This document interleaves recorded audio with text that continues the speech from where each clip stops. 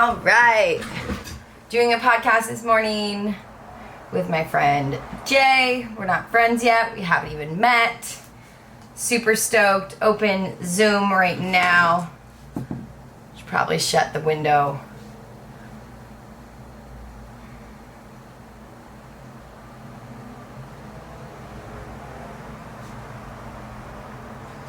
Sick. I'm pretty excited about this. Let's see. Good morning. Joined with computer audio. Can you hear me? Yes. Oh, Good. Jay, Yes. how are you? Hold I'm on. fine. How are you? Good. I just spilled water all over my room. Wow. Okay. All right. Great start to the morning. Sorry, I was we had a late night last night. I went to go see Tenet with the Yes Guys, and How was it? It's a terrible movie.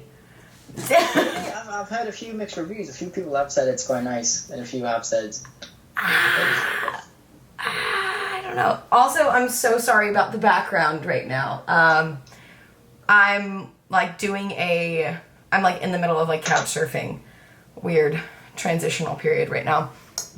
But it's fun. It's perfectly fine. Yes, and I'm so sorry. I got my tripod set up here. So we have the camera right here. Brilliant. With the audio.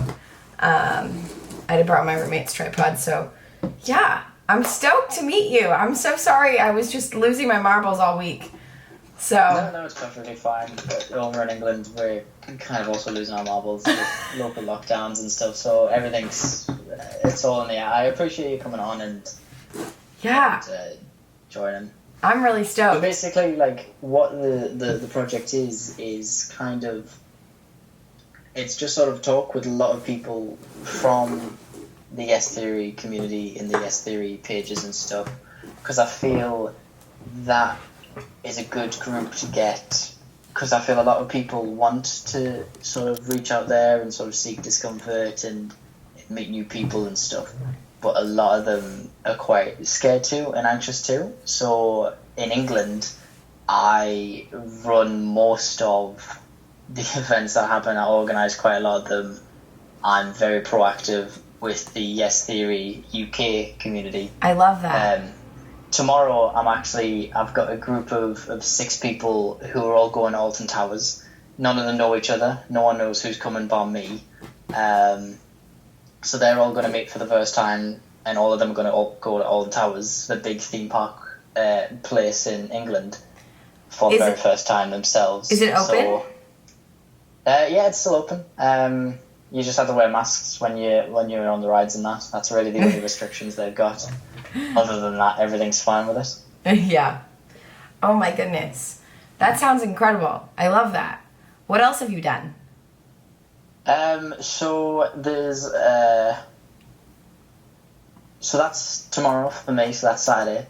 On Sunday, me and a girl called Courtney, who I met through doing this, are going to jump out of a plane and try and do a skydive at 15,000 feet.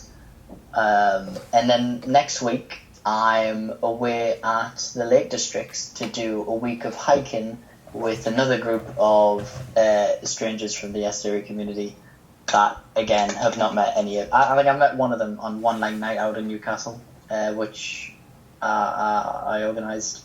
The rest of them are just sort of coming from all over to me and stuff.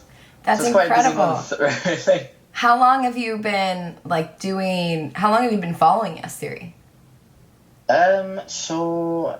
God, I think one of the first videos I sort of watched was, I think they were trying to get into anywhere with high-vis jackets. I think that was one of the first ones I watched.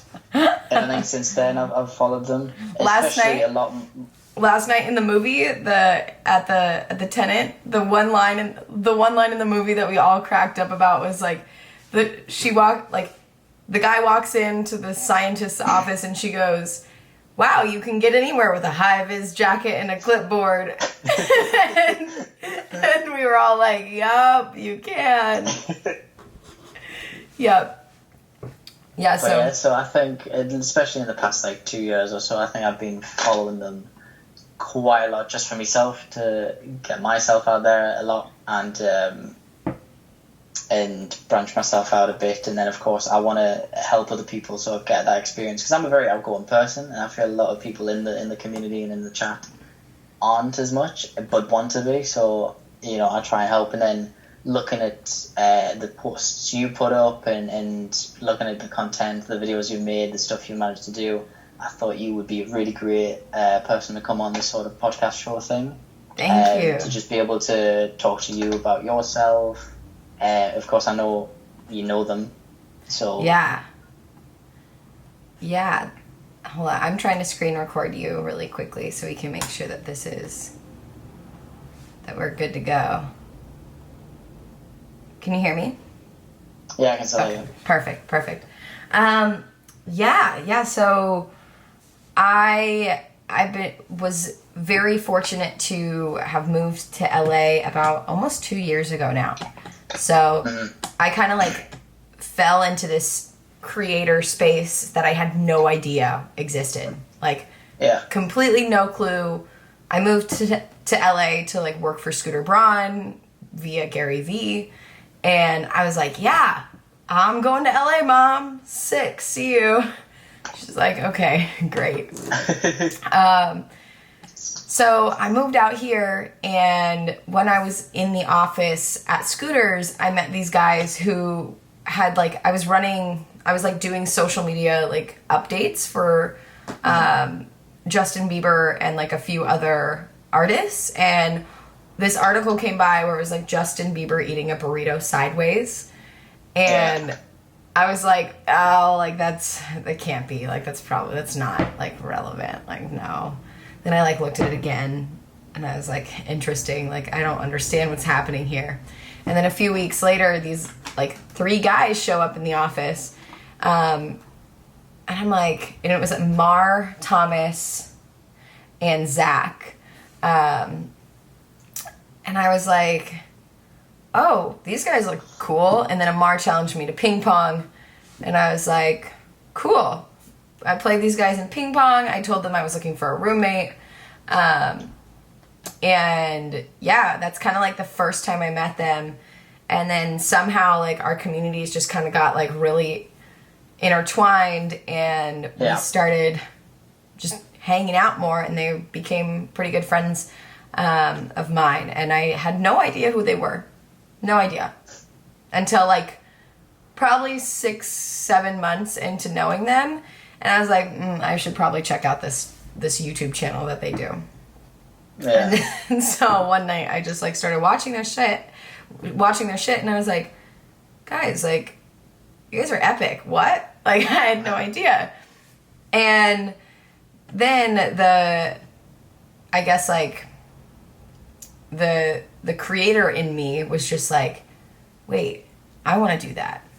Why am I not doing that? I was like, why the hell am I not doing that? I was really angry.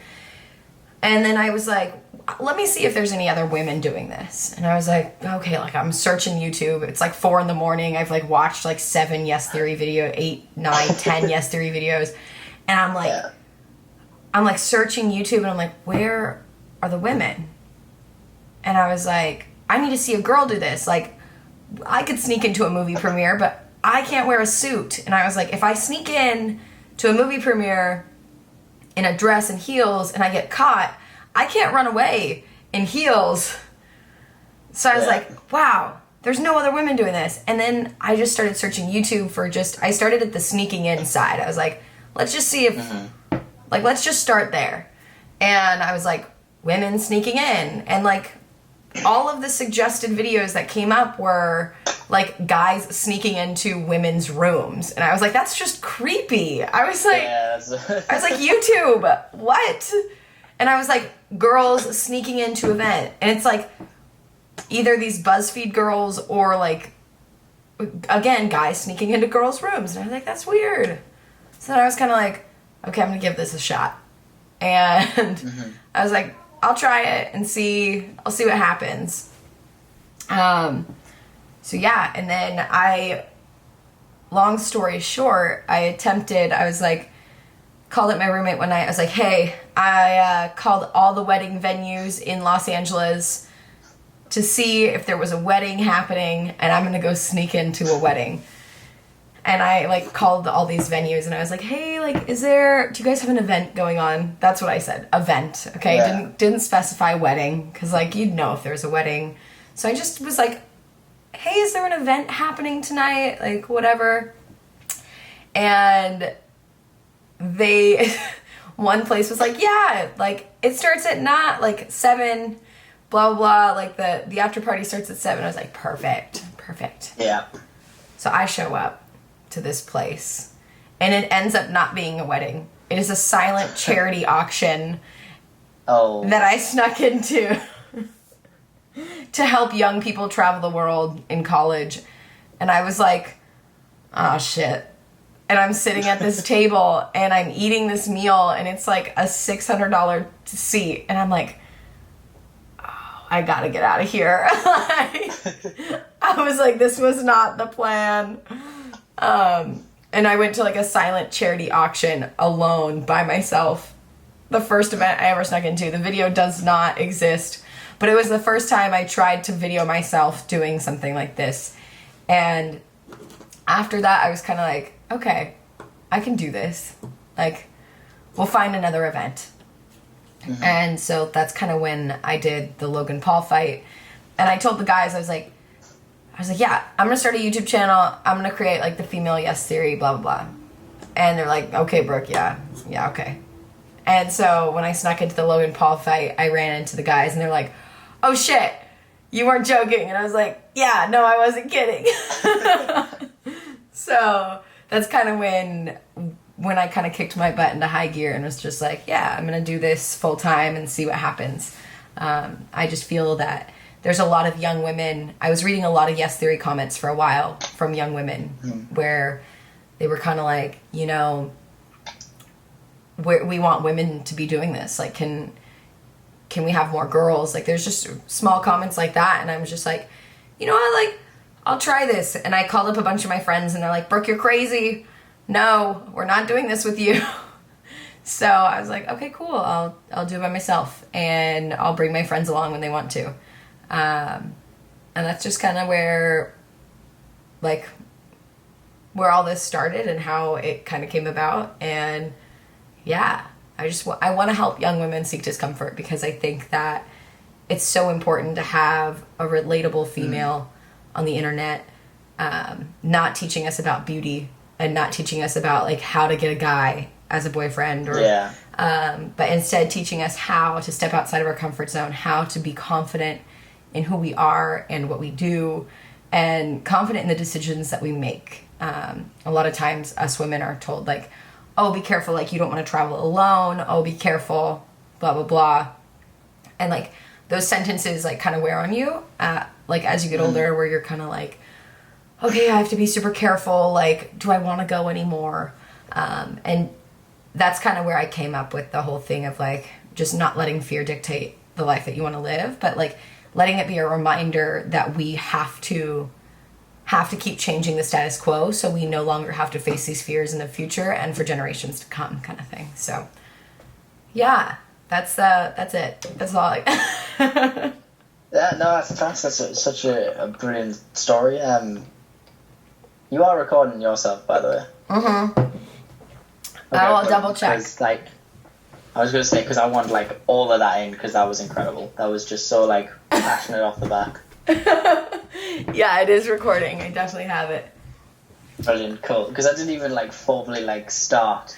Yeah. And I was like, this is insane. This is great. Sorry, I got excited. I was like, ooh, I guess I'll share this with you. But if you want to do a formal intro, I'm game right now. So.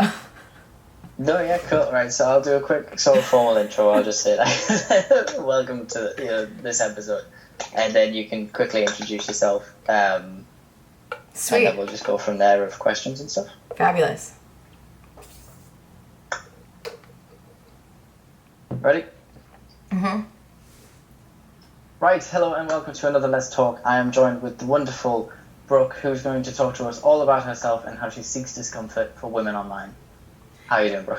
Good. How are you? Oh my goodness, thank you for having me. I really appreciate it. No, it's all right. It's very good having you on the show. Thank you very much for coming on. Would you like to Awesome. give us a quick overview of who you are, where you're from, what you do? Yeah. I am a 24-year-old female living in Los Angeles. Let's see, I do YouTube. I am trying to challenge the status quo by teaching young women how to seek discomfort and step outside their comfort zones when a lot of the standards society has put on us is limiting, and how to kind of break those limits in a very awesome way, in the sense of like, sorry, my phone went off. Sorry. Let me backtrack. Yeah, just trying to teach young women how to seek discomfort in a very awesome way by showing them that the limits society has set on us isn't really, they're not essentially they're not a limiter, I guess. Hold on, I have something in my throat. Jay, you're like, oh my god. Yeah, I think I explained it in the beginning piece, so if you can cut that. Yeah, I'll build them out and. I'm so sorry, that's so much editing. Bless Sorry, your heart. it's what I do almost full time. Are you an editor as well? Like, do you do video editing and like? So I'm in England. My full time job is a auxiliary nurse for the NHS hospital. But I do videos and podcasts and videography and editing on the side. What? Oh my gosh, that's insane. So, it's quite a busy schedule I'm going to work around. Yeah. And all that. Do you sleep? No, not really. Yeah, it doesn't sound like you sleep much at all. I'm kind of used to it. I get enough naps throughout the day to sort of keep going. A nap in the break room as a I nurse. did some studying. Oh yeah, I always nap in the break room. I'll put like a chair in like the male change room and I'll just sit there with the music on and I'll just have like a quick 20-minute nap and then I'll go back to work. But I did some studying and it's actually like proven sort of beneficial for like, it's because when I was backpacking across Europe, a great thing to do is like almost nap wherever you can, and that will then recharge the energy for the next like burst of a few hours of whatever you're doing.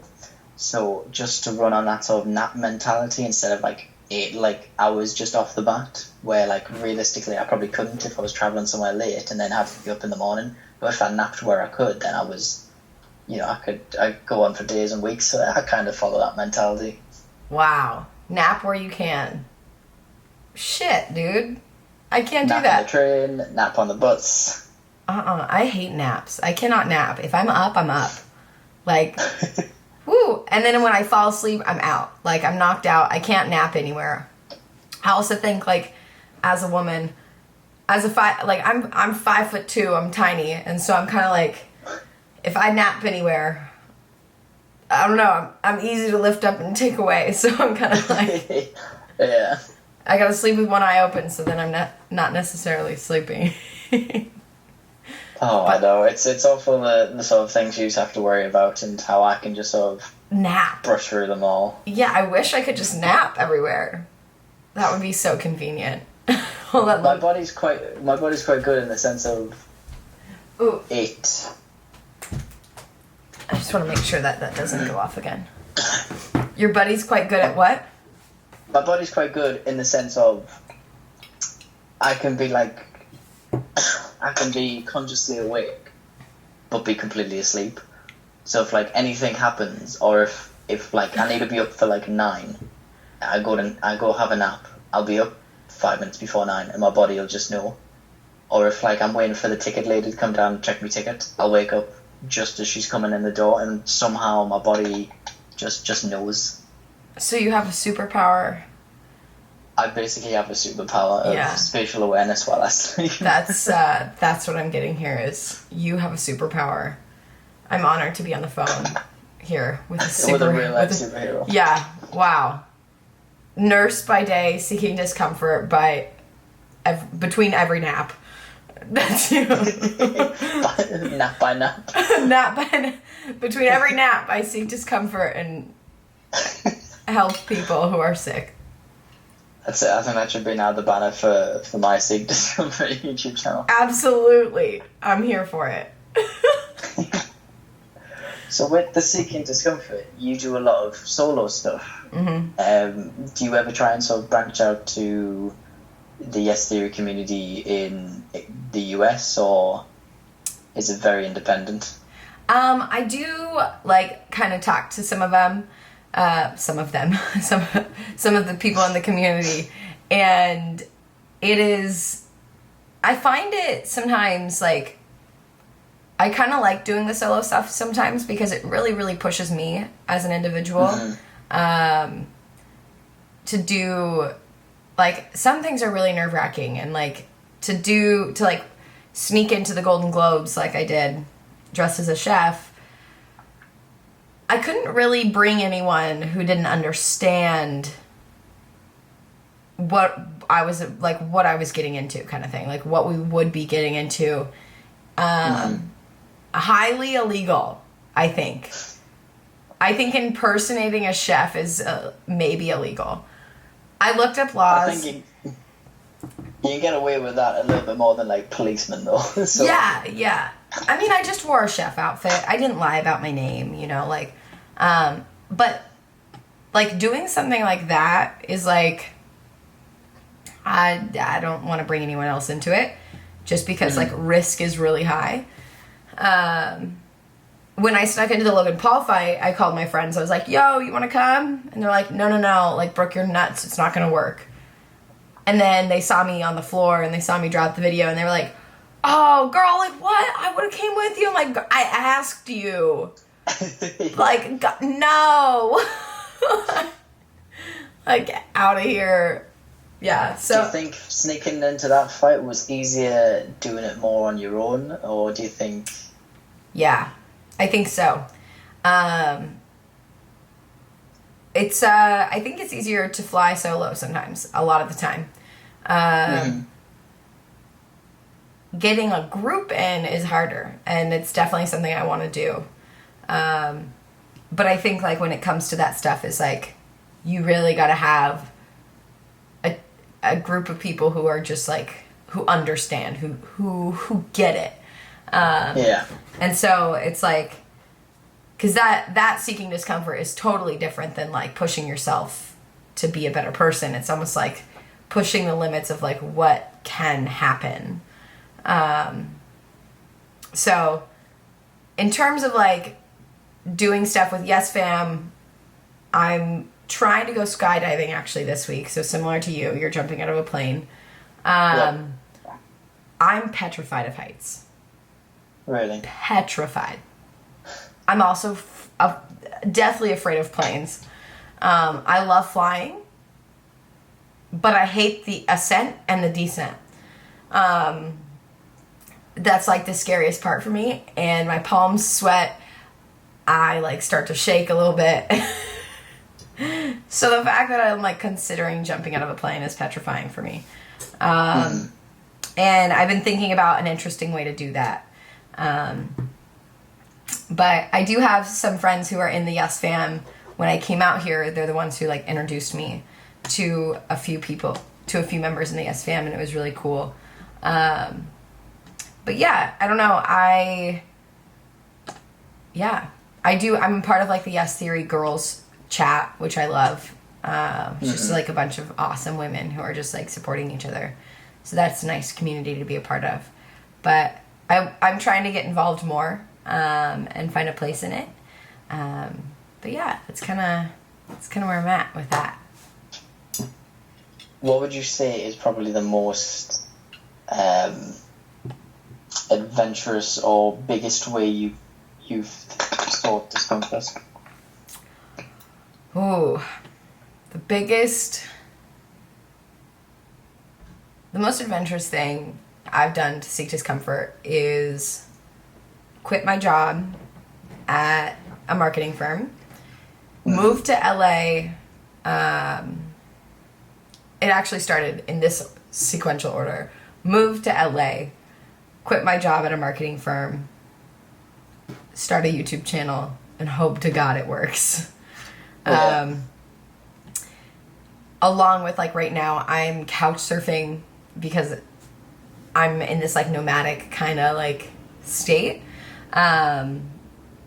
It's like I don't want to sign a lease because I don't know if I'll be traveling here in a few months. And so it's kind of like I'm in this space of, like, the unknown and the uncertainty. So I think, like, the biggest thing is something that I don't film every day. It's what I do every day, and adapt to my surroundings constantly. And trying to be creative in a nomadic environment is really hard, but also utterly inspiring because I have new things coming into my life every day. So yeah, I think, like, I could be like, oh, sneaking into things, doing the 24-hour marathon, like, learning to surf, learning to downhill. Like, I could say those things, but I think the biggest way that I seek discomfort is literally what I'm doing right now, because it's so uncomfortable to not have a stable income. It's so uncomfortable to not have a place that I call home. And understanding that home is where I am and where my friends are and where my family is, and not necessarily the roof that's over my head. And so that's really uncomfortable daily to be in. Like, I'm blessed with a friend who's allowing me to stay here for free, and to know that, like, it's mildly uncomfortable because I'm like, you're one of my best friends, and do I owe you? Do I, like, thank you? Like, how do I thank you? How do I repay you? And it's kind of like, that's a mild uncomfort, just because I'm, like, trying my best to succeed, and I have incredible friends behind me, and I'm just like, oh man, I can't fail now, kind of thing. So there's that mild pressure that keeps me aware, but is uncomfortable. And as we know about our comfort zones, if you're out of it, and if you're constantly uncomfortable, you're constantly growing. And so I kind of like it. I kind of like being in this space. Do I want to be in it forever? Absolutely not. If I'm 45 and I'm here in this space of being a nomadic person, maybe not. Maybe I should reevaluate. But right now, in my early 20s, I'm happy to be here, and I think that it's the time to do this. It's the time, like, a corporate job in a cubicle will always be there. Yeah. You know, it's not going anywhere anytime soon. Computers and stuff will always be here.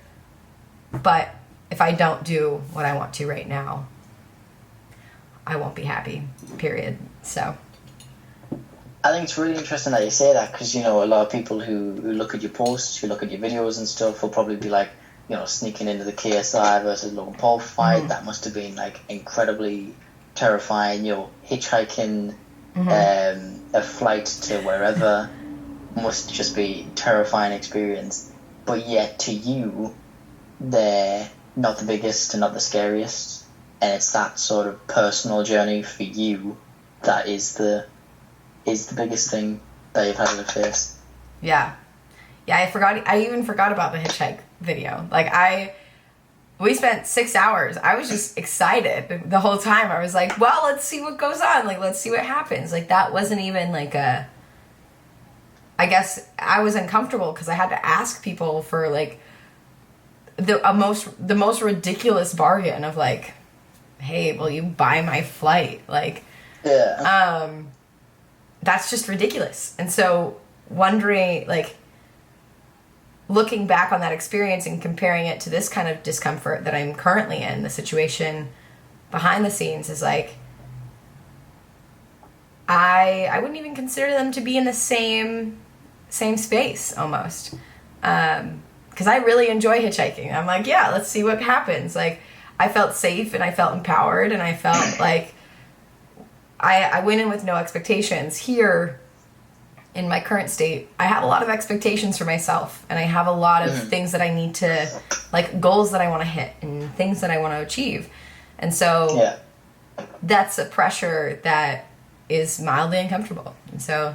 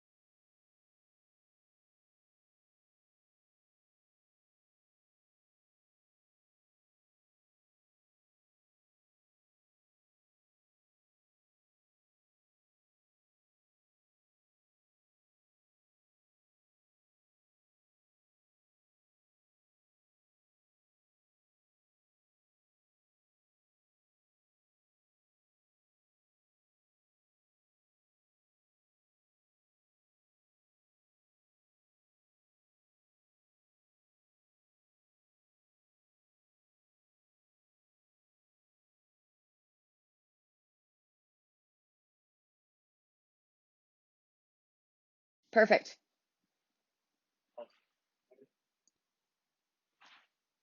Yes, hello, and welcome back to I'm joined with the lovely Brooke, who's going to tell us all about herself in America and the stuff that she's been doing over the past few months and with her son. Hi, Brooke, how you doing? What's up, Jay? How are you? Fine, eventually. Last excited. We're doing a take care of this. How are you? I am currently here in Washington State, which is like in the northern, like the northwest corner of the US. So I'm home visiting family right now for about like, I think 2 weeks. And then I'm heading back down to Los Angeles to get out of this small town that I live in. Because it's You recently been backpacking or what? road tripping, haven't you? Yeah. So I was just on a week-long road trip with a friend of mine. Um, him and we started in LA and then we just like he's from Oregon and so we drove up the coast to his place and then we drove up to my place and he dropped me off at home and then drove back down to Oregon. Oh, So it was a nice little road trip from the very least. yeah, it was so much fun. One of the things that we did was we went like electric longboarding in San Francisco, where we took like electric longboards up and down the hills in San Fran, but mine ran out of juice when we got all the way to the top of the hill. In San Francisco. And so we had to like toboggan down the hill and his was the only one with the brake. So I was like leaning on the back of his, like going down the hill super fast. It was so much fun. But we were tobogganing down the empty streets of San Francisco at like 2 in the morning and it was just a blast. Um, so yeah, It sounds very amazing. It did look very nice as well from the social media post. yeah, yeah, definitely a lot of fun. A lot of driving though. I did most of the driving, so. How many miles of driving do you reckon you've done? Um, I did a lot of miles, but I know that I did over like 20 hours of driving. So I don't know how many miles it is, but Yeah. yeah. So with your intro, of course, from the Yes Theory community, um, how is it that you are in that community and know that sort of space, we'll say? Yeah, so I was introduced to the Yes Theory guys when I was working in music at Scooter Braun's office. And these guys walked in and they were like, "Yeah, we made this video about Justin Bieber eating a burrito sideways and like duped the whole entire internet." And not only that, but like all of the media outlets. I was like, "Oh, that's like cool." I, I didn't understand the concept of YouTube at the time, and I was really confused because I was like, "Okay, like you guys make money doing this?" I'm really confused. So when I was an intern there is when I got introduced to them, and from there, I told them I was like, "Yeah, I don't really have friends here. Like, I'm pretty new." And um, they introduced me to some people, and I made some cool friends in the community. And then a few, I guess, like a few months later, I was like, I should probably like look up what they do on the internet and like watch a video.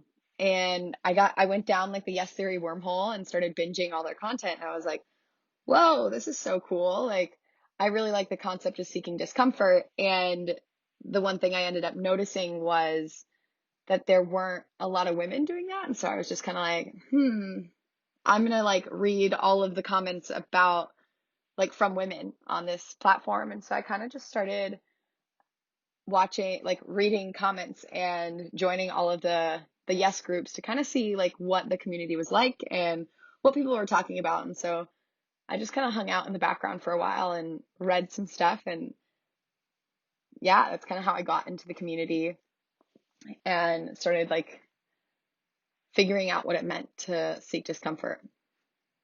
Yeah.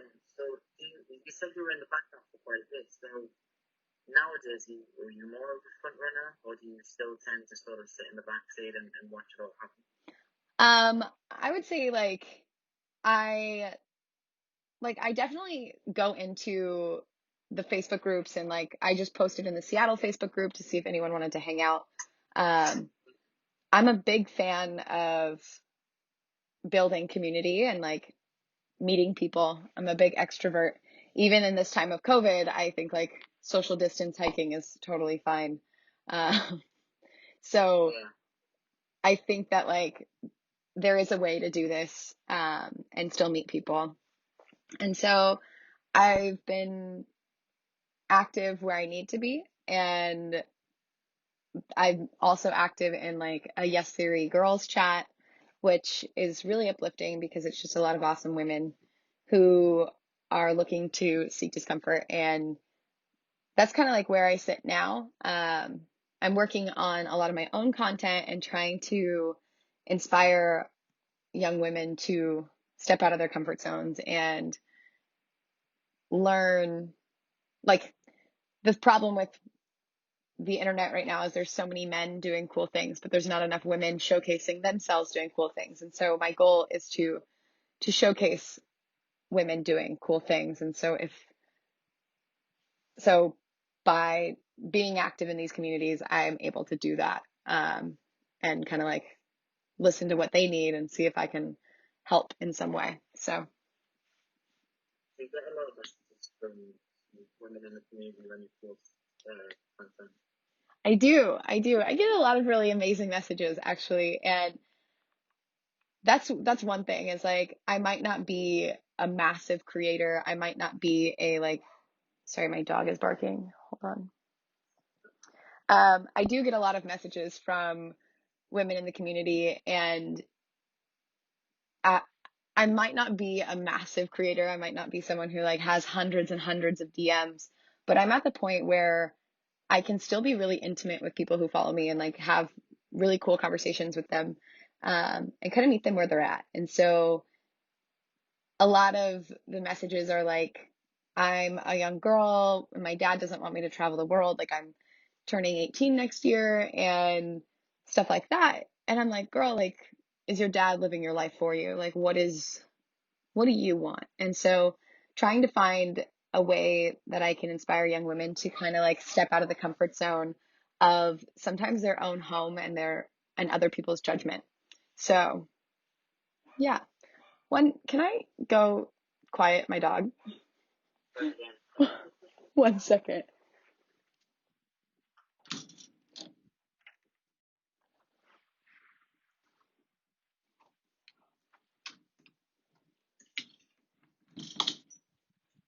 Sorry, I'm gonna scold him. Blanket. Lay down. Well, you're upside down now. Okay.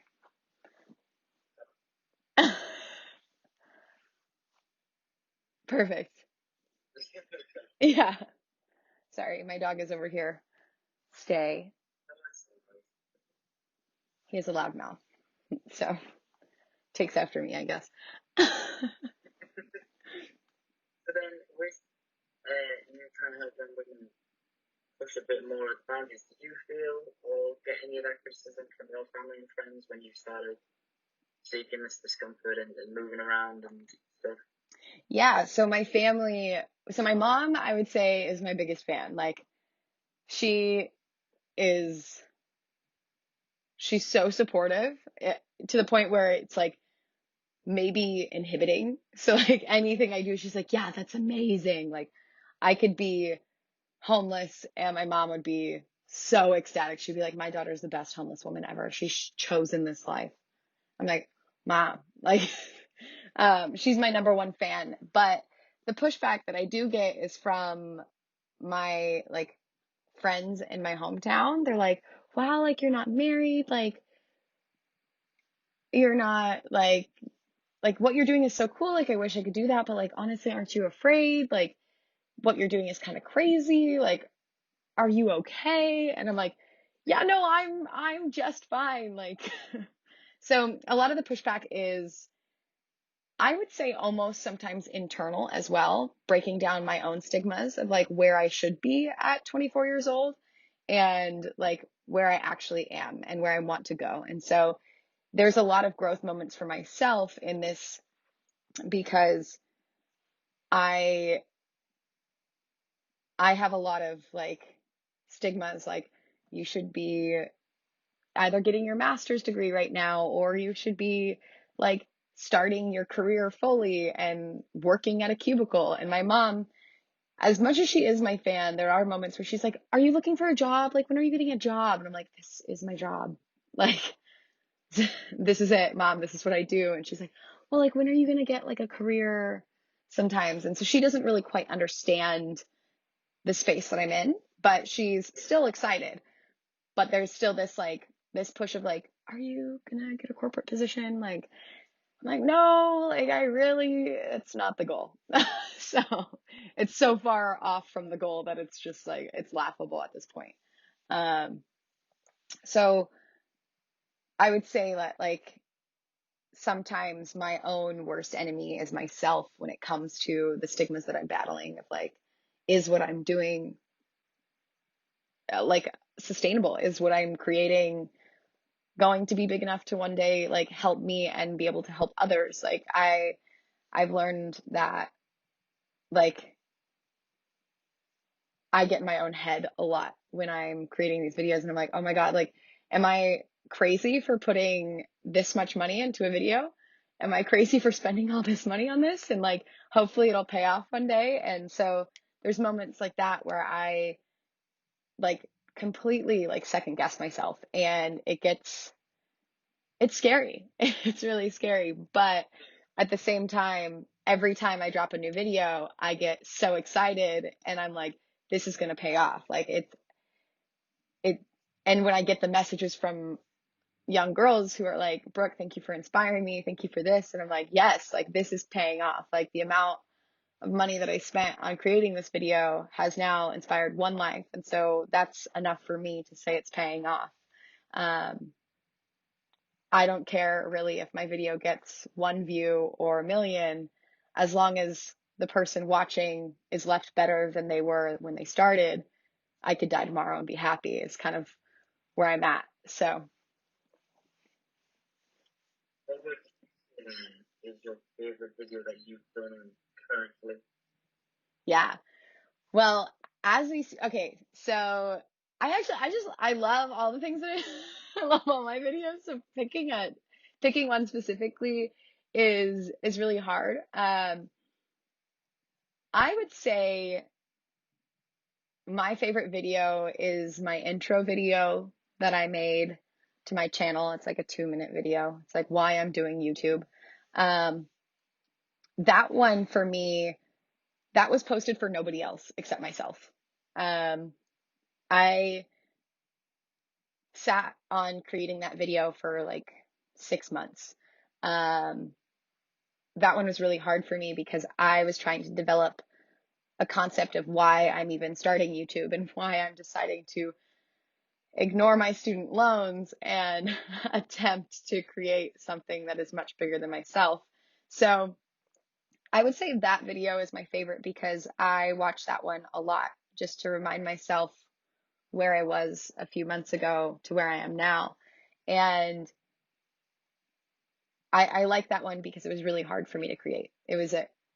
I went through so many drafts of writing out the voiceover, of like finding like a purpose. And a lot of that was an internal deep dive into like what I was searching for. And so a lot of that video is me just like learning about myself. And that's why I really liked that one.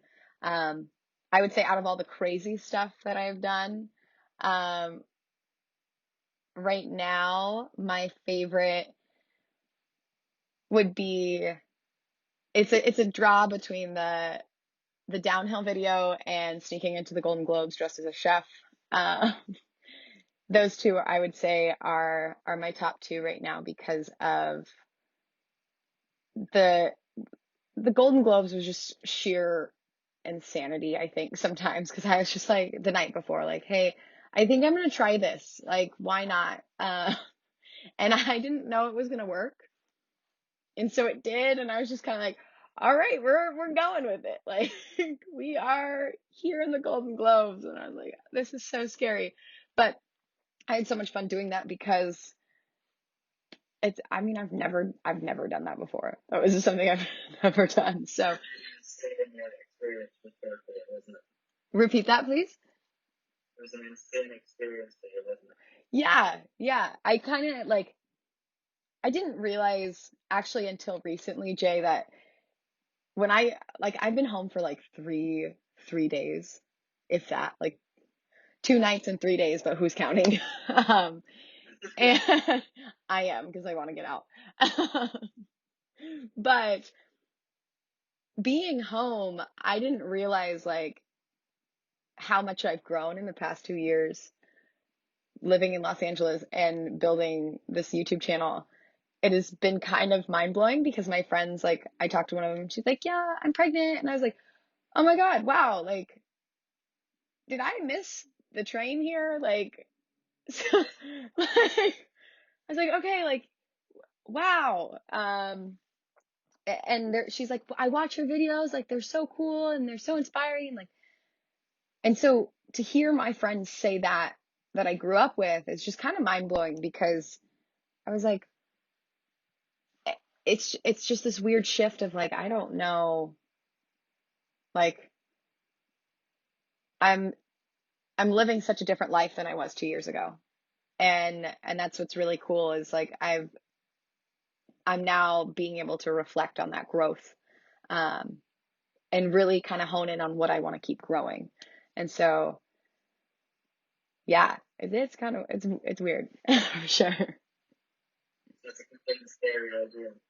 What would you say is then the biggest shock thinking back to you living there 2 years ago to you now coming back? The biggest struggle you said? Yeah, the biggest struggle and the biggest like shock of what's changed. Hmm. Hmm. I think the biggest struggle for me is I like I don't I that's a really hard question, Jay. Because a lot of my struggles right now that I've realized are a lot of internal battles, a lot of internal insecurities that I'm battling, and um, none of which are from my external environment. And I think like maybe my biggest struggle in the beginning moving to Los Angeles was, I would say, having a false reality of what I was going into, of like thinking that, hold on, my dog is, go lay down, go to your blanket. Yeah, no, blanket. Sorry, Jay. Blanket. Thank you. What? Yeah, stay. He's just over there whining. But as I was saying, is my biggest struggle in the beginning moving to Los Angeles was the false reality of what I thought I was getting, what I thought I wanted. And what I thought I wanted was a corporate position working in music and helping promote music and making a lot of money, paying off my student loans, living in a nice apartment, um, and like wearing heels every day and drinking martinis on Fridays. Like I literally thought that's what I wanted. And I wanted to be like a briefcase woman. I wanted to have a briefcase. I wanted to be like basically Legally Blonde in music. And then I realized I was like, wow, I'm really trying to push myself into a mold that I don't fit into. And I don't know where I got that idea. Um, and so I was trying to fight that and trying to fight what I really wanted to do, which was travel and to experience the world. But I was like, first I need to have this job. I need to sell my life to music and really make a lot of money so then I can travel and then I can have fun. And so I started to realize like that's just that there's two totally different like concepts and I can't make the two match. And so that's when I kind of like had this huge turning point of like, all right, so corporate life's not for me. And so I think the biggest struggle in the beginning was really finding out what I wanted to do. And now for me, the biggest struggle is like, is this going to work? Because I'm not working for anybody. My income is negative because I'm paying people to help me with my videos sometimes, um, or I'm just putting money back into my YouTube. And so that's so scary because the the cycle of profit is just going back into what I'm doing. And there's nothing wrong with that, but at the same time, it's scary because it's like, oh, do you have a retirement fund? Like, what are you going to do when your healthcare runs out? And I'm like, I will let future Brooke take care of that, you know? So, yeah. So, But then, with that being the bad side, what's then the best thing you've realised from the 2 year difference? the best thing I've realized, I would say, Jay, is how incredible people are. Um, and how incredible the community I have met along that 2 year journey Mm-hmm. is, and how thankful I am for the people in my life.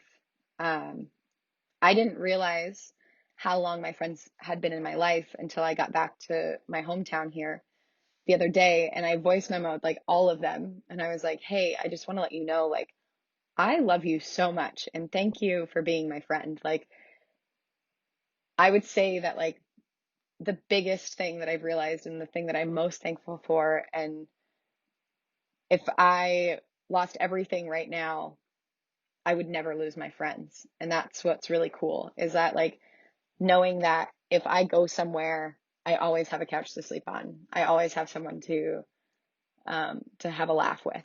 And I think that's something that I am so excited that I've found in these past 2 years. It sounds so corny and sappy, but I've had a, I've had 2 days, well, 2 nights and 3 days here in my hometown.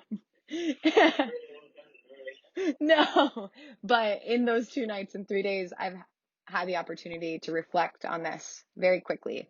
Um, and I'm very thankful for the people I've met and the people that are in my life, because each and every one of them are so special and so incredible.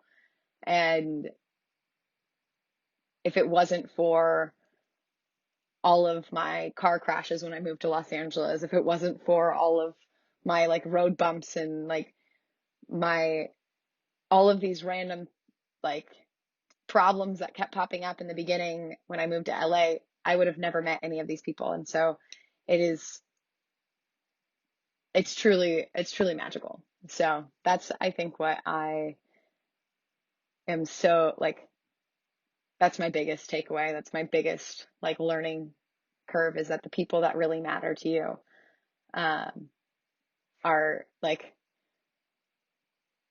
how you can measure your life, I guess, and measure your success is by how many people you genuinely care about and you genuinely know deeply. And so I'd say I know a lot of people that I really love.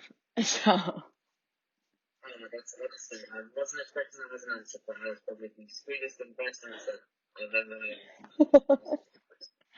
oh, thank you. That's the great part. Not only I yourself, but sort of everyone who you have met or spoke to and helped in that. Yeah. Yeah. I'm so genuinely thankful for my friends. And if they ever watch this, I love them all so freaking much. And I like want to love as many people as possible. Like I want more people in my life because it's really cool. It's really cool when you like I filmed a prom video, which will be coming out on my channel very soon. Um, and I threw a prom and my biggest insecurity is like no one's gonna come. Like I have like no friends, like no one's gonna want to be here. And all my friends showed up and I was like, wow. Honestly, the best feeling in the world. It was amazing because I was like probably like 5 people are gonna come. All of them came, Jay, and I was like, I didn't know all of you got my message. And so it was so rewarding, and to see them happy, and to have them tell me like this was the best prom ever at like 25, 30 years old. Like that was an amazing feeling, because I was just like, I didn't know.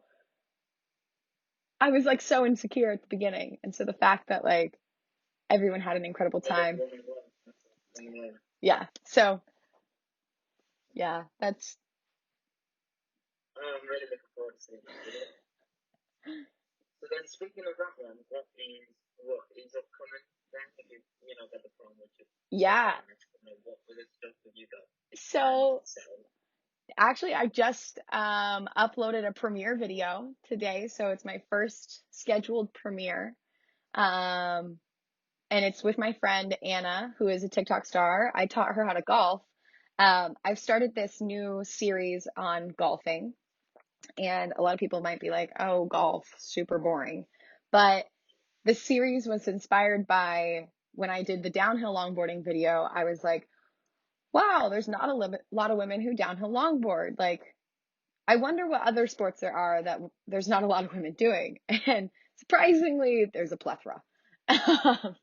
And so, yeah, yeah. I was just like, okay, like let's see what else I can find. And so then I did parkour, and after talking to my friend Sydney Olson, uh, here's a plug. She's the #1 parkour athlete in the world. She's a complete and total badass. Like, um, but after talking to her, she was like, yeah, for the first few years of me learning parkour, I like was competing with men because they didn't have enough women to even have a women's division or women's bracket. Like it wasn't, she was like, yeah, I went into every competition knowing that I would lose, but my goal was to be better than I was the last time and to score better than I did last time. And so that story to me was like so inspiring, because I wondered then, I was like, how many more women are there out there like this?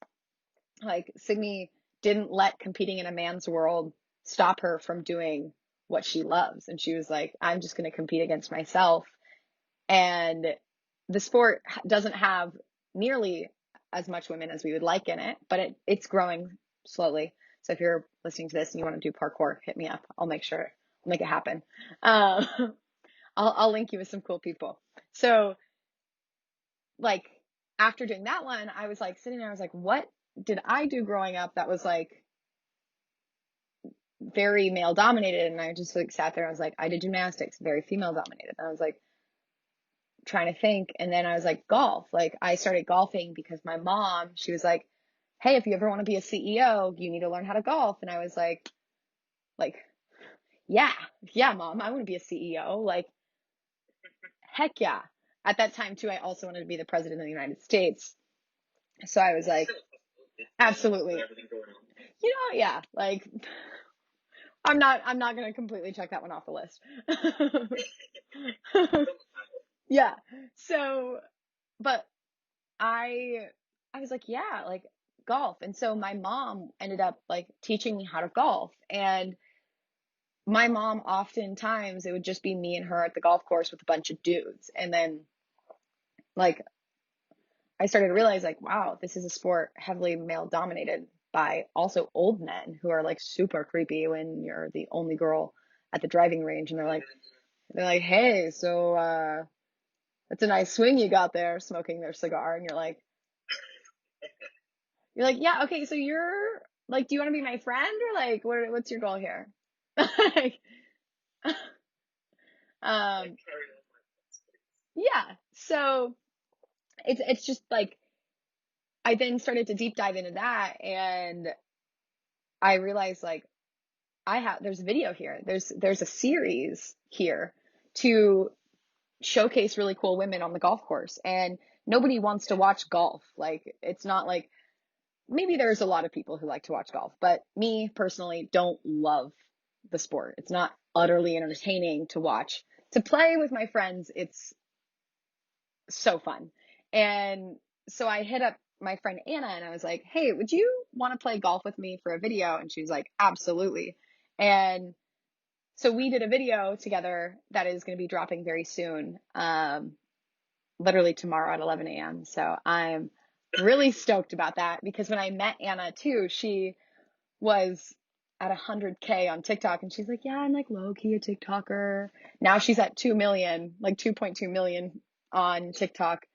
Yeah, 20K on YouTube and like almost 200K on Instagram. And I'm like, girl, that is wow. You've like completely, yeah, in almost a year, she's developed this incredible fan base that is mostly women. And she's inspiring young girls to be themselves and to be confident in the fact that they're might not be wearing all their makeup, or like their eyebrows might not be on or whatever, and like their hair might look like mine right now. But Anna's inspiring so many, but millions now, we can say with plural, millions of young girls to be confident in themselves. And so I was like, Anna, like, let's do a video. Let's, like, why not? And so we had so much fun creating this. And I just showed it to her last night and she like called me and was like, ah, this is the best video ever. And so, that made me so excited that she loved it and she loved how she was showcased in it. And so I'm very excited that like I was able to highlight Anna in a really incredible way because she deserves it after all the work that she's putting into this incredible cause of like helping young girls is just like awesome to be a part of. So that's kind of like what I'm working on right now is like finding really dope women and showcasing them on my channel. I think is like where my channel's headed for the next few months is doing things that women are heavily like underrepresented in and showcasing incredible women who are just changing the game in so many different facets. So You post a lot about that on your Instagram, don't you? yeah.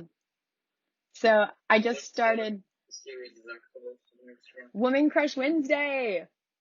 So I just started Women Crush Wednesday, and this is going to be a series that goes on until maybe I die, honestly, because there's not enough Wednesdays in the world in a lifetime to showcase how incredible women are. And so, my goal is to showcase women of all walks of life who are doing things that are uplifting each other. I find it really hard to Google like if you Google like women to look up to, like there's always like just a blog that was written in like 2012 and you're like, okay. But I really want like a current update constantly of like women I should be following, women that are just crushing it. And so this past week, my friend Sarah was my Women Crush Wednesday because she is a young Muslim female who is taken up extreme sports like parkour and not let her like her traditional wear hold her back from doing a sport that is not only like fucking hard, but what is also male dominated. So for her to find this confidence inside her and be like, no, I want to do this sport. I'm going to find a way to do it by like, regardless of my religion, I'm going to still follow my guidelines, but I'm going to still be really awesome at the sport is so inspiring. And so I like, regardless of who you are, that just like, if you're male or female or like whatever you identify as, I think that like Sarah as a human being is just incredible. So I think that sharing these women of all walks of life, of all sizes in following and is so important.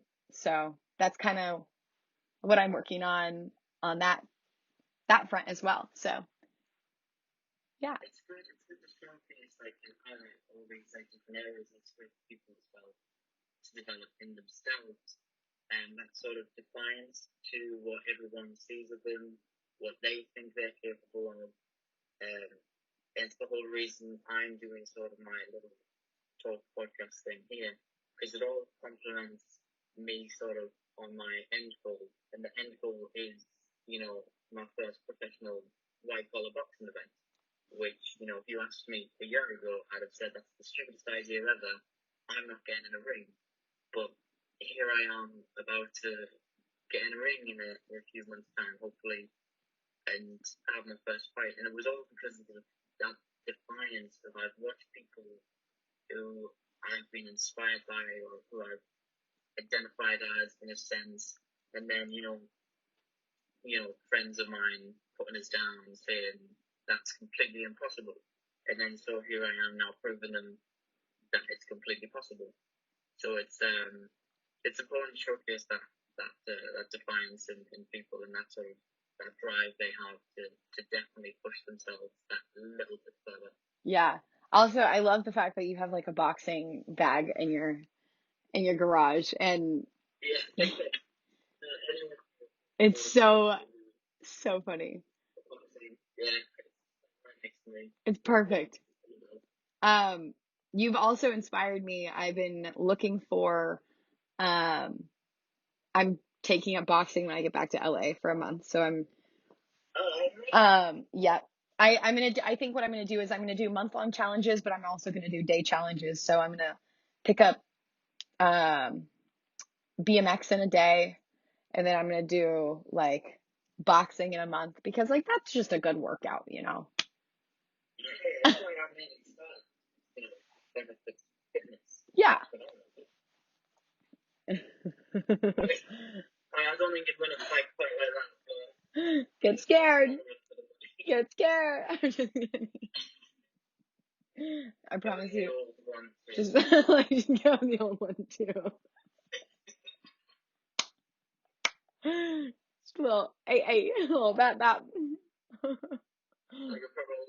Yeah, jab, right. Hook.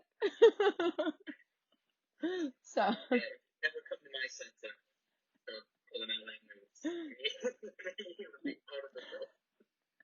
I don't know. It could scare some people. Look how cute you are. Next to you. Oh wait. How do they do that? That's how they do it. But yeah, I love that concept of like, I love the concept of like people thinking like, oh, that's absurd. And then you just going and proving them wrong. It's it's so motivating sometimes. Kind of like, yeah, you know what? Like maybe I prove you wrong, but even if I don't prove you wrong, I still tried, and I still grew from that experience. And so it's kind of like, regardless of whatever way it goes, like you're still proving someone wrong because you still have the courage to get in the ring. You still have the courage to even attempt. And I think that's where a lot of people stop, is like when they have to muster up the courage to even start. And so the fact that you were like, yeah, like I'm going to find the courage to start this and to execute and to do it is so massive. Like that's just, it speaks volumes to who you are. And so I think that's just so beautiful. It all started because I put it back for ages to start the initial training for it. But as soon as I said I need to do something publicly, and then I come back out of it, that first start was the worst. I think it took us from that blinding rage where I sent the first application email and I said, this is what I'm going to do. From then talking to the guy and going back and forth to then organise it, I was so keen and so ready to just back out. So until I made a public Facebook post saying, this is what I'm doing this year, I had every right to back out. But now I can't, because now I've started and I've got the ball rolling. Mm-hmm. Every session I have personal training is insane. Every exercise class, every sparring session I have is just phenomenal. And it leaves me coming out feeling so much better in myself than I ever did before. And then I haven't even had the fight yet, but I can see then that change in people's mentality when it comes towards it. They used to be very easily pushed about, very easily looked down upon, and, digs left, right, and center, verbally or physically. Now that I've started all this and I've posted some content on the Instagram or on the YouTube or Facebook, just with clips of me either in class or practicing, all of the comments have been quiet.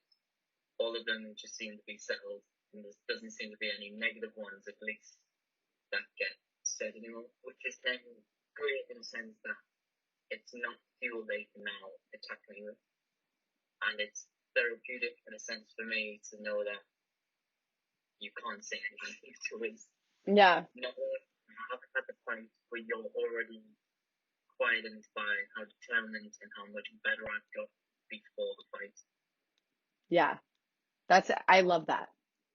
I'm just like, that's so inspiring, Jay. Like I honestly, like, I think more people need to hear that story. How are you documenting this? Like, what does this process for you look like? So for me, the process really is every now and then I do training video or little monthly update or recap of an Instagram story, which sort of progresses the call. But with things like talks, with other little bits and bobs that I do, either try and go skiing properly, do a workout with someone else, random discomfort trips, hiking up mountains, which I've just came back from in the weekend. Yeah, that sounds so cool. Yeah, we found like half the size of the Alps. So I think we got up to about 3,000 feet in the Alps, or about 4,800. So we literally, the video I've got is it was just rolling our hands because like it was, I mean, it was freezing, but it was a little bit miserable. But it was I epic. was happy enough. I was happy enough to be there. And it's just sort of, it's all this, it's all going into one big sort of, it's a bunch of little videos, but at the end there'll be one big documentary, and I'll talk about my year. Well, it's going to be 2 years now. It's going to be just this year, but pandemics are a thing. So, it'll be just talking over the last 2 years, and I've developed not only mentally, but physically in the boxing, mentally, how I've managed to develop myself for the boxing, but just as an individual and as a person, the change I've had. And like you were saying with how when you came home, you noticed that difference from when you left. There's a lot of times, even in just such a short space of time, I can see a massive change in myself. The past few months I've massively came on. Over the past year of training, I've massively came on. And it's nice seeing that change. It's nice hearing the positivity people are giving from you. This entire weekend of hiking and trekking and traveling has all been done via the SDO community. I met up with a bunch of strangers to go to Holden Towers, which was then immediately followed by a week at the Peak District with a bunch of other random strangers, and then a week at the Lake District with again a bunch of random strangers. And it's nice to then hear, because a lot of that was their first meetups, so a lot of it was really nice comments to me about how welcoming I made them feel. There's a girl called Amber, I'm pretty sure I can say her name, called Amber, who it was really nice and said to us that I'd given her a lot more confidence when she goes traveling, because she used to backpack India before pandemic. And she said I've given her a lot more confidence in meeting up with men and being around the male species, which is really nice. And I feel great that I can help in little ways, make people feel a little better. I can lead them in certain ways. A lot of people have said to sort of see themselves in me, and it's weird. It's so weird, but it's really nice because I see myself in them. They are me at the start. I'm me. Like, I've got a massive journey to go. nowhere near done, nowhere near halfway. But I've done that first step, which is always the hardest. They are doing their first step, and they're always so grateful that it's me that they're taking that first step with, because I can show them what it's like, how to do stuff, how to feel confident and comfortable, and I really put everything out there to make either their first Yes Theory meetup or their first just moment of discomfort really great and pleasurable one.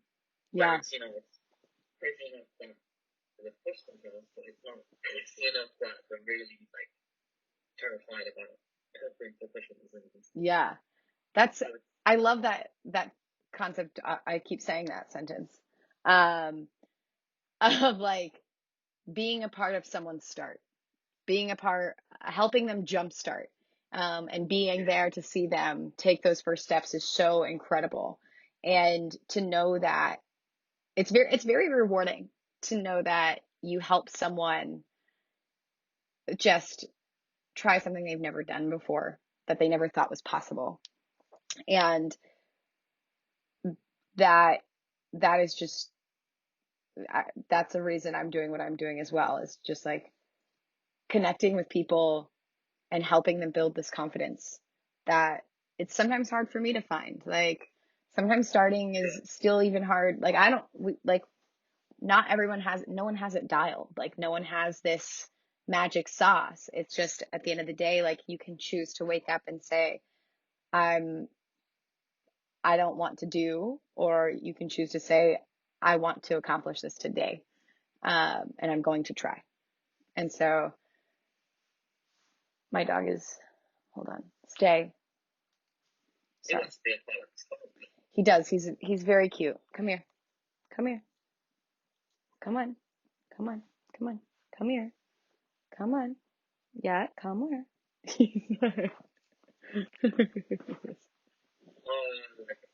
This is Oliver. He's my best friend since I was 16 years old. My buddy. I haven't seen him in almost 2 years. And so it's been hard, but sit down. Sit. Yeah. I'm that person on a Zoom call with my dog in my lap now.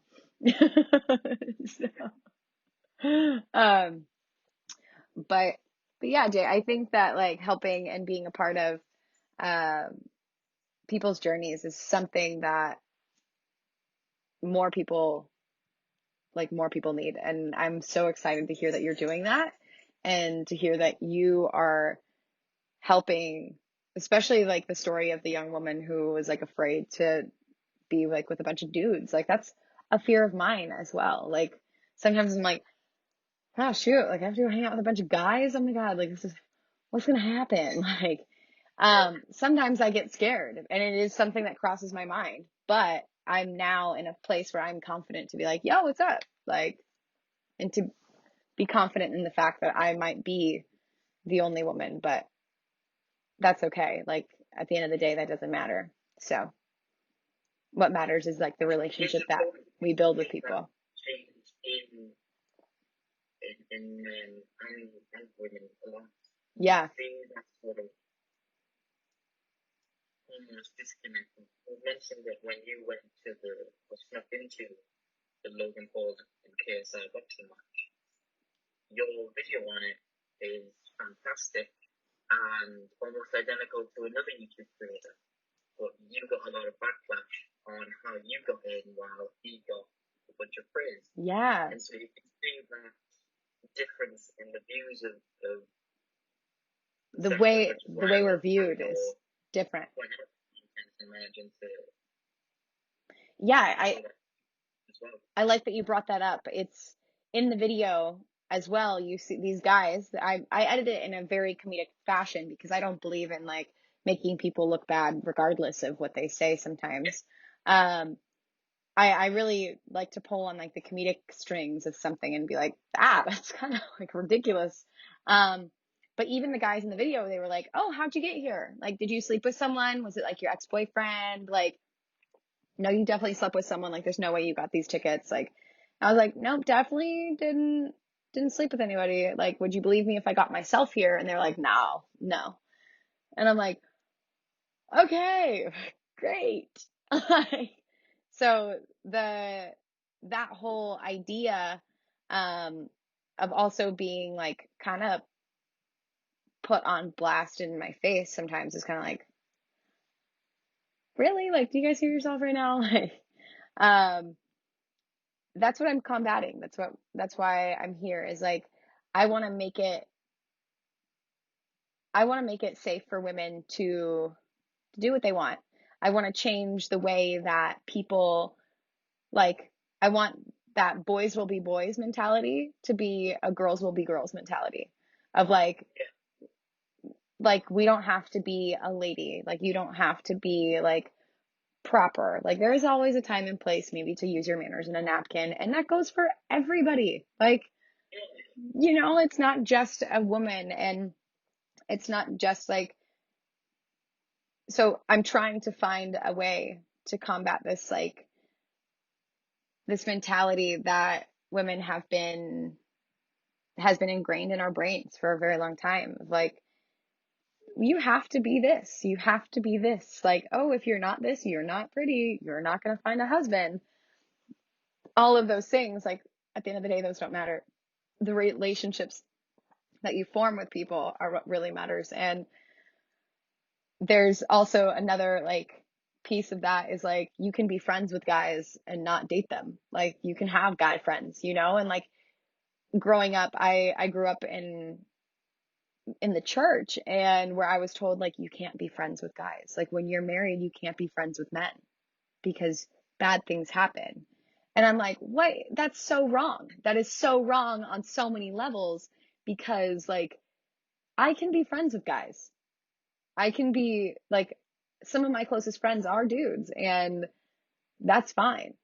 Like, that shouldn't, I shouldn't be viewed differently for that. Um, so that's kind of like, I want young women to know that. I want young women to know that like, diversity in your friend group is so important. If you're always just hanging out with the same people, you're gonna start to become them. And like, I'm a big fan of the quote of like, the 5 people that you hang around with are like a reflection on you, kind of thing, of like, the 5, like, you are made up of those 5 people. So that's, the more diverse and the more perspective you have, and the people that are closest to you, the smarter you become, the more able you become, um, and the more perspective you get in life. And so that, I think, is like the kaleidoscope eye of like, how do you view the world? You have to make sure that you see every angle. And if everyone in your group only sees the same angle, nobody's growing. So making sure you surround yourself with people who are going to push you, who believe in you. Not saying you have to have like 5 of them. Maybe you have 6, maybe you have 12. Like, maybe you're running around like Jesus with disciples, like, you know. But the the concept of making sure that you're seeing every angle is so important, and something I think that is hard for a lot of people to do. And so, yeah, I think the Yes Theory community does a great job in bringing the most random humans together, the most different people together, and bonding over one thing. And that's the idea of stepping out of our comfort zones and growing. And so I think that's honestly why I got hooked, because the community is so contagious in that way of like, growing, and constant growth is so important. And we only have one life. So how are we going to live it, you know? But the way I got into it is quite similar, but it took me a little bit of time to get there. From when I went traveling, I was able to backpack through Europe using the Yes Theory community. Isn't that cool? Their kindness of letting me stay, taking me around, showing me the sights and stuff. And that then thrill of my first meetups to be that positive and that kind, I wanted that for almost every community. I feel like it is a great community, and everyone does want to have these discomfort moves. Everyone does want to get out there and try these things, but a lot of people in the community, I feel, are still terrified, as I said earlier, to make that first step. So, to me, as soon as I came back from traveling, I said, I'm going to do as much as I can in England to do as many group organisers as I can, to find people who've never done meetups before, take them on the first trips, and do as much as I can to give them just a great experience and a great time. And funny you should say the group of five thing. So the Peak District, which was last week for me, there was 6 of us because, of course, COVID rules were only allowed groups of 6. So there was me and 5 others, 3 of which it was their first meetup. And it was just such a diverse group of people. We had someone who worked in the circus, a woman who had just got proposed to and she had a fiance, a girl who dropped out of doing a PhD to do these thrill-seeking, life-changing events, and another guy who was so quiet and anxious and worried and socially awkward, as I'll take the words out of his mouth. And you just mashed us all together. And somehow, in a weird sense, we all worked. We all had the same drive and the same goal of we all want to do things, get out of our comfort zone, have fun. And it was just incredible learning the different backgrounds of everyone and what we shared personally, what we didn't share, what we disagreed on, what we agreed on. But we had just such a great week traveling and staying even in the accommodation and going out at times. It was phenomenal to think all of us could just mix and merge so well, and it was fantastic, especially when you think the shy gentleman, how quiet he was at the very start, became, in a sense, the butt of all the jokes, the way he said things, the way he talked, the stuff he knew and spoke about, which is so naturally funny for us all. He then loved being a part of that. For someone who, as he said, didn't speak very well, has trouble getting amongst it, to then be amongst it and always be that center of attention in such a positive way. It wasn't, being horrible, it was such a positive way. It was great for him then to see how talkative he was at the end, how engaged he got. And then because it was a mix of 2 girls and us 4 lads, you had a good mix of different humour. So it wasn't all just like lads. You had some female banter in there, but the girls kept up with us, and then we kept up with them. And we did things, if it was a group of lads, we would have never done. There's a game we play called sock up, which is basically where you have to get the sock off someone's foot, and that's it. There's no other rules. You can do whatever you want. That's so British. I put my shoulder out playing that game because there was no rules. I got picked up and slung on the ground, all to get the guy sock off his foot.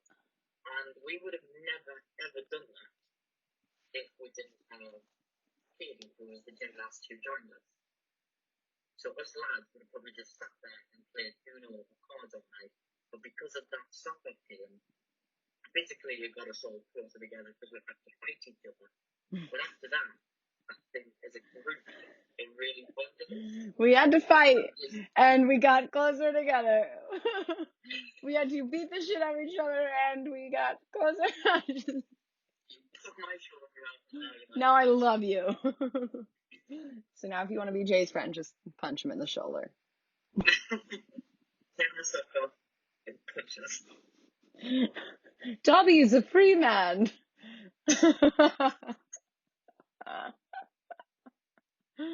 That's amazing. Yeah. I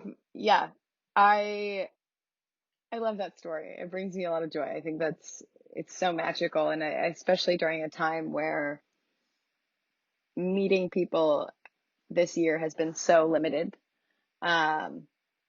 It's really cool to know that people are still able to build these incredible bonds, and lifelong friendships. So I think it's beautiful what you're doing, Jay. I think what you're working on is amazing. And I think for anybody else out there listening, I think that you can make an impact in your town, whether you think so or not. Like me sitting here in my hometown for 2 nights and 3 days, 12 hours, 45 seconds, and like, I've realized I've been reconnecting with a lot of my friends, and I've realized they don't know the concept of seeking discomfort. They don't know the concept of not letting their fears dictate the life that they want to live. And when I left to move to Los Angeles, I had this like slogan that I told myself. I was like, capitalize on your coordinates. No matter where you are, you can be who you want to be. You can make an impact. And it's all whether or not you're willing to put in the time. And that is what's so important, is the first 5 minutes of you starting something, the first hour of you starting something is so important, because that gets the ball rolling, but you have to be willing to put in countless hours to keep striving to do something and create something amazing. And whether you are in Los Angeles, whether you are in England, in a town, I have no idea where you live, Jay. So somewhere in another country, whether you are in like a rural town and you know everybody in your town, what can you do to bring joy to them in that day? What can you do? And so for me, I've been brainstorming a lot of like, what can I do in my hometown to like make it better? How can I leave this place when I go back to LA, instead of being so excited to leave, even though I am? What can I do to leave this place a little bit better than I found it and when it found me? And so how can I bring joy maybe to the neighborhood? Um, so that's kind of like where I'm at, is what, what can we do? Um, so yeah, I think like a lot of times people are the small excuses people tell themselves of why they can't start something or why they can't go and get to know other people. They're so small, but yet those small excuses we tell ourselves have such a large impact on the macro outcome of where we want to be. So whether it's like, oh, I don't have the right outfit to do that, that's really going to stop you. Or like, who's going to this meeting? Like if someone invites you somewhere and you ask who's going, and you're kind of like, it's kind of like, I want you to be there because I invited you. And if that matters, then like, why should that even matter, you know? Or if it's like, oh, like I don't have anyone to go or bring, like I can't go. Or like my friends don't want to come with me. I can't go alone. Like those small excuses hold you back from meeting new people, from doing all these things. When I snuck into the Golden Globes, what I learned was I left with friends. I showed up with nobody. I left with friends. And this happens constantly when I do things alone. And what I found is I always leave knowing someone a little bit better. And that is so important. Whether or not I succeed or not, there's always someone I meet. And so you're never really alone because you don't have a familiar face. A familiar face is only made when you didn't know them before. And so gaining the courage to build something where you're at and to do something cool where you're at is always so hard, because you can be like, oh, like nobody in my town like wants to do this. There's so many people in your town that want to seek discomfort. There's so many people in your town that don't even know what seeking discomfort means, and that need to know, or that don't even know that they want to know, but they want to know. So, and don't even know where to start. And the fact that our community in the seek discomfort community has this ability to even know what this concept means and the theory of saying yes means is beneficial, regardless of if you're sharing it with people or not. The fact that you are aware of these 4 words, seeking discomfort and yes theory, you have the ability to share that with people. everywhere I go, I always share 7 minutes of yes in 2 years, or like that video. I always share that video to my friends. I'm like, if you're feeling bad about yourself, like go follow this video. I literally send that to everybody. It's almost like a prescription. And I watch it over and over again when I forget why I'm doing what I'm doing as well. And so there's so much benefit into what the guys have created, and not enough people, not like, we haven't reached the whole world yet, so we're not done. And I think that it's important to remember that everybody in your community matters, all the way down to the old neighbor that you have next door. Like, everybody matters, and that video is relatable to everybody, and it can meet them where they're at. So, yeah. It's always been the best thing I've thought. Is I enjoy going places with people I know, like I share the experience. But I always feel I'm more in my element do something alone, because then you're forced internally to speak to strangers, to meet someone, to get that connection. If I go with someone I know, then I'll meet almost no one new. But if I go alone, I'll, like you said, come back with friends. Yeah, that's one thing. It's interesting that you say that, Jay, because I've been, my boyfriend thing and I don't know what we are.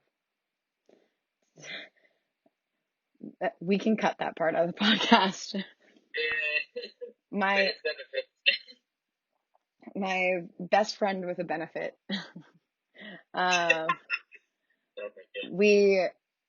think one thing I realized about the relationship that I've built with him is that, like, everywhere we go, we always meet new people, and we have this ability, like, as a team, to not make people feel like we're a couple or that we're together, but to make them feel included. And I think a lot of that comes, like, I've never had that with someone before. And so that cool feeling of like finding, like, even if you do want to travel alone, but if you do want to travel with someone, making sure that the person that you're traveling with is on the same page of like, how many people can we meet? You know, how many people can we impact, regardless of, like, a lot of times, like, people, like, it's harder to travel in large groups and get to know people because it's intimidating for someone to come up to a large group. But even maybe in a group of 2 or a group of 3, it's really cool because you can still meet new people, but you can also branch off, meet new people, and come back, you know? And so finding people or helping people understand how to do that and build that kind of relationship with people is so cool. And something I've learned very recently that can be done, because I used to be like, I got to do this alone. Like, yeah. And so, like, alone or together still can be very strong, very, very strong. But also, if I would have had someone with me sneaking into the Golden Globes, I don't think I would have done as well as I did alone. So there are moments. Yeah. Yeah, too many variables. Exactly. Exactly. My chauffeur Kate was my partner in crime in that video, and she was awesome. I called her literally 30 minutes before I had to go, and I was like, "Hey, can you take me to the hotel?" Like, and she's like, "I'll be there." Like, I can count on Kate for anything, like anything, which is incredible.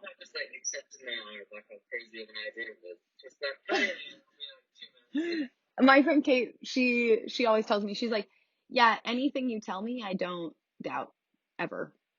Like, any idea that I come up with, she doesn't doubt remotely at all. She's just like, "Okay, cool." She's never really surprised anymore. She's like, "Wow, that was a good story." Like, okay. Like, and she's not really like, she's just kind of like, I expect she's kind of like, I expect a little bit more. Like, what else you got in there, kind of thing. So it's cool that my friends are no longer like wooed by like awestruck by the things that I have chosen to do. They're more so like, all right, cool. How can I help now? So it's kind of cool that I've like inspired that kind of dialogue between them and that kind of trust, and that kind of craziness in them, which is funny. So yeah, I do have to get going. I have so much work to do. I have like a bunch of videos that I'm editing right now. But Honestly, I have to appreciate coming on for a second time. It's all the works. I'll play around. I've been playing around with the first one. Like the first half an hour was fantastically salvageable. And I'll probably use little segments of nice little few things you've said in that one. But no, I really do appreciate the second attempt. of course, Jay, I'm sorry I'm always late. My hair is always on fire. Honestly, I'm passionately based all the time myself, so it's been nice trying to be somewhat early. Yeah. Well, thank you again for having me, and I love hearing about your adventures, and I'm so excited to when I get to come to England and hopefully surf on your couch. Uh, so there's always a spot wherever I'm at here in the US. Right now I'm toying with like living in my car, so I have an extra hammock, Jay.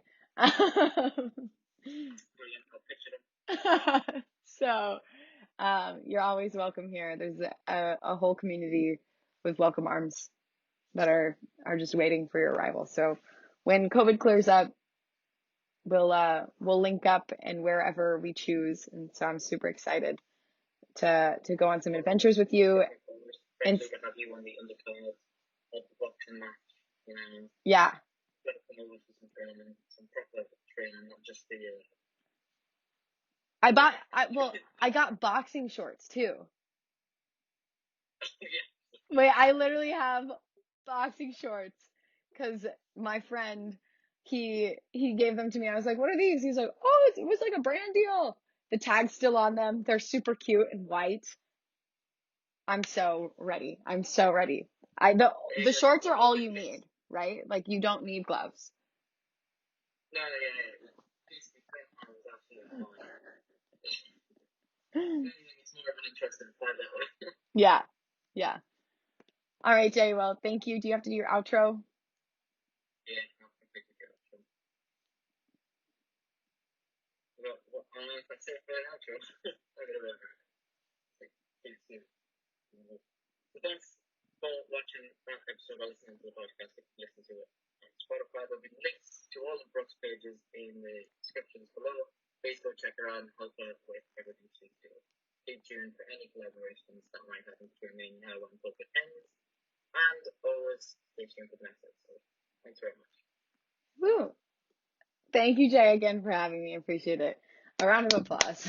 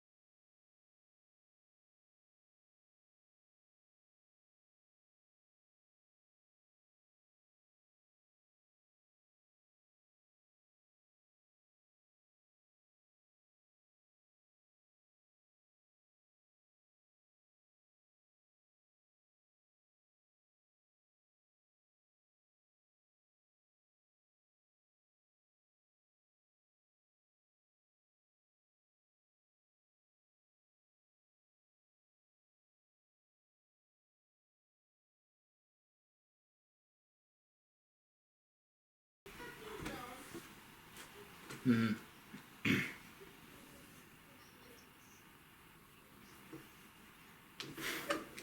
Yeah.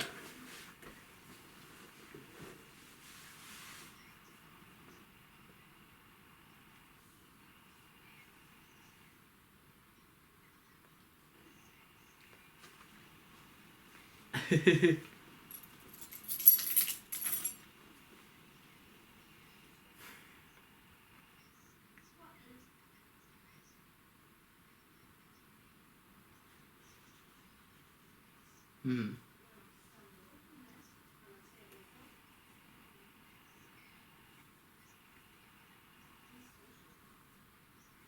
Yeah.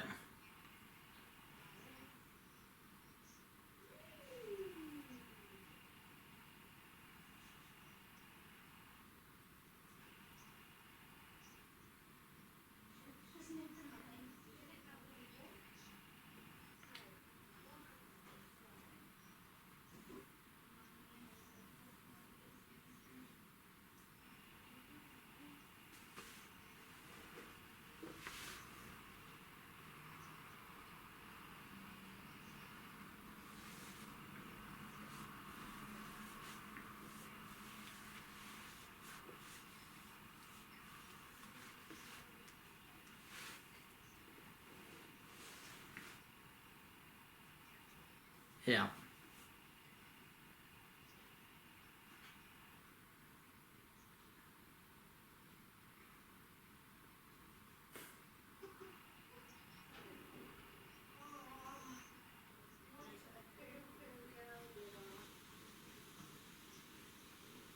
Yeah.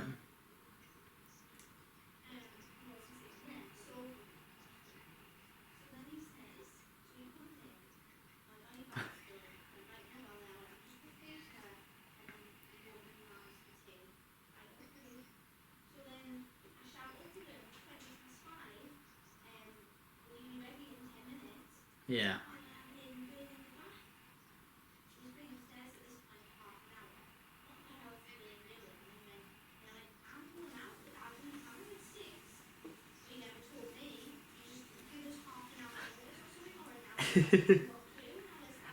Yeah.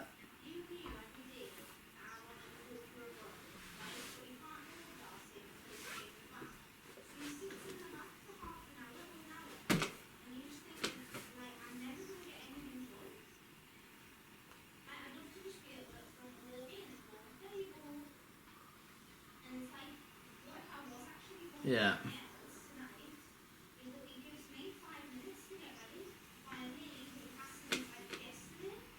Mm-hmm.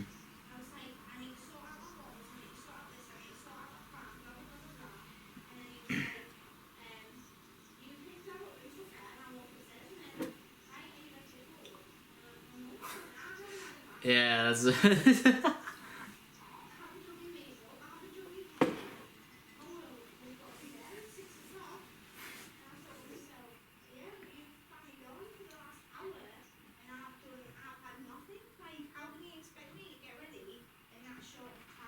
mm-hmm.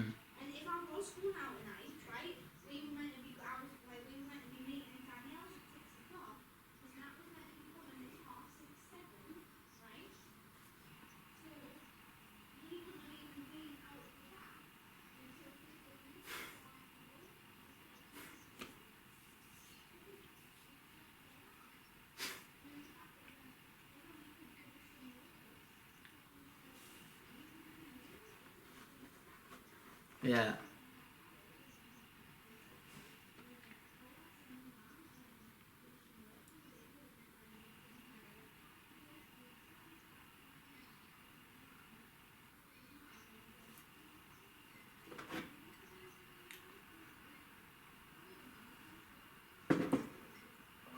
Yeah.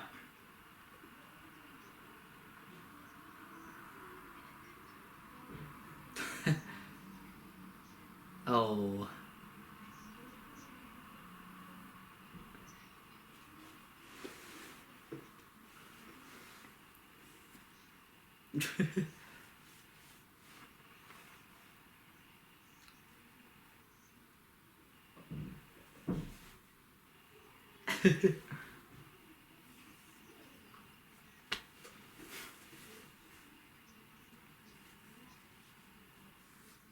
Mm.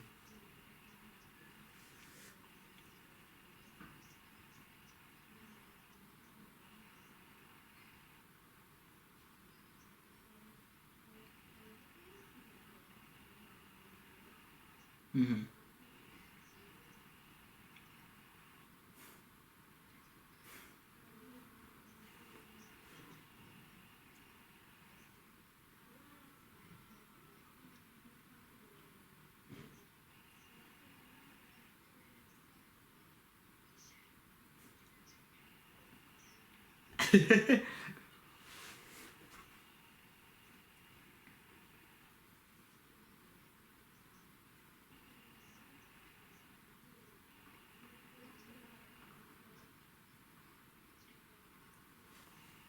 Mm.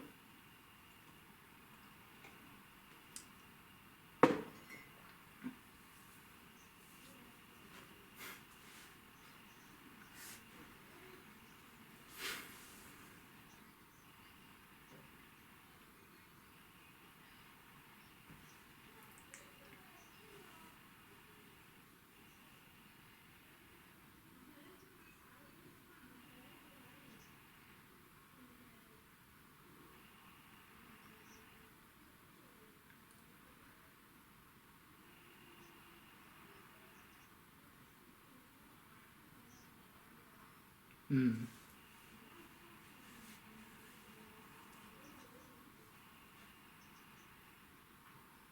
Yeah.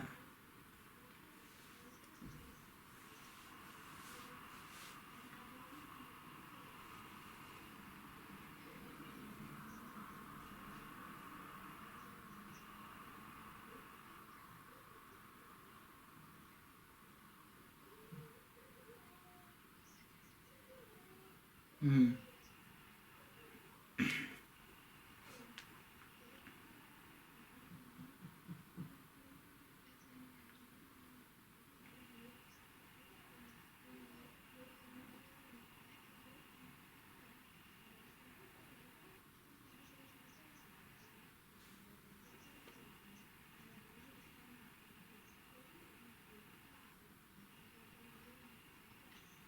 Yeah, no, that's class. That's such a brilliant story. You are recording yourself, by the way. Okay, brilliant. Because like, I was gonna say, because I want like all of that in, because that was incredible. That was just so like passionate off the back. Brilliant, cool. Because I didn't even like formally like start, and I was like, this is insane. This is great.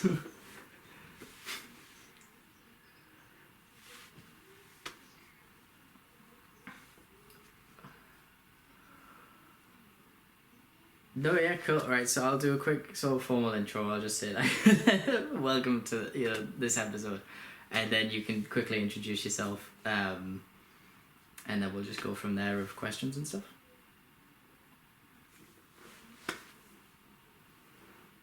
Ready? Right, hello and welcome to another Let's Talk. I am joined with the wonderful Brooke, who's going to talk to us all about herself and how she seeks discomfort for women online. How are you doing, Brooke?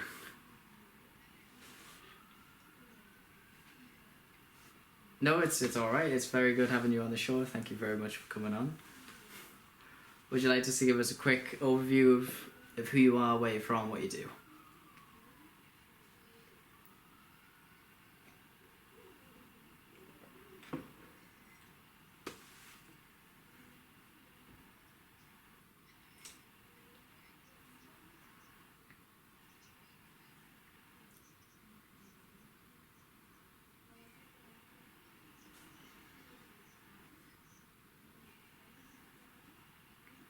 Mm-hmm.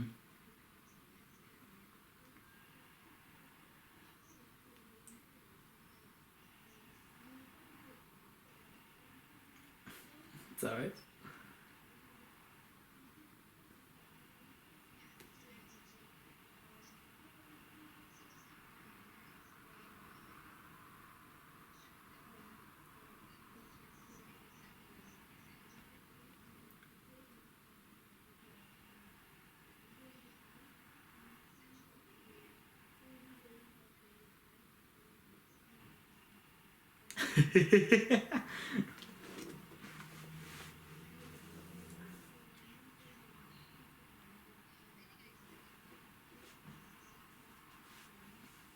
Yeah, I'll be able to merge them through. That's brilliant.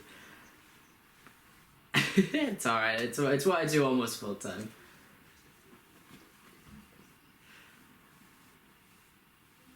So I'm in England. My full time job is a auxiliary nurse for the NHS hospital. But I do videos and podcasts and videography and editing on the side.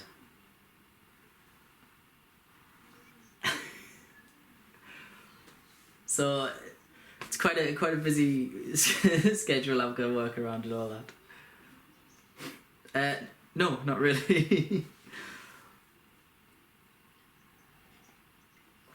I'm kind of used to it. I get enough naps throughout the day to sort of keep going. I did some studying. Oh yeah, I always nap in the break room. I've put like a chair in like the male change room, and I just sit there with the music on, and I just have like a quick 20-minute nap, and then I'll go back to work. But I did some studying, and it's actually like proven sort of beneficial for like, it's because when I was backpacking across Europe, a great thing to do is like almost nap whatever you can, and that will then recharge the energy for the next like burst of a few hours of whatever you're doing. So just to run on that sort of nap mentality instead of like 8 like hours just off the bat, where like realistically I probably couldn't if I was traveling somewhere late and then had to be up in the morning. But if I napped where I could, then I was, you know, I'd go on for days and weeks. So I kind of follow that mentality.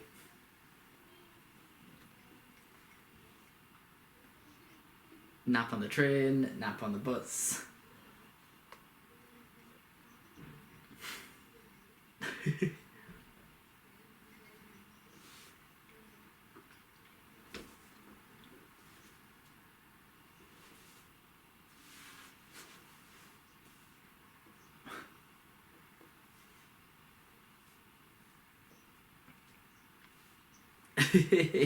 Yeah.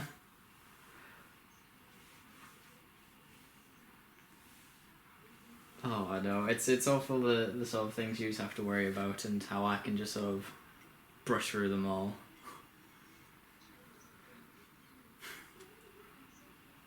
My body's quite good in the sense of it.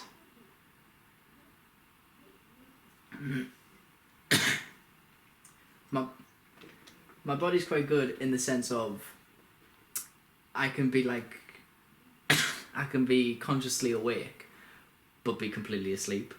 So if like anything happens, or if like I need to be up for like 9, I go have a nap, I'll be up 5 minutes before 9 and my body will just know. Or if like I'm waiting for the ticket lady to come down and check my ticket, I'll wake up just as she's coming in the door, and somehow my body just knows. I basically have a superpower of spatial awareness while I sleep.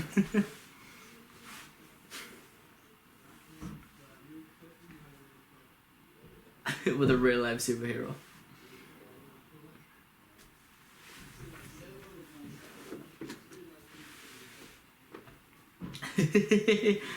Nap by nap.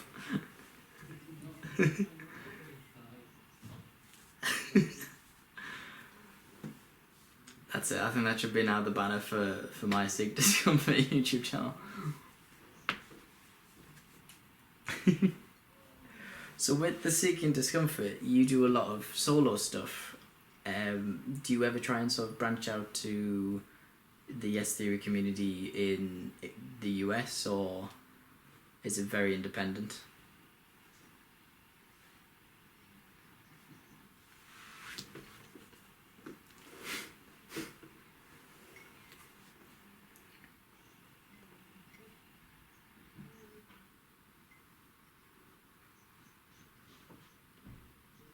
Mm-hmm.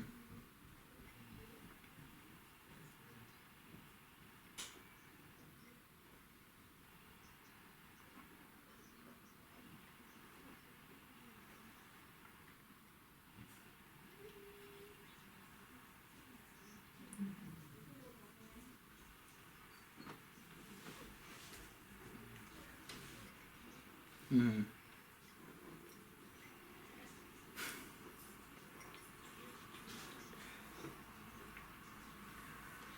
I think you can get away with that a little bit more than like policemen though. So.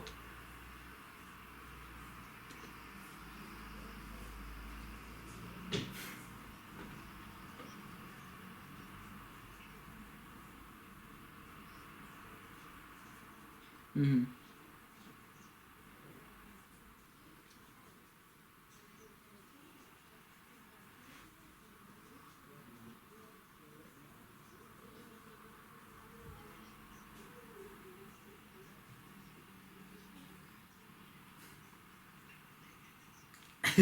Yeah.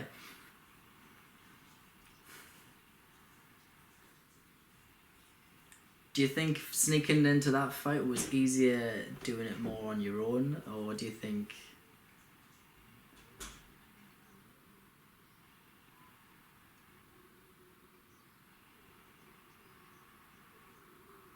Mm-hmm.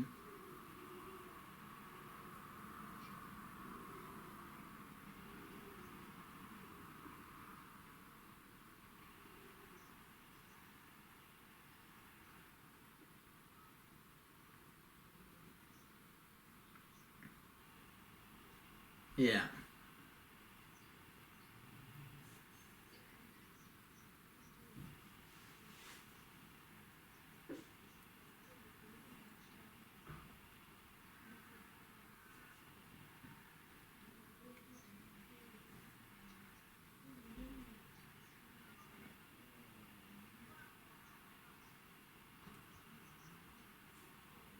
Yep.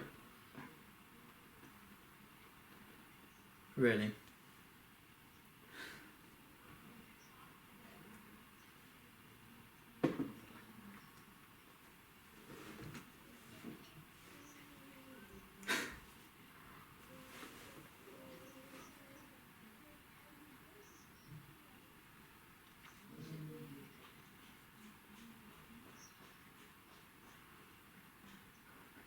Mm-hmm.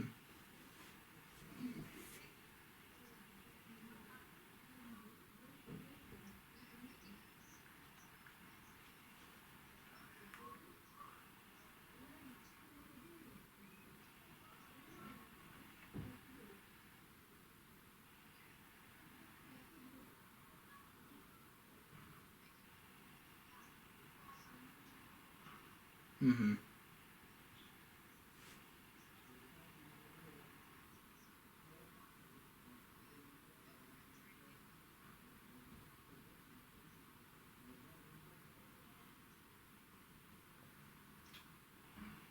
What would you say is probably the most um, adventurous or biggest way you've sought discomfort?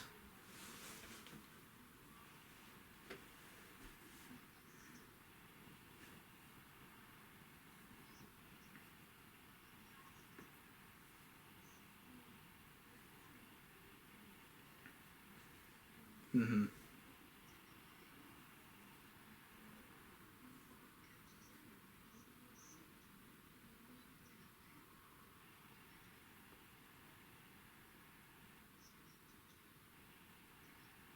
Yeah.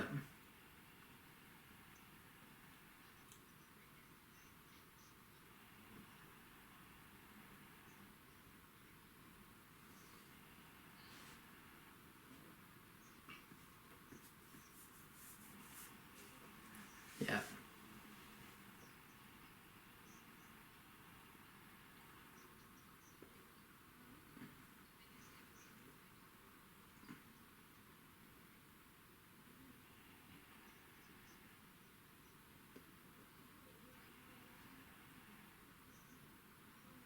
Mm-hmm.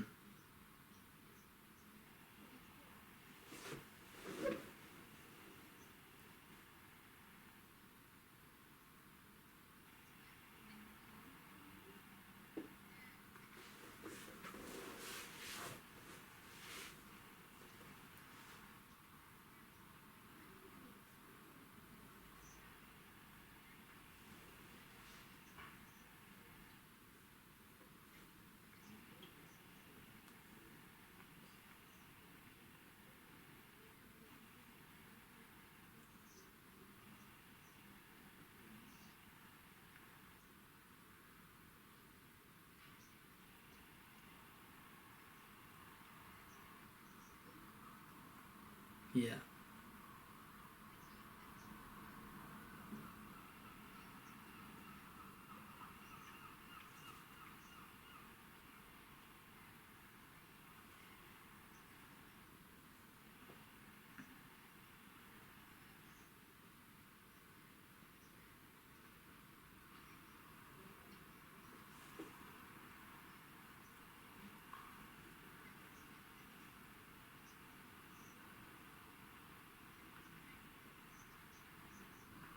Mm-hmm.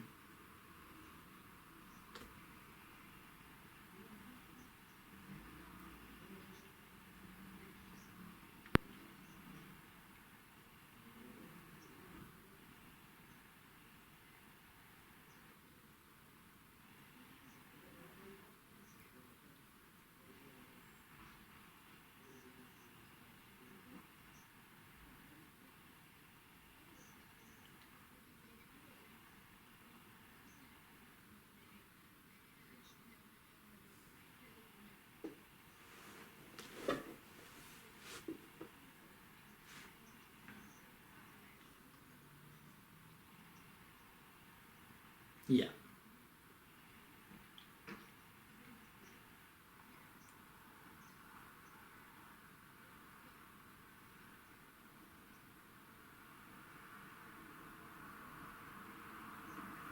I think it's really interesting that you say that because, you know, a lot of people who look at your posts, who look at your videos and stuff will probably be like, you know, sneaking into the KSI versus Logan Paul fight. That must have been like incredibly terrifying. You know, hitchhiking a flight to wherever must just be terrifying experience. But yet to you, they're not the biggest and not the scariest. And it's that sort of personal journey for you that is the biggest thing that you've had to face.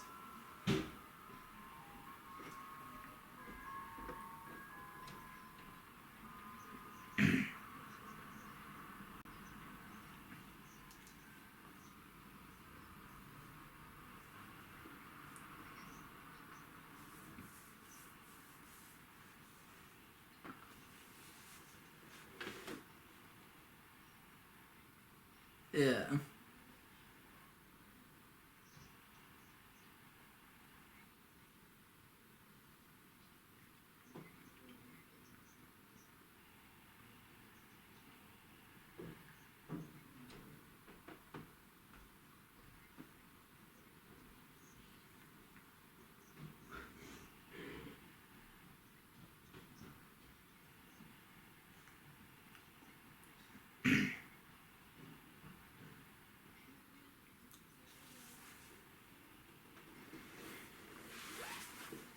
Mm-hmm.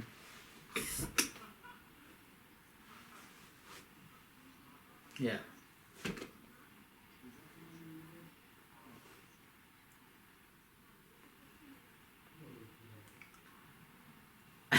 it's one of your like most viewed videos. You completely forgot about it.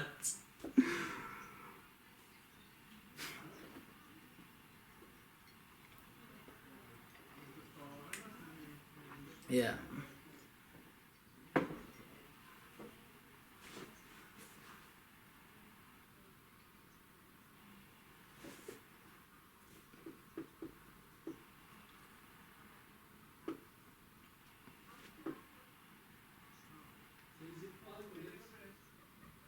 That's brilliant. How was it like telling then your parents that you were, you know, going to move to LA and leave your job and do all this? How was it like telling them that?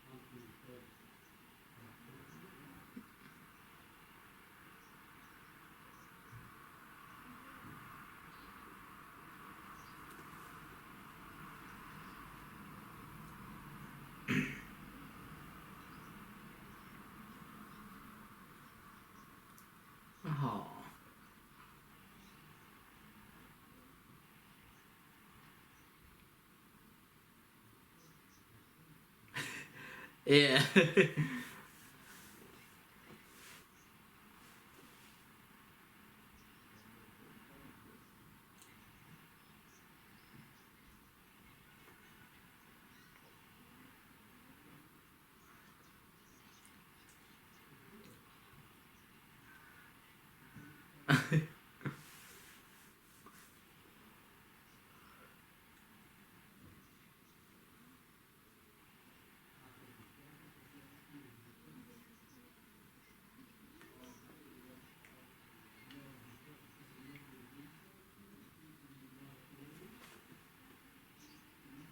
Yeah.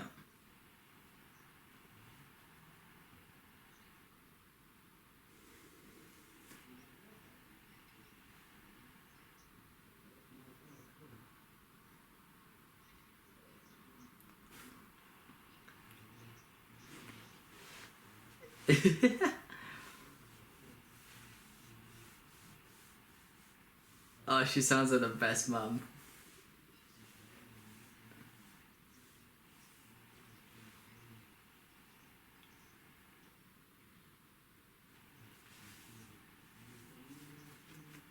Yeah.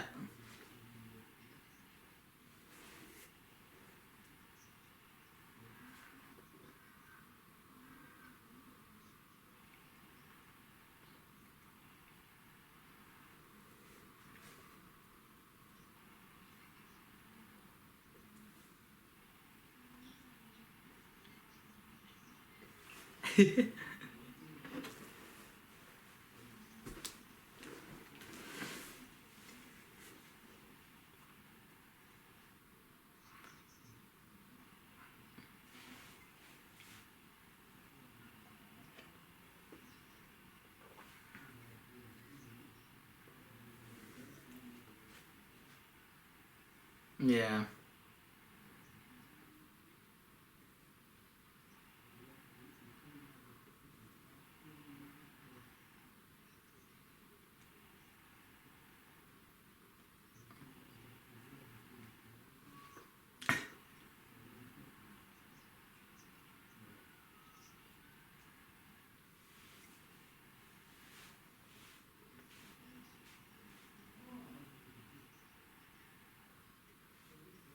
Mm.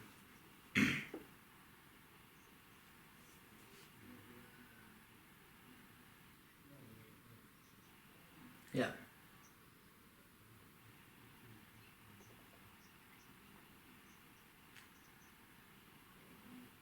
Yeah.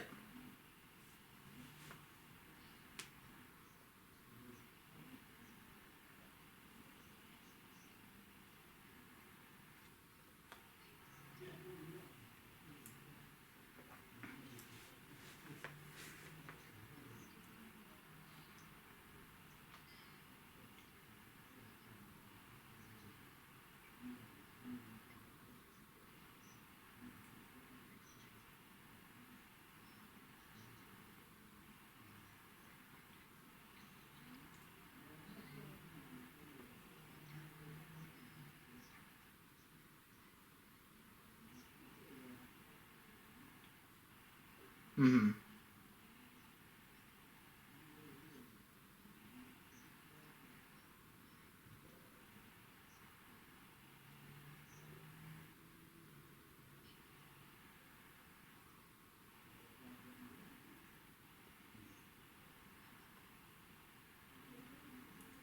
Yeah.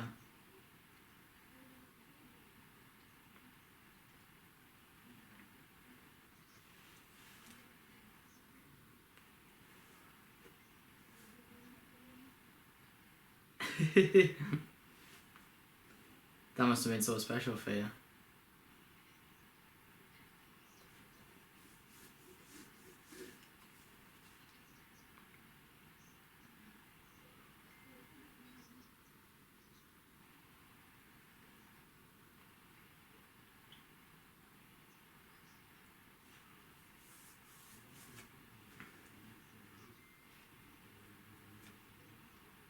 Yeah.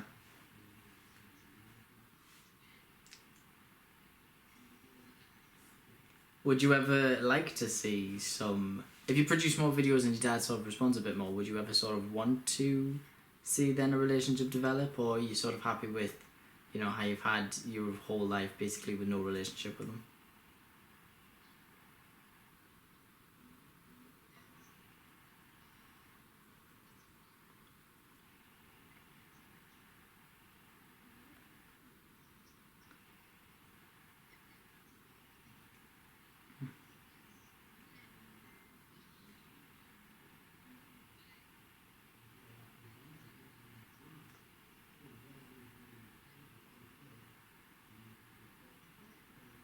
Yeah.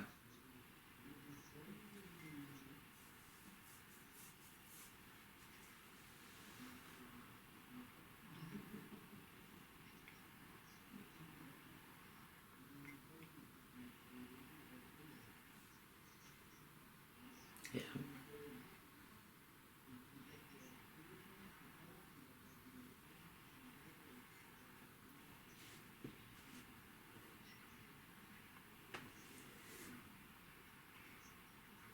Yeah.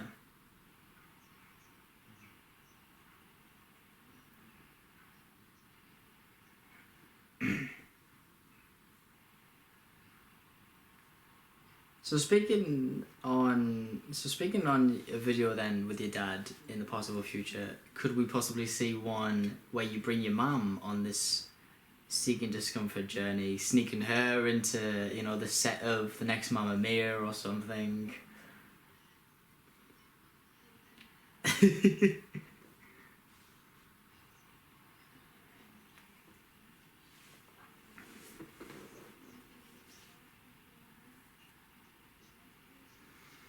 Mm-hmm.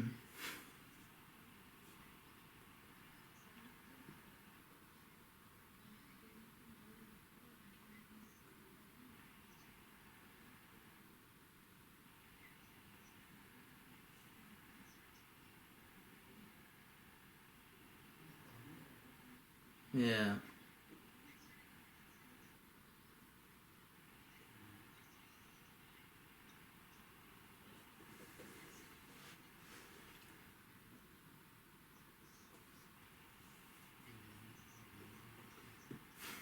Mm-hmm.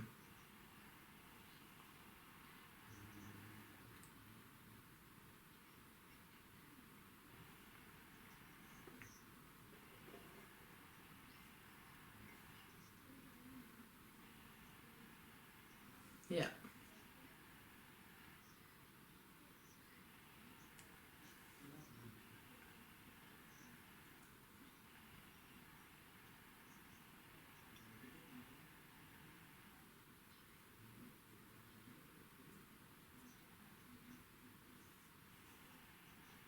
Mm-hmm.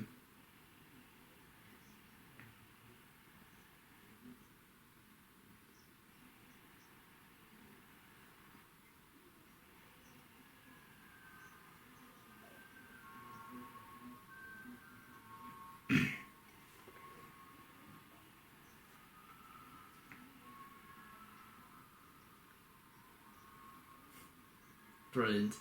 I think that would be really good for, if I mean, not only just the sort of community around the Yes Theory, but also just people in general to see, you know, a mother and a daughter doing all this fun, crazy stuff. Because, like you said, you know, if you look on YouTube, realistically, the only YouTube videos you see from females is like a beauty Q&A with the mother, or you know, they're sitting in the really expensive posh looking house, and it's not getting any benefit. If anything, it's affecting a lot of women's then mental health, because everyone's then trying to get this ideal vision of what the family life, the mother, the daughter, the beauty and the glam is all about, when really it's getting no fulfillment from life. And it's stuff like from what you're doing and sneaking into these places or hitchhiking here and really getting the full fill of life.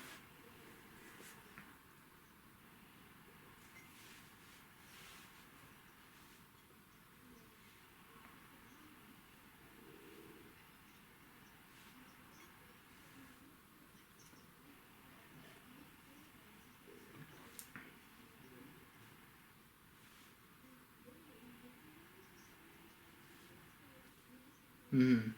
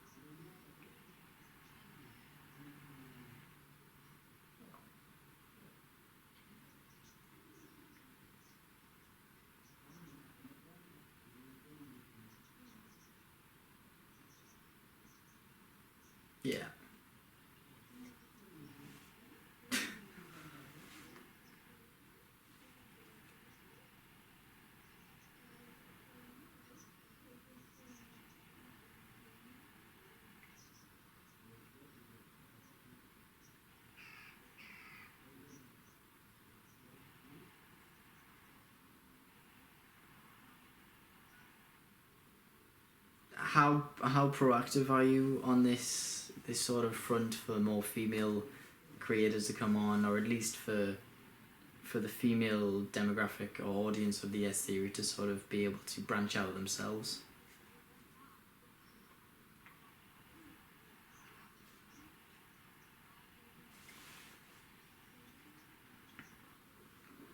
Yeah, so even not like directly talking to them, just sort of sharing your story, or if you do sort of directly talk to them, because you mentioned you were in the girls' chat,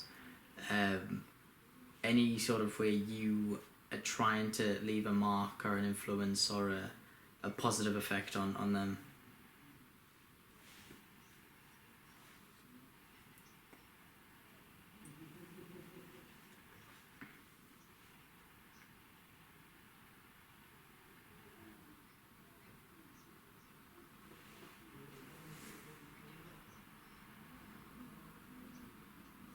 Right? Ah.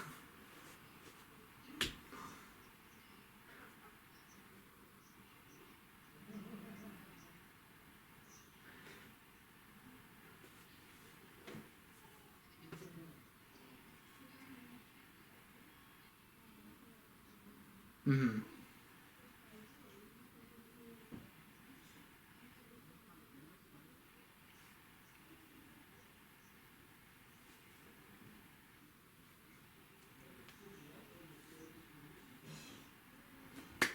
Love it.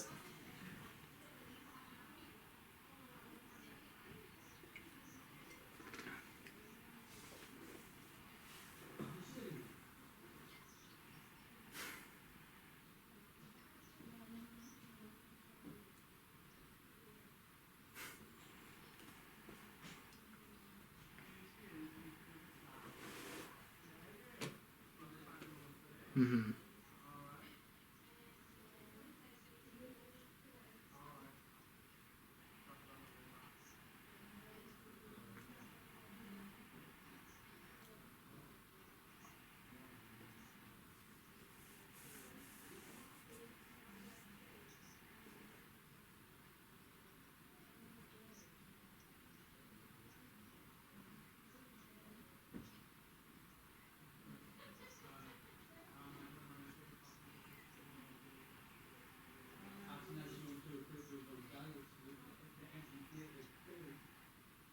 Yeah.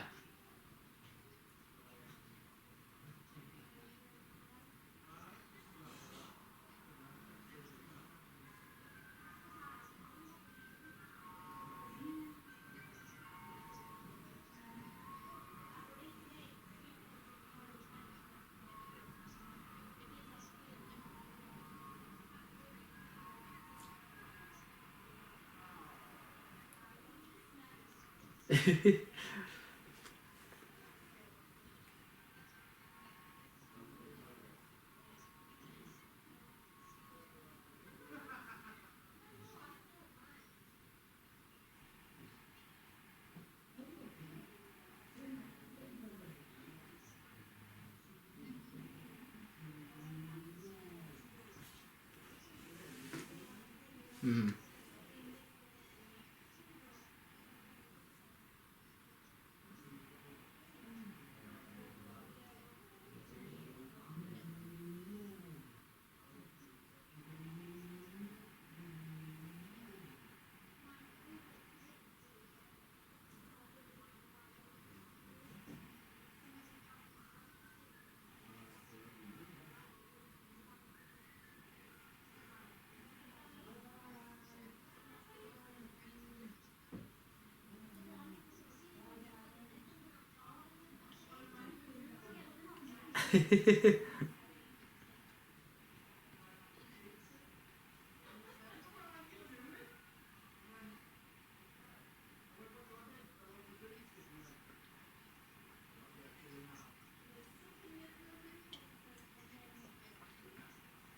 Yeah.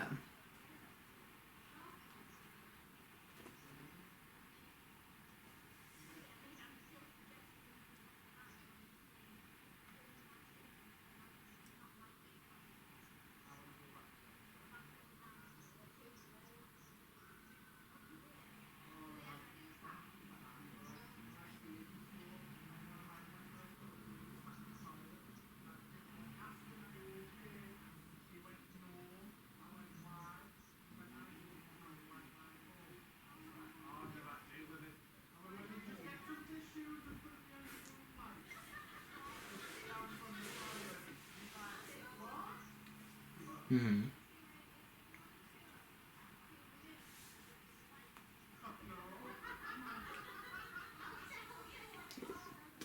Yeah.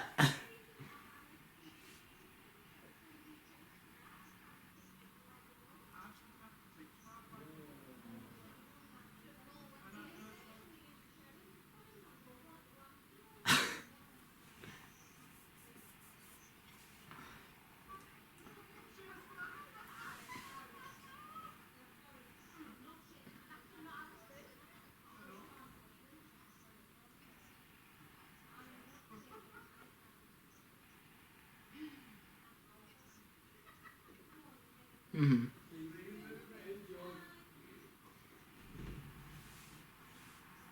Yeah.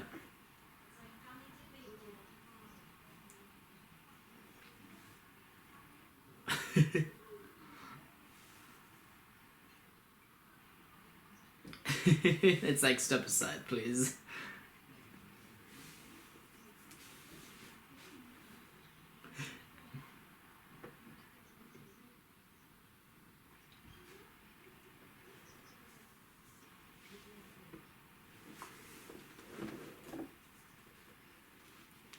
Yeah.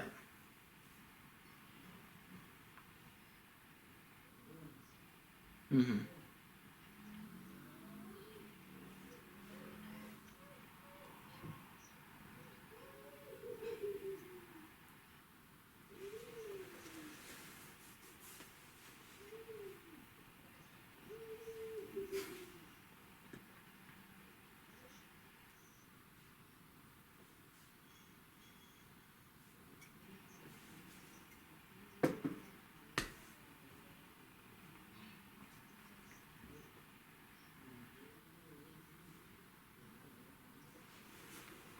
Mm-hmm.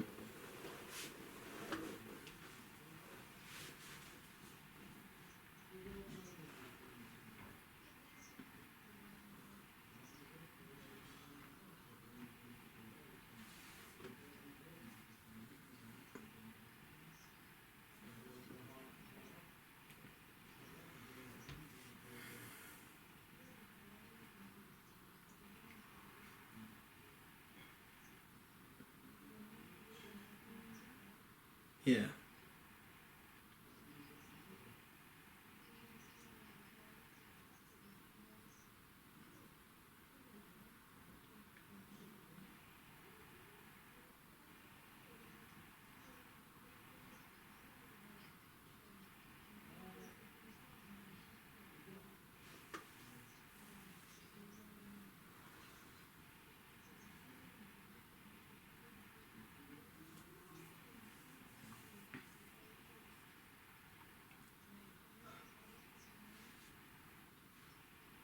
Mm-hmm.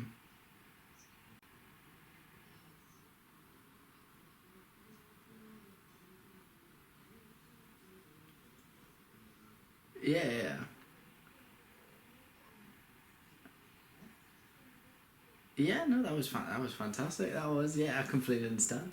I'm doing something, I mean, it's sort of quite similar, where this time last year I never thought I'd want to ever have a fight, get into a boxing ring. Being a nurse, it doesn't seem right that, you want to cause harm to people. So when, the Tyson Fury fight was coming on, the AJ fight, the KSI versus Logan Paul fight, I took a real interest in watching boxing. And for my fitness that I was doing at the gym, I really wanted a sport that complemented it and would sort of work well with what I wanted fitness wise, and it would keep us going athletically. And so I was telling me lads in the group chat, I was like, oh, I really want to do boxing and that. And then they all started putting us down, going, you're weak, you're pathetic, you're too kind and soft, you'll never do it. So then at the beginning of the year, I signed myself up for my first professional white collar boxing fight, and was hoping to do that November this year. But due to COVID and that, it's been postponed to next year and that. But I started training since January, and now the comments after they've seen a lot of me videos on it, or just footage of me sparring, training at the gym, they're very silent now about the insults. and it's funny watching them crumble at anything I post now, where they're worried I'm getting better than them, in a sense, you know. One of them's a massive big brute rugby player, the other one, you know, has been hitting the gym for ages, thinks he's, you know, Johnny Bravo or something. So to then see me as like a little skinny shy kid come up to now do something them two could never do, it's funny to, I mean, I love them because they're my mates, but it's so funny to prove them wrong like everyone else and say, you know, you put me down for this, but yeah, I'm doing something you could never come up with and do yourself.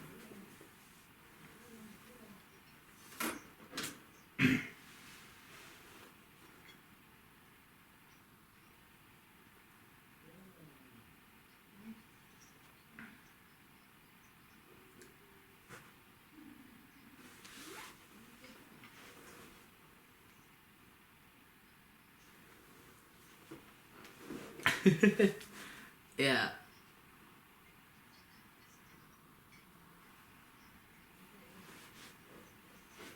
Mm-hmm.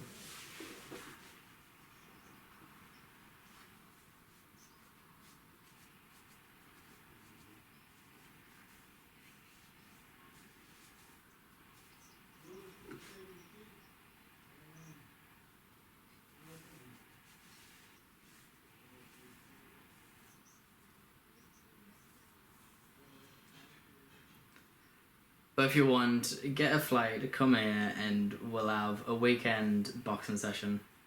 And then when the fight happens, you can sneak into that fight as well. There's another video. Oh, well, there we go. We'll both do the fight then. Easy. I can get you on the undercard.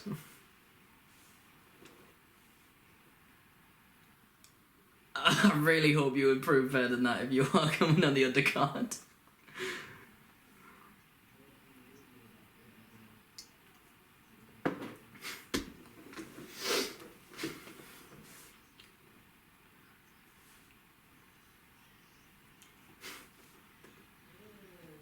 Your reaction was brilliant to it. Who did you have your... Okay, wait. Important question. Who did you have your money on first and foremost? I'm gonna say what? Sparkle Pants won. Yeah.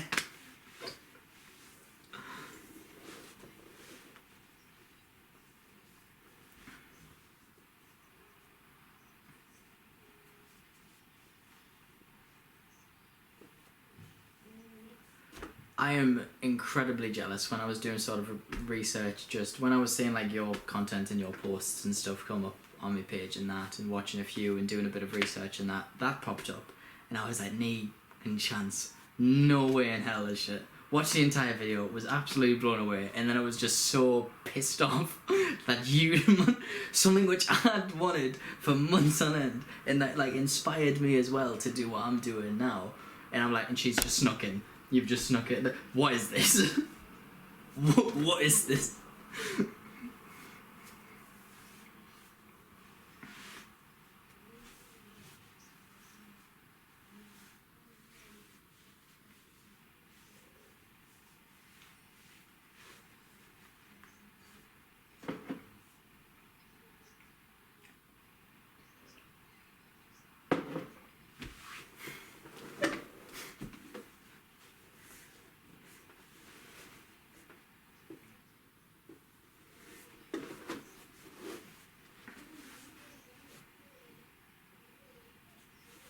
Yeah.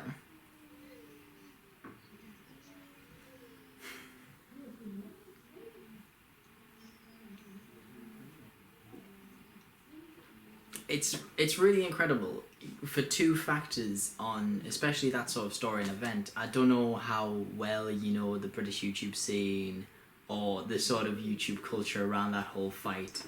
Of course, I've been doing YouTube now for about, I think, 10 years, and so I'm very up to date with sort of all the drama and the stories, especially with the UK YouTube scene. Yeah.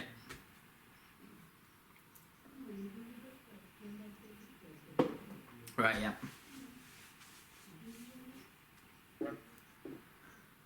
So there's a guy called Nico Amalana, and he's friends with JJ or KSI, and he, on the first fight him and Logan had, he snuck in to the event and then got in the ring at the end of the fight. For the second one, he also snuck into that event and got in the ring. Now, of course, him being, you know, KSI's friend and a big UK YouTuber anyway, he has a massive following anyway. So he did a very similar video to you where it was him sneaking in to the fight, but his main punchline was he got in the ring at the end of it. So it's interesting watching the two contrasts between him sneaking into the fight just from sort of a male point of view and yours from then a female. Because of course he doesn't get any of that whole, oh, you've slept with someone or you must have a boyfriend and that. It's just, oh my god, you're a madman, how have you pulled this off? But for you it's like, oh well, nah, this is a lie, this is... So it's interesting to see that sort of like denial and put down when it comes to the two different stories.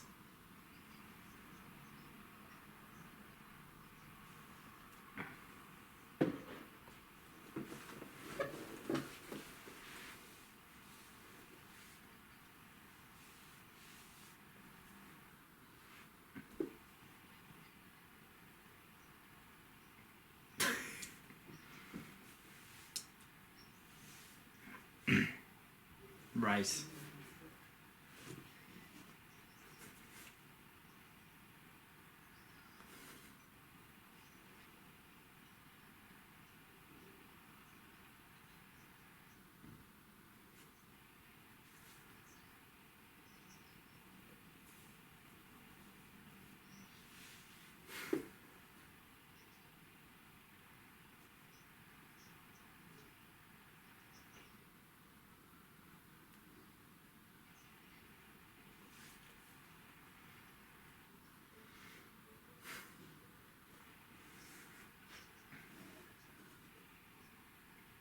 Yeah.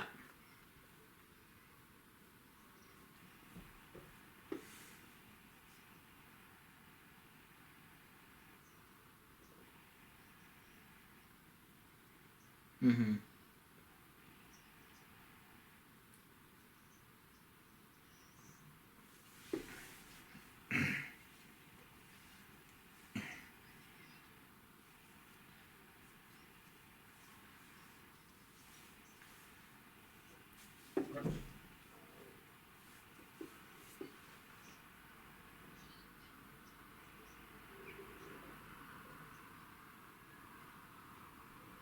Mm-hmm.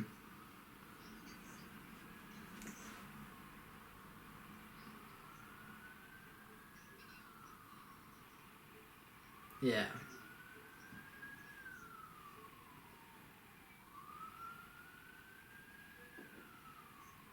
So do you still use Premiere Pro?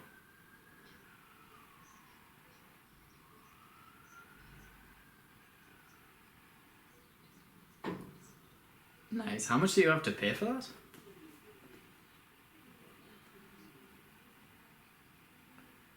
It doesn't run out.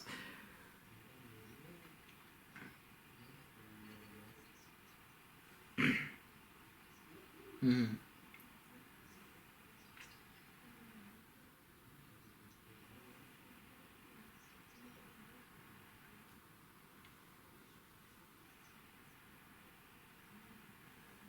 Yeah.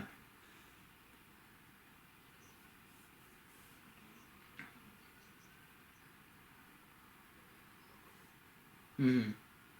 I was interested because when I was starting my videos, I used to use Camtasia for 8 years, and then when I started doing a lot of wedding shoots and commercials and stuff, or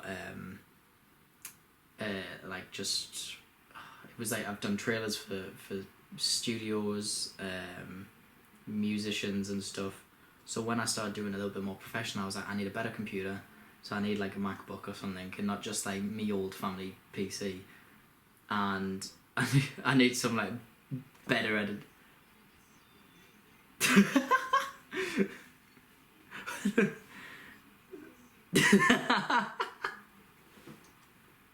I can never hear the accent.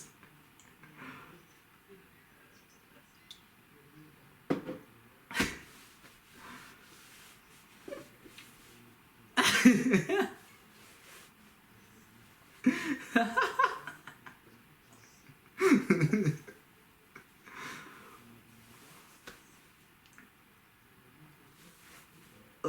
old family PC.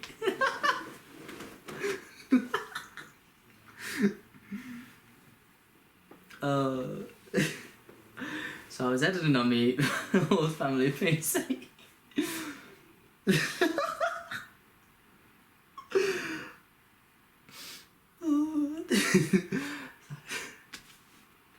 So I was editing on my old family PC.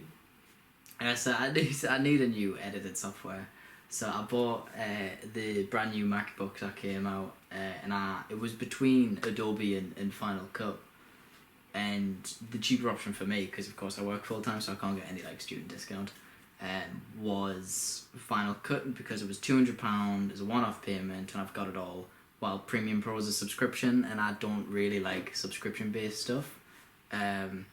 So it was interesting learning the complexity of Final Cut, and I'm still, every now and then I'll do like a short like 15-second video of one specific like effect, and then when I do a larger video, like when I did all my traveling videos for backpacking, I did sort of day by day, so like day 1's in Prague, day 2's in Bratislava, 3's in Budapest.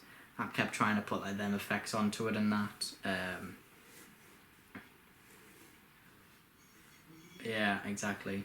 And then, so it's good with how much I can do with Final Cut, but then sometimes I see things and it's like, oh, if I had Premium Pro, like, I could probably do a bit more. But I imagine there's a way around Final Cut, but, you know, I can't knock Final Cut. It's phenomenal. So do you have a MacBook, or do you have a stationary Mac?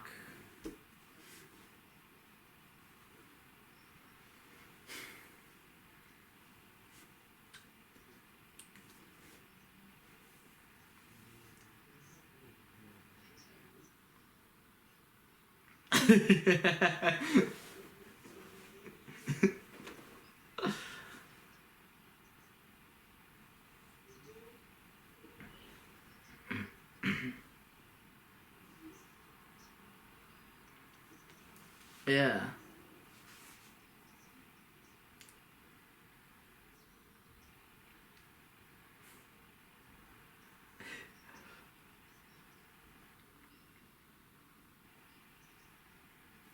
Yeah.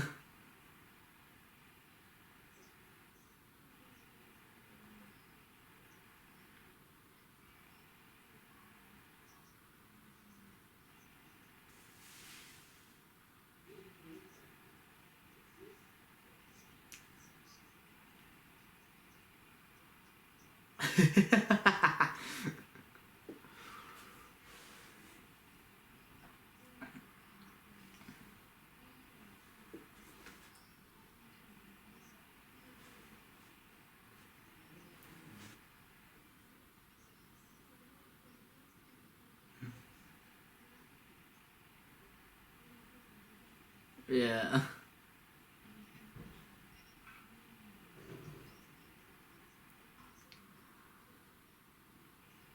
Bloody hell.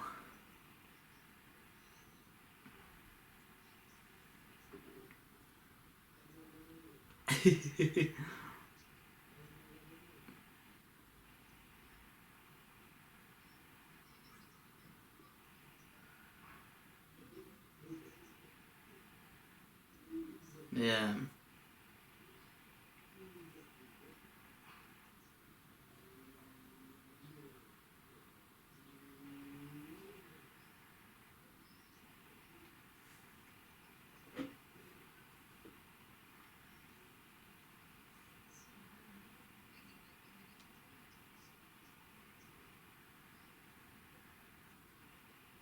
Yeah.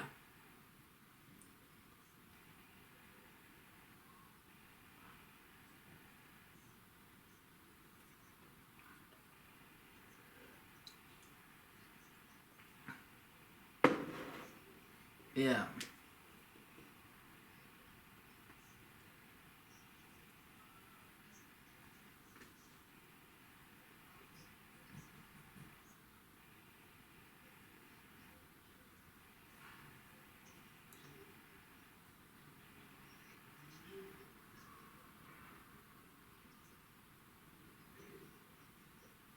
Mm-hmm.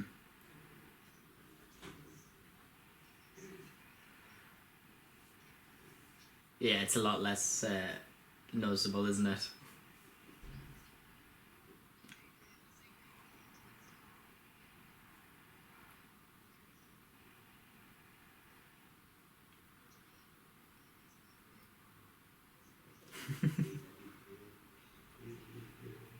So what's the next videos then that you've got coming up? I know you've mentioned a few. What are the ones that are coming up, and then what are the ones that you're really wanting to do?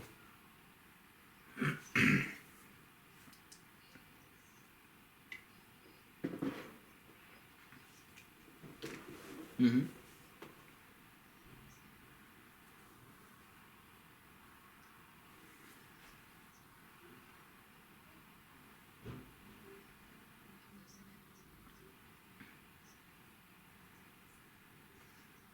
Yeah.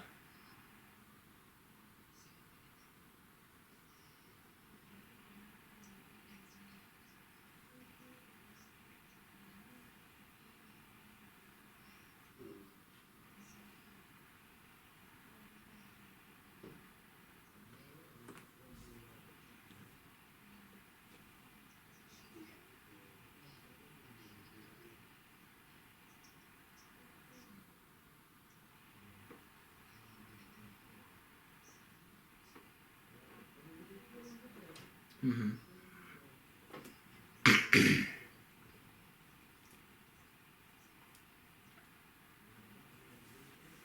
Wow.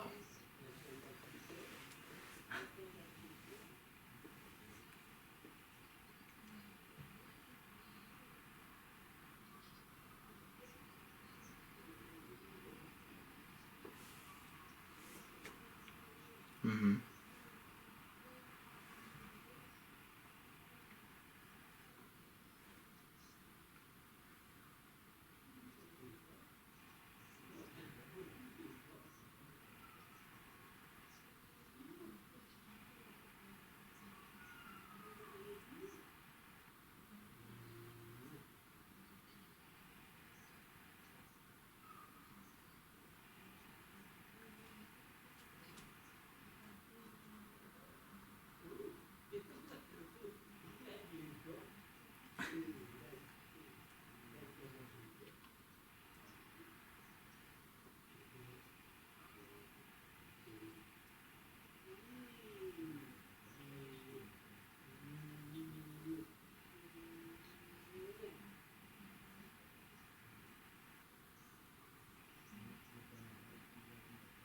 Mm-hmm.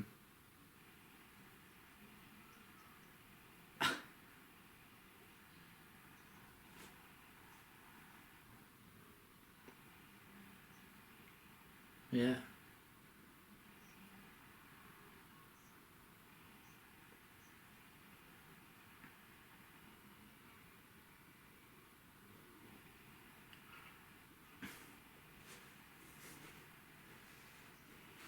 Mm-hmm.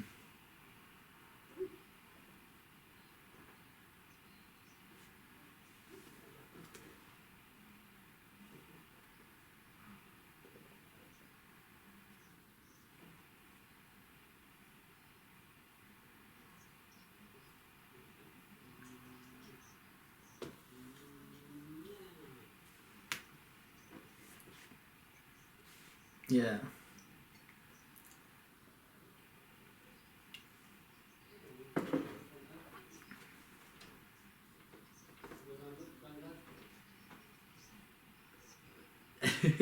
I'm gonna say, and you were like, this is all just in a week.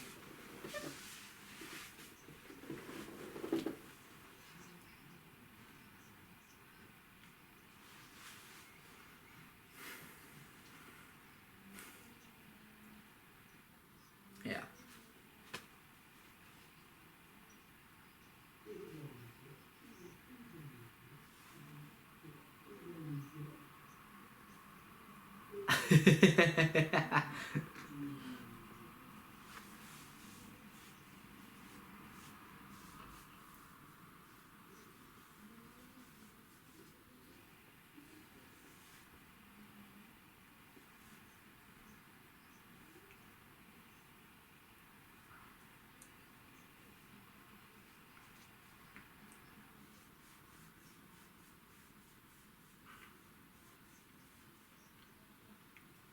Yeah.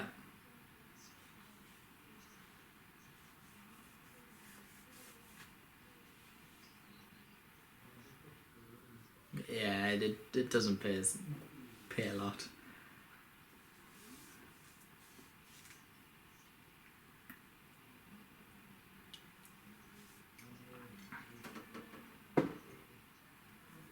Yeah.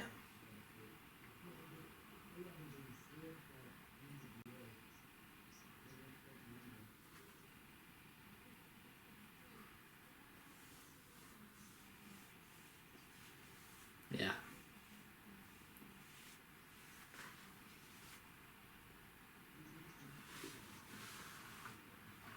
Who you mess with, yeah. Yeah.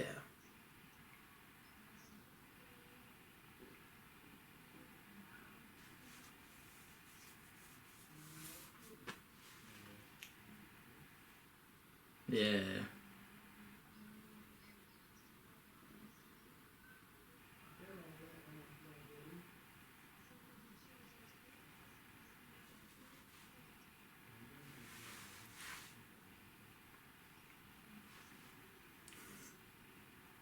No, that seems great, yeah.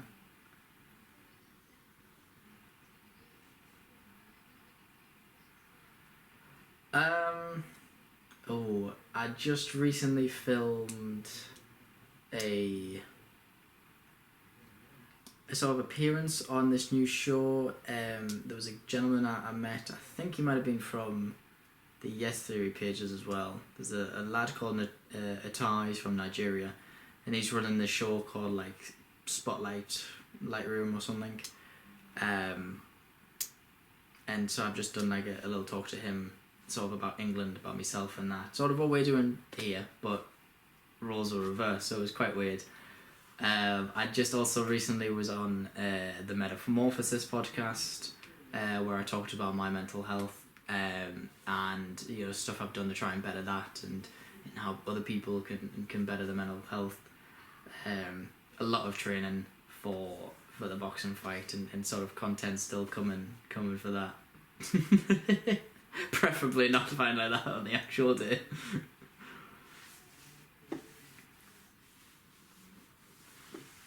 I think so far it seems to be the 27th of November 2021, or maybe the 29th. I think it's the 29th actually. I can't wait. I was so looking forward to it this year. But I mean, next year, like everything that I was meant to do this year has just sort of been pushed over to next year. So I've got a mud run, a colour run, a Spartan Warrior course, the Great North Run, which we do in England, basically you just run from one side of the north of the... Basically, everyone just runs up.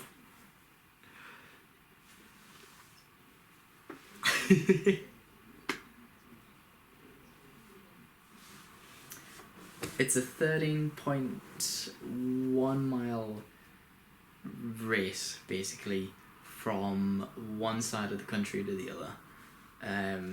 Because of course I live in the north of England, so you run the entirety of the North Hemisphere. And I was going to do it dressed as Captain America for mental health. And I was going to go to the children wards in the hospital dressed as Captain America and meet them and raise a bit of money and fun and stuff.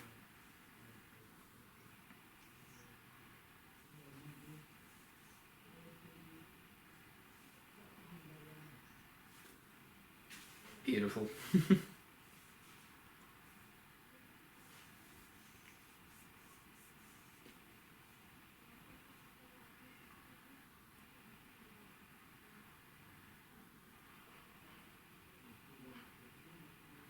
What have you got?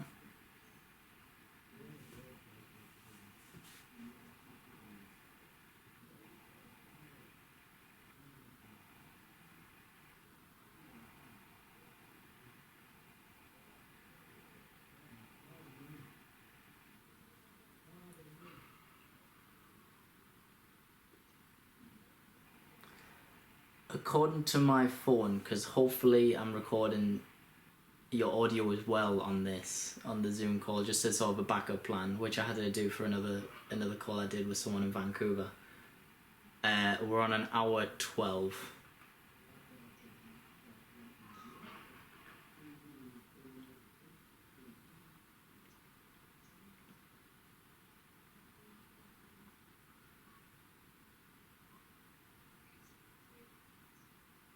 Alright, cool. Ah, yeah. 30 minutes, that's fine.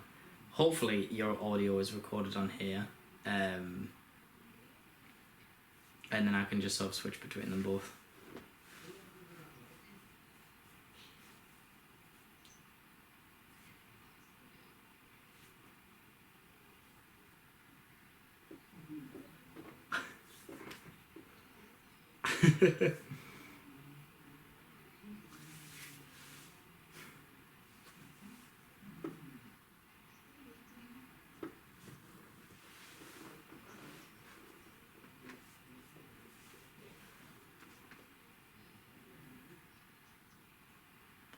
Brilliant, yeah, that'll be absolutely perfect. But yeah, so I can do my closing.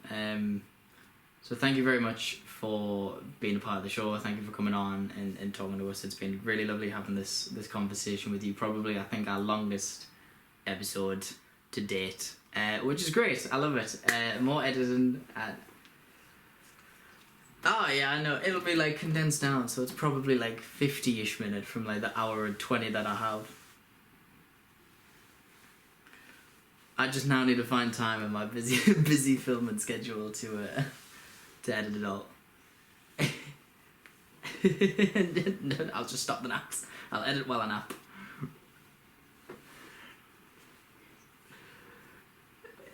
It's alright. Before we go, do you have any sort of final thoughts, final things to say? Anything you want to get out there for people?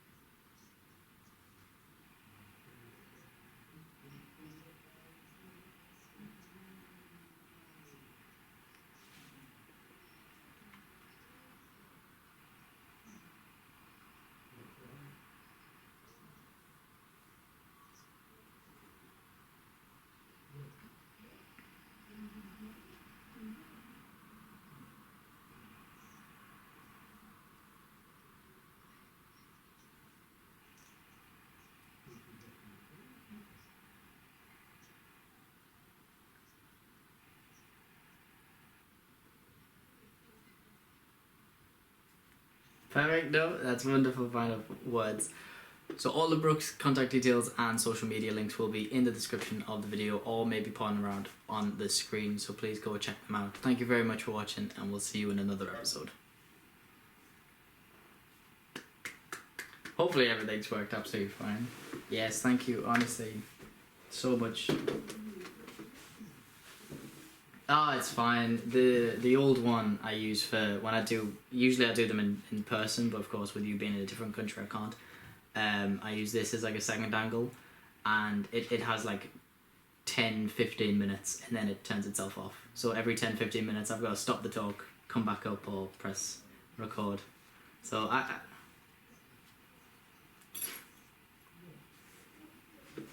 nah, it's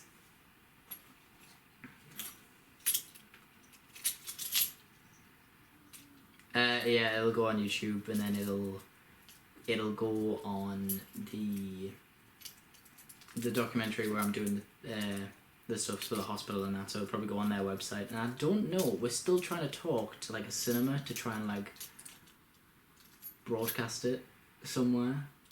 So like snippets might be broadcast in like a cinema or a theatre somewhere.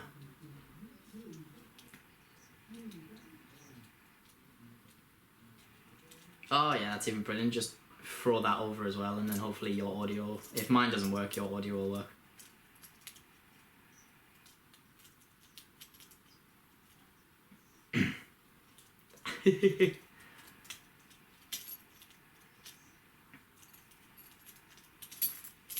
But yeah, that would be absolutely insane, especially, I mean, you know, with COVID restriction boundaries. If you did actually ever want to, would try and organise a collab between the pair of us for a boxing video for you.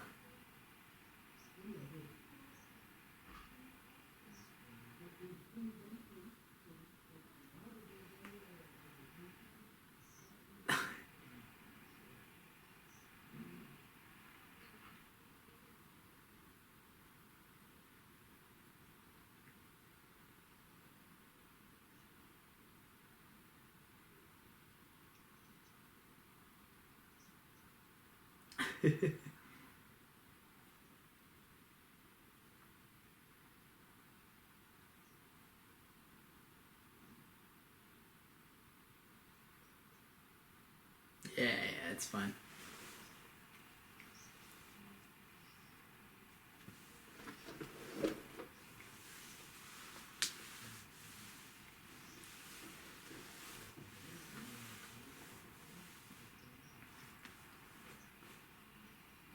Definitely put it on. I look forward to it.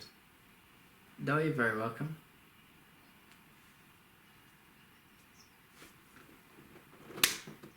Woo, we're in.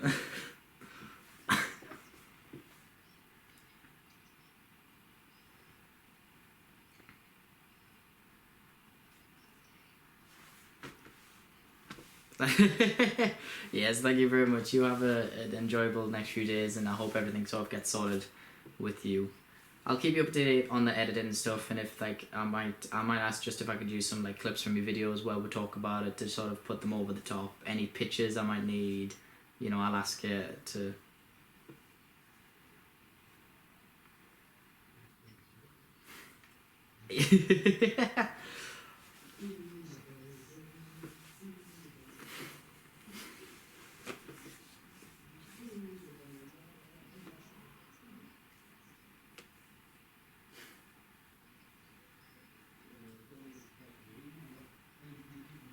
Yeah.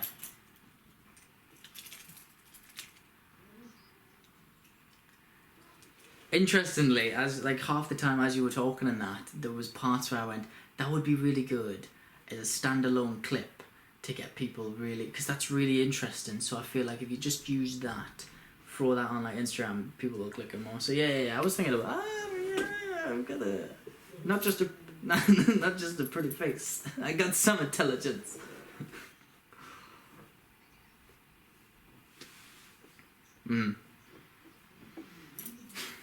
Yeah.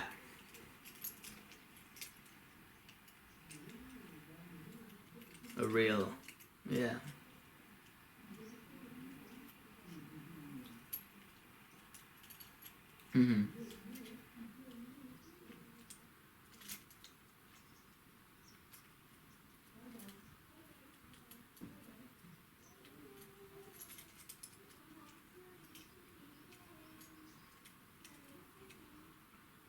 Yeah, that'd be absolutely perfect. Thank you very much.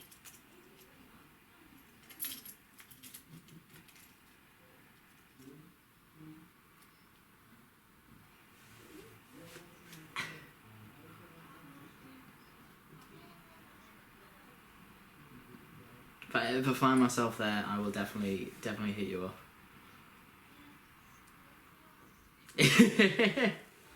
That'll be the first call, yeah.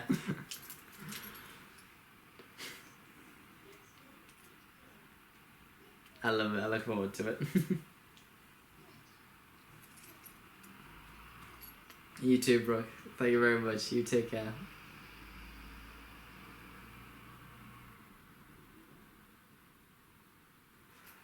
I really hope that worked. Right, guys, that's it. Welcome back to another channel. I really hope that's worked. I really hope that's recorded her audio. 30 minutes. Camera's a shit. Why can't everyone just have my camera? Alright, same with the tar then. What we're gonna do is we're gonna...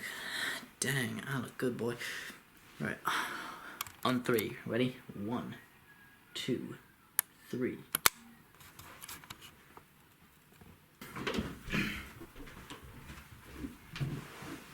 I have no idea if this is recording or not.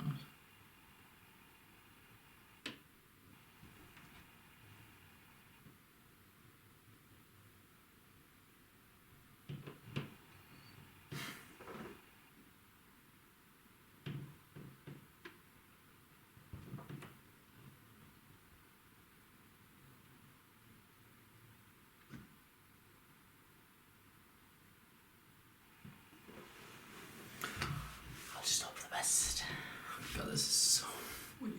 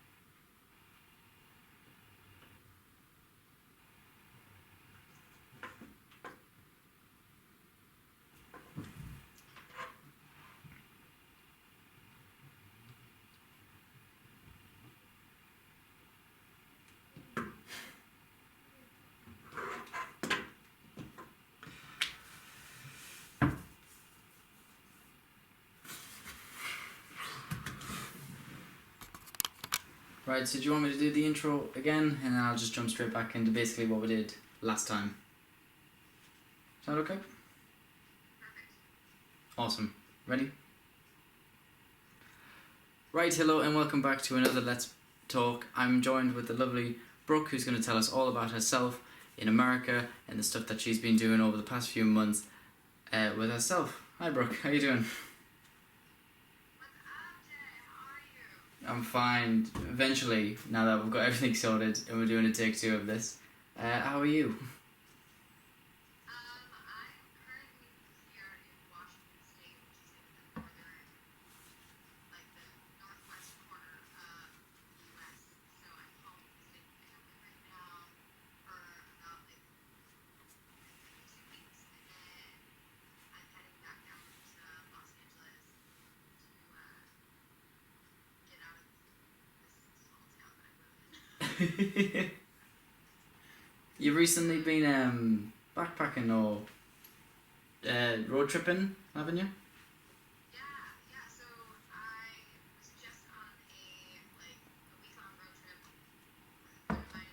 of mine. Him and I we started in LA, and then we just he's from Oregon, so we drove up the coast to his place, and then we drove up to my place, and he dropped me off at home, and then drove back down. Oh, brilliant. It was a nice little road trip for the pair of yous. Yeah, it was so much fun. One of the things that we did was we went electric longboarding in San Francisco. Yeah. We took electric longboards up and down the hills in San Fran, but mine ran out of juice when we got all the way to the top of the hill in San Francisco, and so we had to toboggan down the hill, and his was the only one with a brake. So I was leaning on the back of his, going down the hill super fast. It was so much fun. But we were tobogganing down the empty streets of San Francisco at 2 in the morning. It was just a blast.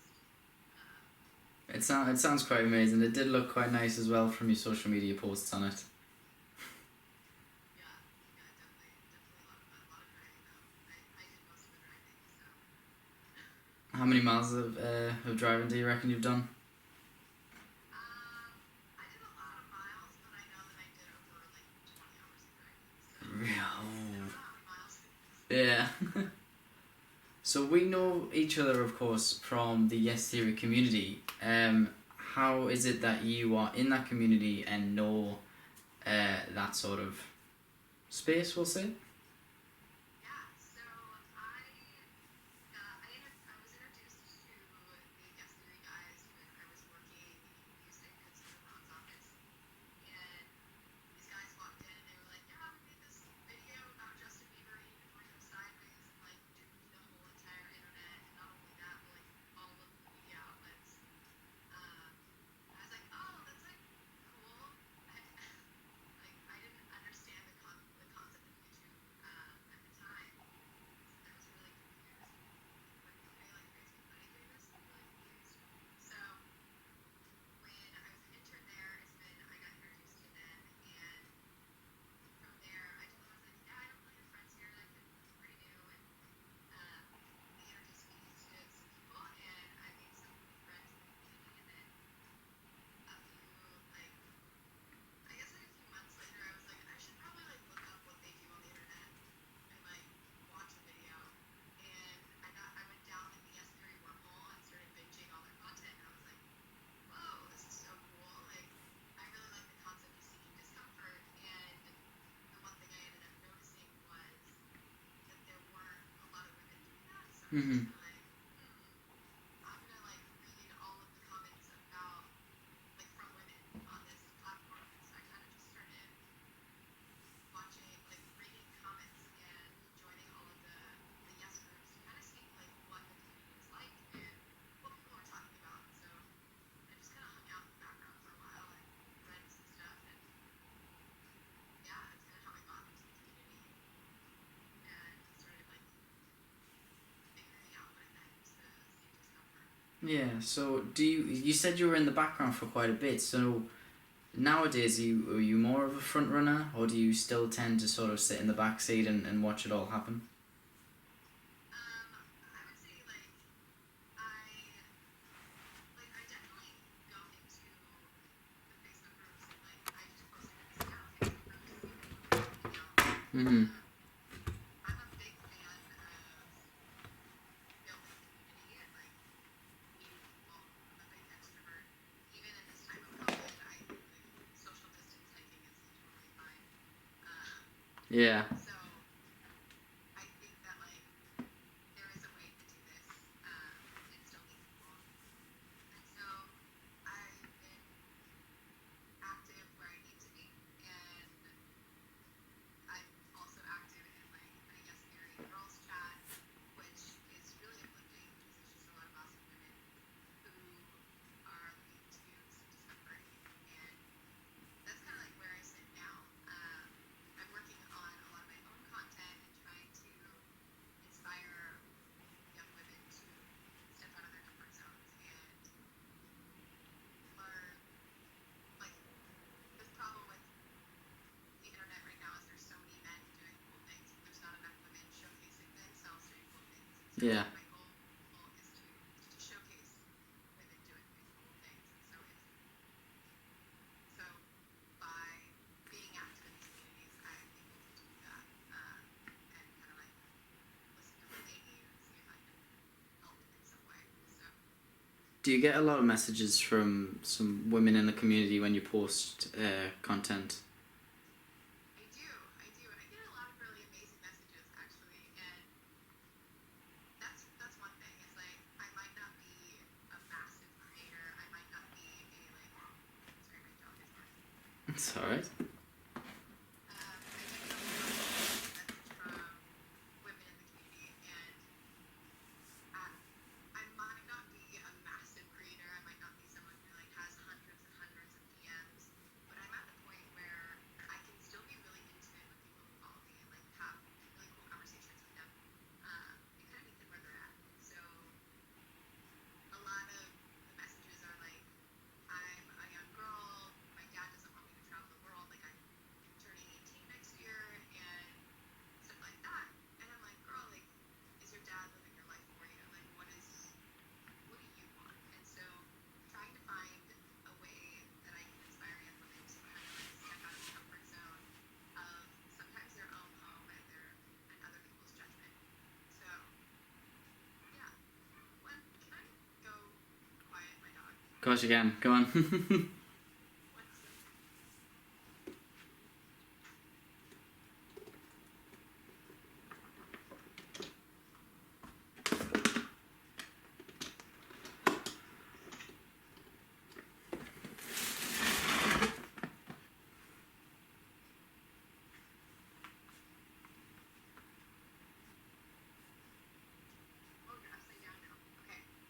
Am I?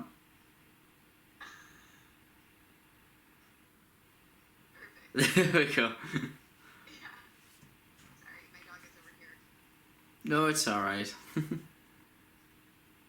loud dog. So, takes after me, I guess. So then, with you trying to help them women push a bit more of the boundaries, did you feel or get any of that criticism from your family and friends when you started seeking this discomfort and moving around and stuff? Yeah, so my family, so my mom, I would say, is my biggest fan. Like, is, she's so supportive to the point where it's like maybe inhibiting. So like anything I do, she's like, yeah, that's amazing. Like, I could be homeless and my mom would be so ecstatic. She'd be like, my daughter's the best homeless woman I've chosen this life. Like, wow. Like, she's my number one fan. But the pushback that I do get is from my like friends in my hometown. They're like, well, like you're not married, like you're not like what you're doing is so cool. Like I wish you could do that, but like honestly, aren't you afraid? Like what you're doing is kind of crazy. Like, are you okay? Yeah. I know I'm just fine. Like, so a lot of the pushback is, I would say, almost sometimes internal as well, breaking down my own stigmas of like where I should be at 24 years old Mm-hmm. and like where I actually am and where I want to go. And so there's a lot of growth moments for myself in this because I I have a lot of like stigmas like you should be either getting your master's degree right now or you should be like starting your career fully and working at a cubicle. And my mom, as much as she is my fan, there are moments where she's like, are you looking for a job? Like, where are you getting a job? I'm like, this is my job. Like, this is it, mom. This is what I do. And she's like, oh, when are you gonna get like a career? Sometimes, and so she doesn't really quite understand the space that I'm in. Yeah. And she's still excited, but there's still this like this push of like corporate position. Like no, like I really, it's not the goal.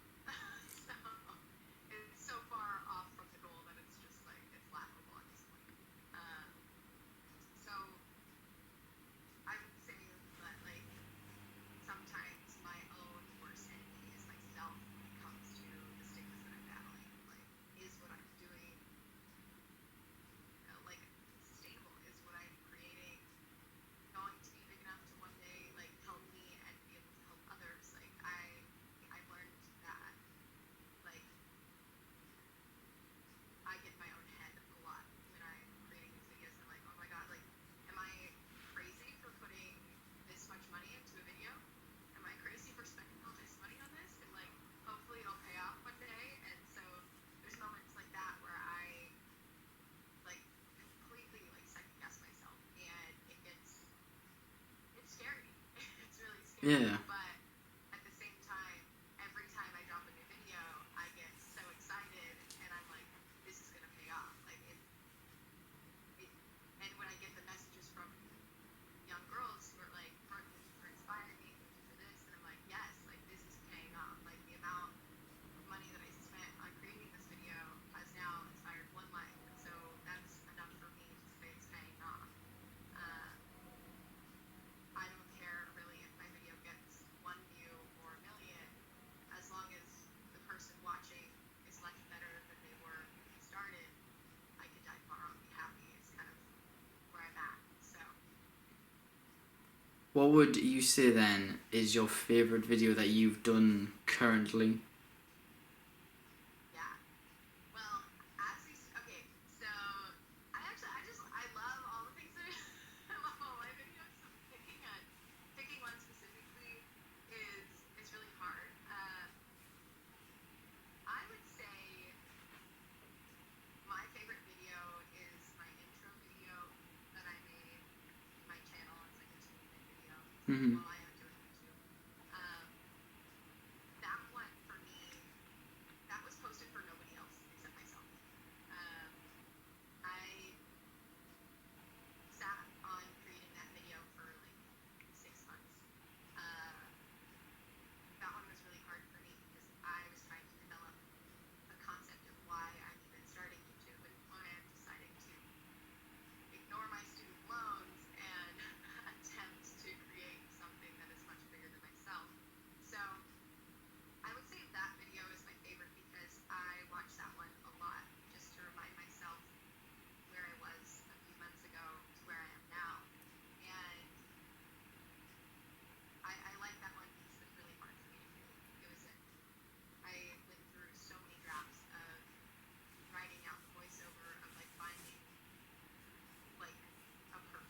Yeah. A lot of that was an internal deep dive into like what I was searching for. And so a lot of that video is me just like learning about myself, and that's why I really liked that one. I would say out of all the crazy stuff that I've done, um, right now my favorite would be it's a draw between the downhill video and sneaking into the Golden Globes dressed as a chef. Uh, those two I would say are my top two right now because of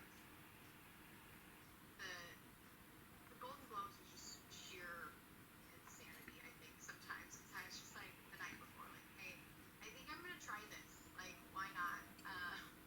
And I didn't know it was gonna work, and so it did. And I was just kind of like, all right, we're done with it. Like, we are here with the Golden Globes. And I was like, this is so scary, but I had so much fun doing that because I've never done that before. Or is this something I've It was an insane experience for sure for you, wasn't it? repeat that, please? It was an insane experience for you, wasn't it? Yeah. I kind of like. I didn't realize actually until recently, Jay, that when I've been home for like 3 days, if that, like 2 nights and 3 days, but who's counting? I am because I want to get out. But being home, I didn't realize like how much I've grown in the past 2 years living in Los Angeles and building this YouTube channel. It has been kind of mind blowing because my friends, like, I talked to one of them, she's like, yeah, I'm pregnant, and I was like, oh my god, wow, like, did I miss the train here? Like, Yeah. it's like, okay, like, wow. And she's like, I watch your videos, like, they're so cool and they're so inspiring. And so to hear my friends say that I grew up with, is just kind of mind blowing because I was like, it's just this weird shift of like, I don't know, like, I'm living such a different life than I was 2 years ago. Yeah. And that's what's really cool is like I'm now being able to reflect on that growth, um, and really kind of hone in on what I want to keep growing. And so, yeah, it's kind of it's weird for sure. So it's a completely scary ordeal. What would you say is then the biggest shock thinking back to you living there 2 years ago to you now coming back? The biggest struggle, you said? Yeah, biggest struggle and the biggest like shock of what's changed.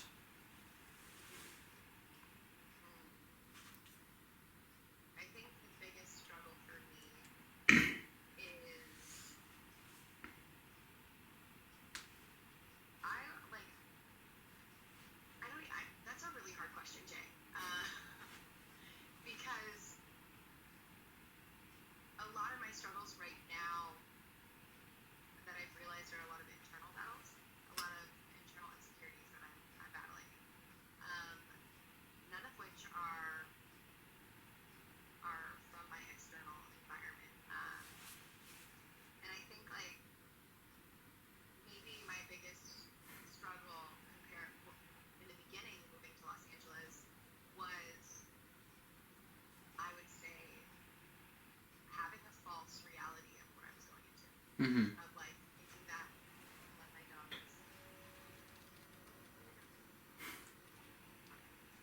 no like it. Sorry, Jay. Like it. Dogs will be dogs. What? Yeah. Stay. It's just over there whining. But as I was saying, is my biggest struggle in the beginning moving to Los Angeles was the false reality of what I thought I was getting, what I thought I wanted. And what I thought I wanted was a corporate position, working in music and helping promote music and making a lot of money, paying off my student loans, living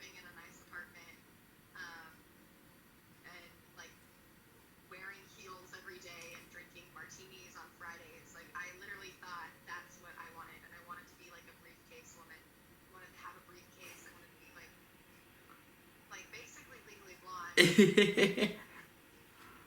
I realized, I was like, wow, I'm really trying to push myself into a mold that I don't fit into. Mm-hmm. And I don't know where I got that idea. Um, and so I was trying to fight that and trying to fight what I really wanted to do, which was travel and to experience the world. But I was like, first I need to have this job. I need to sell my life to music and really make a lot of money so then I can travel. And then I can have fun. So I started to realize like that's just that there's two totally different like concepts and I can't make the two match. And so that's when I kind of like had this huge turning point of like, all right, so corporate life's not for me. And so I think the biggest struggle in the beginning was really finding out what I wanted to do. And now for me, the biggest struggle is like, is this going to work? Because I'm not working for anybody. My income is negative because I'm paying people to help me with videos sometimes, or I'm just putting money back into my YouTube. And so that's so scary because the cycle of profit is just going back into what I'm doing, and there's nothing wrong with that, but at the same time, it's scary because it's like, oh, do you have a retirement fund? Like, what are you gonna do when your healthcare runs out? I'm like, let future Brooke take care of that. It's not my problem for now. Yeah. So So then, with that being the bad side, what's then the best thing you've realised from the 2-year difference? the best thing I've realized, I would say, Jay, is how incredible people are, and how incredible the community I have met along that 2-year journey Mm-hmm.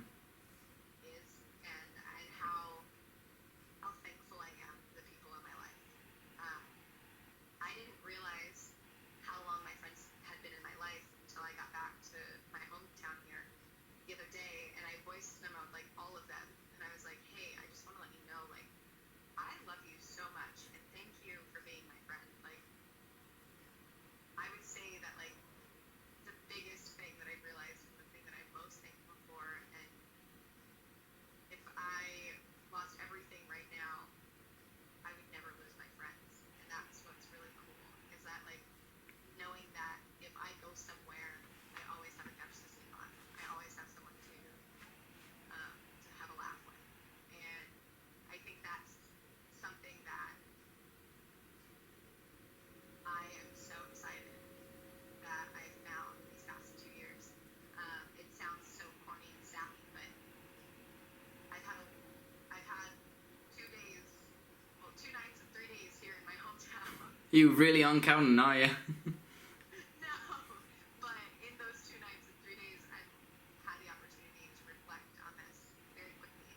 And I'm very thankful for the people I've met and the people that are in my life, because each and every one of them are so special and so incredible. And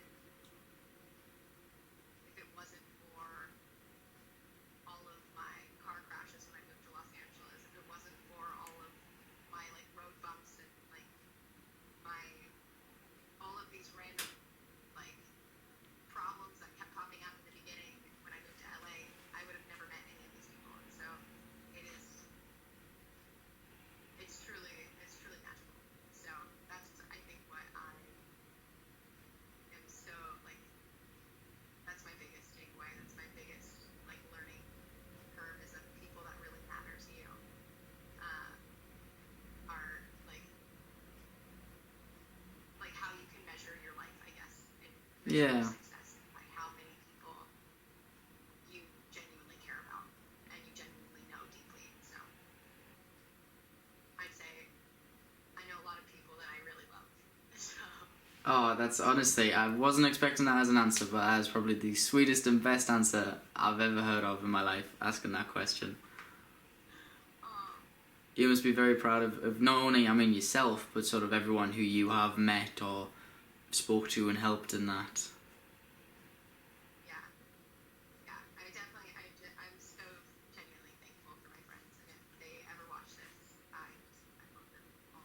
And I like want to love as many people as possible. Like I want more people in my life because it's really cool. It's really cool when you like I filmed a prom video, which will be coming out on my channel very soon. Um, and I threw a prom, and my biggest insecurity is like no one's gonna come. Like I have like no friends. Like no one's gonna want to be here. And all my friends showed up, and I was like, That must have been the best feeling in the world, was it? it was amazing. I was like probably like 5 people or come. Yeah. All of them came, Jay, and I was like, I didn't know all of you got my message.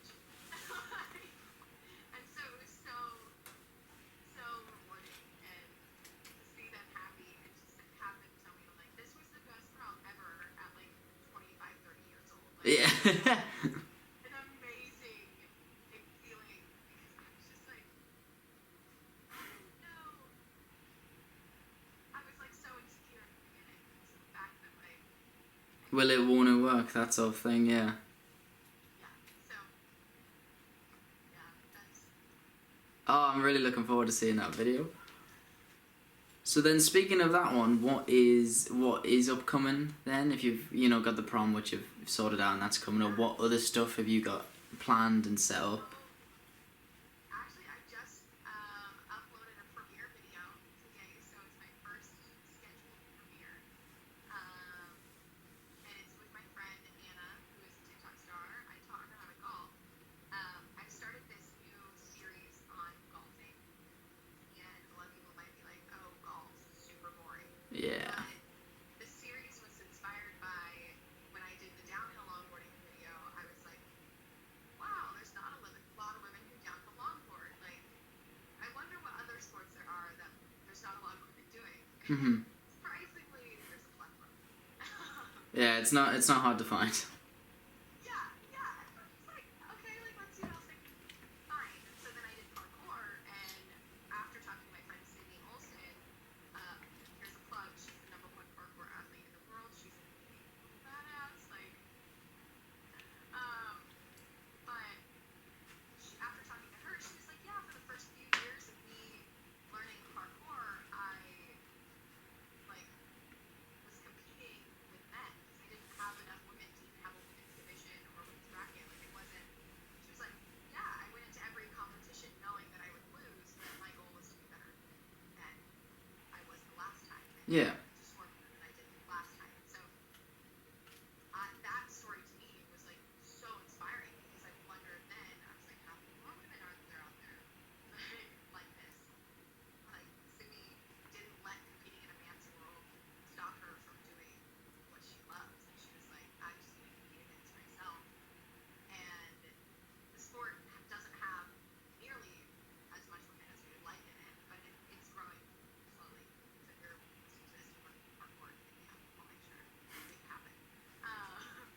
I'll link you with some cool people.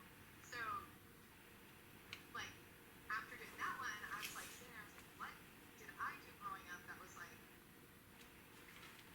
very male dominated? And I just like sat there, I was like, I did gymnastics, very female dominated. And I was like, trying to think. And then I was like, golf. Like, I started golfing with my mom. She was like, hey, if you ever want to be a CEO, you need to learn how to golf. And I was like yeah, Mom, I want to be a CEO. Like, heck yeah.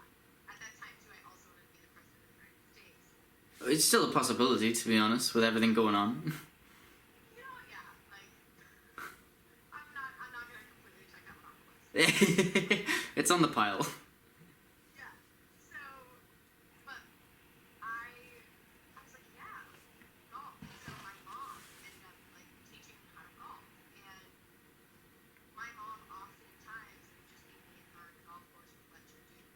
And then, like, I started to realize, like, wow, this is a sport completely male dominated by also old men who are, like, super rippy with their world. Yeah. Like, hey, so, it's a nice swing you got there, smoking their cigar. You're like, yeah, okay, so you're, like, do you want to be my friend? Like, what's your goal here? Like, carry all my putts, please.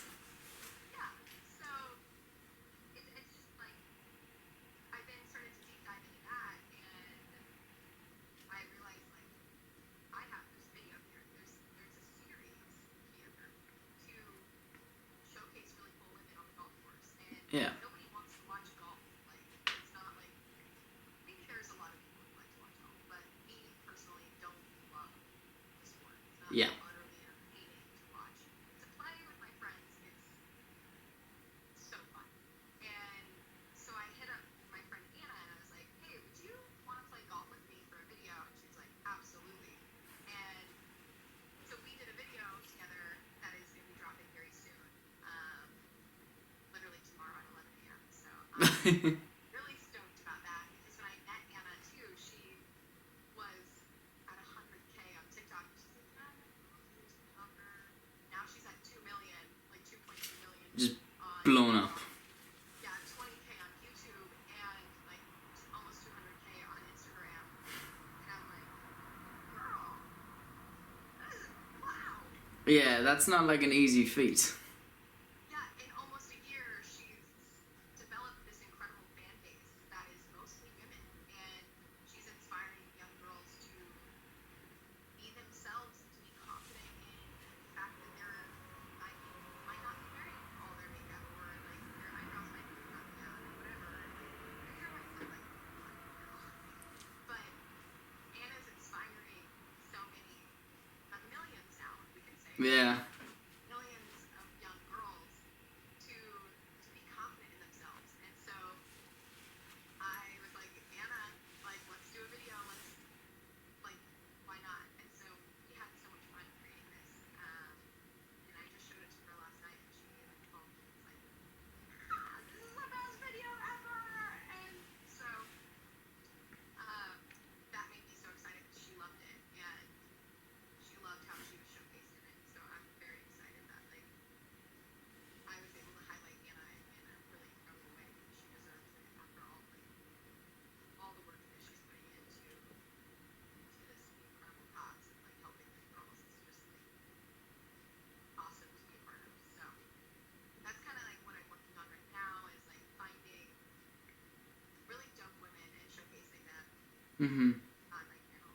I think is like where my channel's headed for the next few months is doing things that women are heavily like underrepresented in and showcasing incredible women who are just changing the game in so many different facets. So You post a lot about that on your Instagram, don't you? yeah, What sort of series is that called on your Instagram? Women Crush Wednesday. So I just started Women Crush Wednesday, and this is going to be a series that goes on until maybe I die, honestly, because there's not enough Wednesdays in the world in a lifetime to showcase how incredible women are. And so my goal is to showcase women of all walks of life who are doing things that are uplifting each other. I find it really hard to Google like if you Google like women to look up to, like there's always like just a blog that was written in like 2012, and you're like, but Yeah. I really want like a current update constantly of like women I should be following, women that are just crushing it. So this past week, my friend Sarah was my Women Crush Wednesday because she is a young Muslim female who is taken up extreme sports like parkour and not let her like her traditional wear hold her back from doing a sport that is not only like fucking hard, but what is also male dominated. So for her to find this confidence inside her and be like, no, I want to do this sport.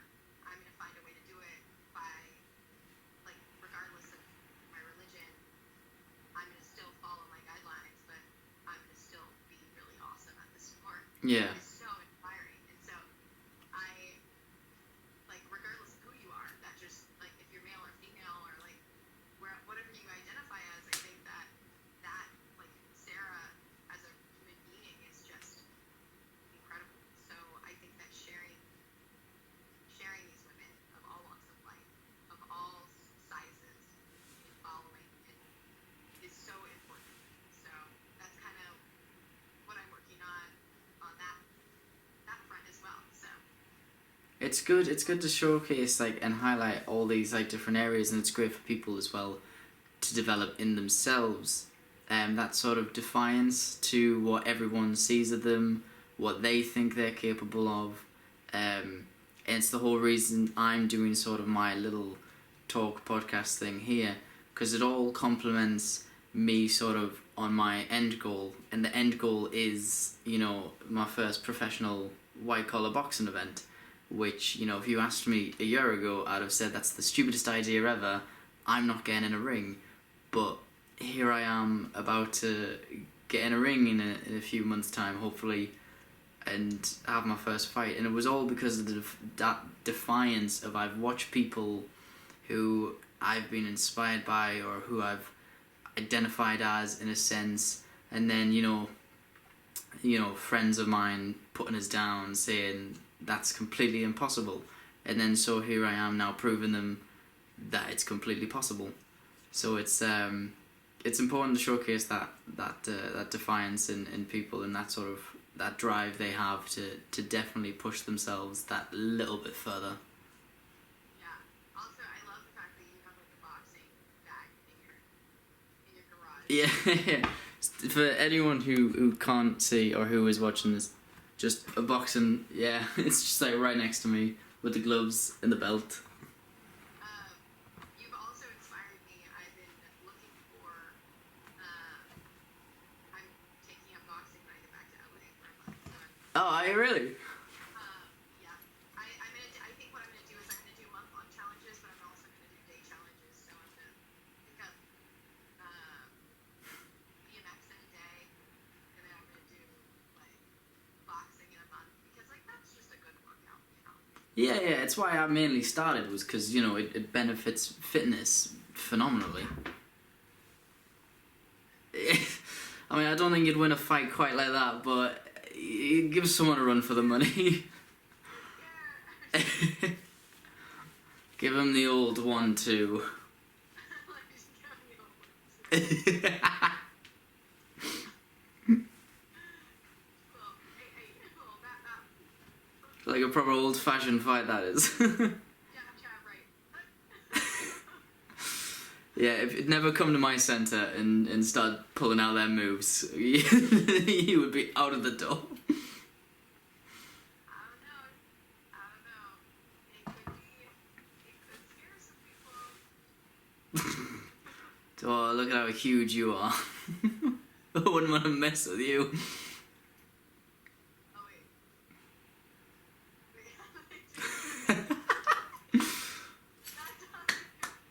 Wonderful. But yeah, I love that concept of like. I think I love the concept of like people thinking like, oh, that's absurd, and then you just go and you prove it wrong. It's such a.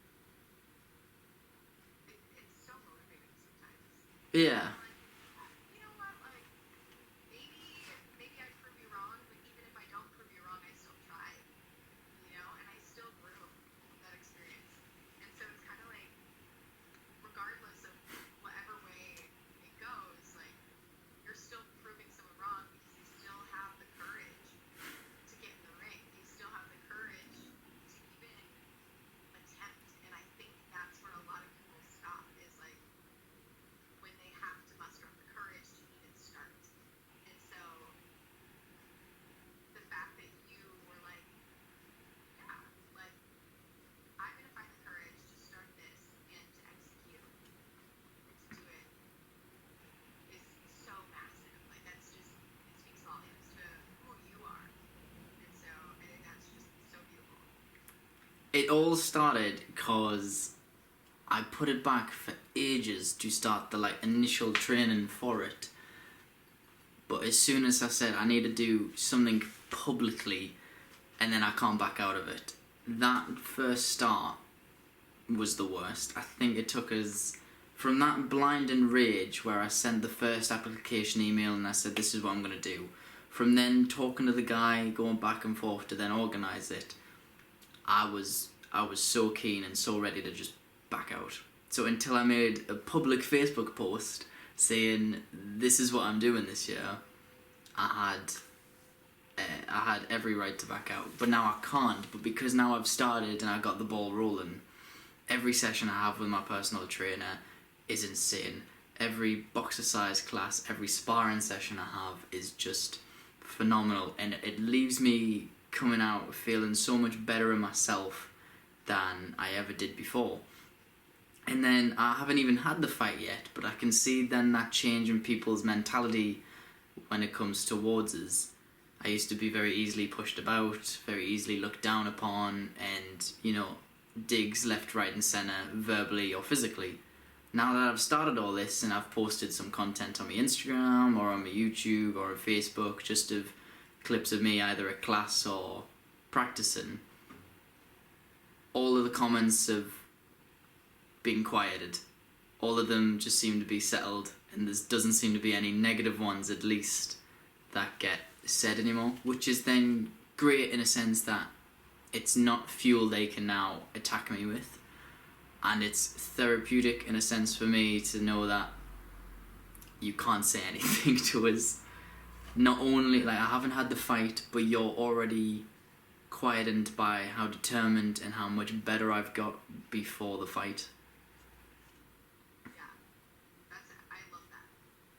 I'm just like, that's so inspiring. Like, I honestly, like, I think more people need to hear that story. How are you documenting this? Like, what does this process for you look like? So for me, the process really is every now and then I'll do a training video or little monthly updates or recaps. I've got my Instagram story which sort of progresses it all. But with these Let's Talks, with other little bits and bobs that I do, you know, either trying to go skiing properly, doing a workout with someone else, random discomfort trips, hiking up mountains, which I've just came back from in the weekend. It all, yeah, it was mad. We climbed like half the size of the Alps. So I think we got up to about 3,000 feet, and the Alps are about 4,800. So we literally, the video I've got is literally us just rolling our hands through the clouds. Like, it was, I mean, it was freezing, so I was a little bit miserable, but I was happy enough. I was happy enough to be there. And it's just sort of, it's all this, it's all going into one big sort of, it's a bunch of little videos, but at the end there'll be one big documentary, and I'll talk about my year. Well, it's going to be 2 years now. It was meant to be just this year, but pandemics are a thing. So, you know, it'll be just talking over the last 2 years, how I've developed not only mentally, but physically in the boxing, mentally, how I've managed to develop myself for the boxing, but just as an individual and as a person, the change I've had. And like you were saying with how when you came home, you noticed that difference from when you left. There's a lot of times, even in just such a short space of time, I can see a massive change in myself. You know, the past few months I've massively came on. Over the past year of training, I've massively came on. And it's nice seeing that change. It's nice hearing the positivity people are giving from you. This entire like weekend of hiking and trekking and travelling has all been done via the S Theory community. I met up with a bunch of strangers to go to Alton Towers, which was then immediately followed by a week at the Peak District with a bunch of other random strangers, and then a week at the Lake District with again a bunch of random strangers. And it's nice to then hear, because a lot of that was their first meetups, so a lot of it was really nice comments to me about how welcoming I made them feel. There's a girl called Amber, I'm pretty sure I can say her name, called Amber, who it was really nice and said to us that I'd given her a lot more confidence when she goes travelling, because she used to backpack India before pandemic, and she said I've given her a lot more confidence in meeting up with men and being around the male species, which is really nice. And it's I feel great that I can help in little ways, make people feel a little bit better, and I can lead them in certain ways A lot of people have said they sort of see themselves in me, and it's weird. It's so weird, but it's really nice because I see myself in them. They are me at the start. I mean, like, I've got a massive journey to do. I'm nowhere near done. I'm nowhere near halfway. But I've done that first step, which is always the hardest. They are doing their first step, and they're always so grateful that it's me that they're taking that first step with, because I can show them what it's like, how to do stuff, how to feel confident and comfortable, and you know, I really put everything out there to make either their first Yes Theory meetup or their first just moment of discomfort a really great and pleasurable one, where it's, you know, it's crazy enough that they've pushed themselves, but it's not crazy enough that they're really like terrified about health repercussions and stuff. So it's I love that concept. I keep saying that sentence. Of like being a part of someone's start, being a part, helping them jumpstart, and being there to see them take those first steps is so incredible. And to know that it's very rewarding to know that you help someone just try something they've never done before, that they never thought was possible. And that is just that's the reason I'm doing what I'm doing as well. Is just like connecting with people and helping them build this confidence that it's sometimes hard for me to find. Like yeah. I'm starting and really hard. Like I don't like not everyone has no one has a dial. Like no one has this magic sauce. It's just they like choose to wake up and say, I don't want to do, or you can choose to say, I want to accomplish this today, and I'm going to try. And so, I know He wants to be a part of this call. he does. He's very cute.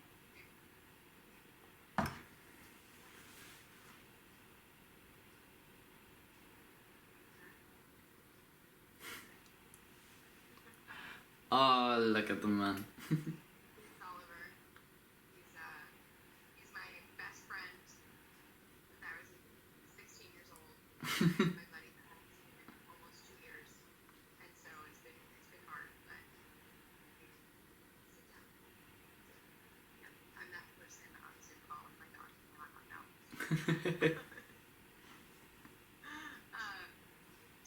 But yeah, Jay, I think that like helping and being a part of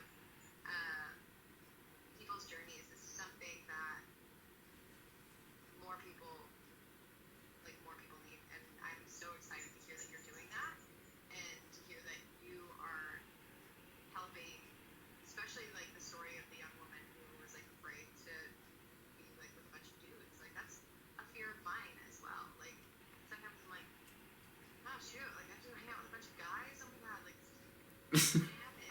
Yeah. Sometimes I get scared, and it is something that crosses my mind.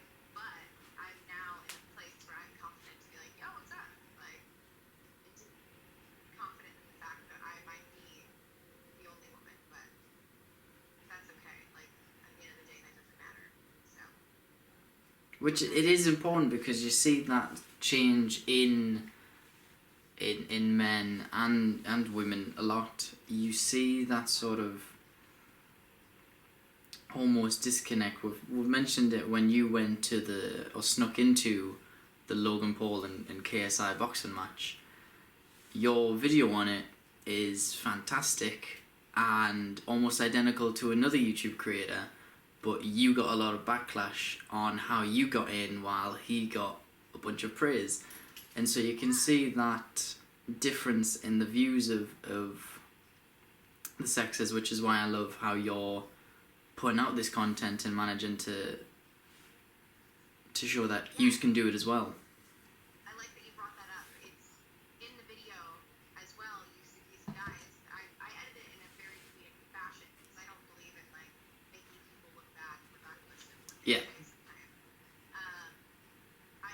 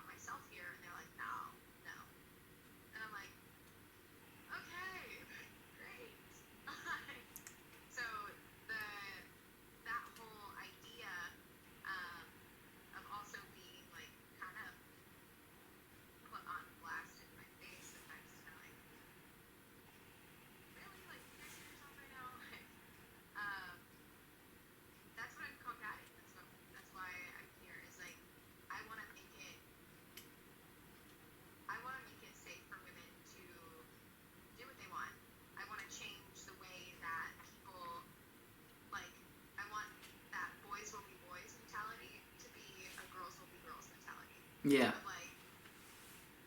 Like we don't have to be a lady. Like you don't have to be like proper. Like there's always a time and place maybe to use your hair as a napkin, and that goes for everybody. Yeah. You know, it's not just a woman, and it's not just like.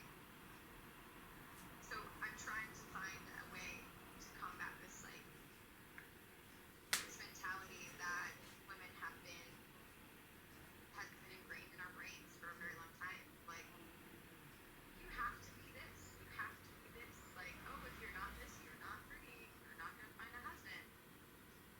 All of those things, like at the end of the day, those don't matter. The relationships that you form with people are what really matters. And there's also another like piece of that is like you can be friends with guys and not date them. Like, Yeah. you can have guy friends, you know, and like growing up, I grew up in the church, and where I was told like you can't be friends with guys. Like when you're married, you can't be friends with men because bad things happen. And I'm like, what? That's so wrong. That is so wrong on so many levels because like I can be friends with guys. I can be like some of my closest friends are dudes, and that's fine. Like that doesn't that should I should be viewed differently for that. So that's kind of like I want young women to know that. I want young women to know that like diversity in your friend group is so important. If you're always just hanging out with the same people, you're gonna start to become them. And like I'm a big fan of the quote of like the 5 people that you hang around with are like a reflection on you kind of thing. Like 5 like you are made up of those 5 people. So Yeah. that's the more diverse and the more perspective you have and the people that are closest to you, the smarter you become, the more able you become, and the more perspective you get in life. And so that I think is like the kaleidoscope eye of like how do you view the world. You have to make sure that you see every angle, and if everyone in your group only sees the same angle, nobody's growing. So making sure you surround yourself with people who are going to push you, who believe in you. Not saying if there's like 5 of them, maybe you have 6, maybe you have 12. Like Yeah. maybe you're running around like Jesus with disciples, you know. But the concept of making sure that you're seeing every angle is so important, and something I think that is hard for a lot of people to do. So yeah, I think the Yes Theory community does a great job in bringing the most random humans together, the most different people together, and bonding over one thing. And that's the idea of stepping out of our comfort zones and growing. And so I think that's honestly why I got hooked, because the community is so contagious in that way of like growing, and constant growth is so important. And Mm-hmm. we only have one life, so how are we going to live it? That's beautiful. The way I got into it is quite similar, but it took me a little bit of time to get there. From when I went travelling, I was able to backpack through Europe using the Yes Theory community, their kindness of letting me stay, taking me around, showing me the sights and stuff. And that then thrill of my first meetups, to be that positive and that kind, I wanted that for almost everyone else in the community. I feel like it is a great community and everyone does want to have these discomfort moods. Everyone does want to get out there and try these things, but a lot of people in the community, I feel, are still terrified, as said earlier, to make that first step. So to me, as soon as I came back from travelling, I said I'm going to do as much as I can in England to do as many group organisers as I can, to find people who've never done meetups before, take them on the first trips, and do as much as I can to give them just a great experience and a great time. And funny you should say the group of 5 thing. So the Peak District, which was last week for me, there was 6 of us because of course COVID rules were only allowed groups of 6.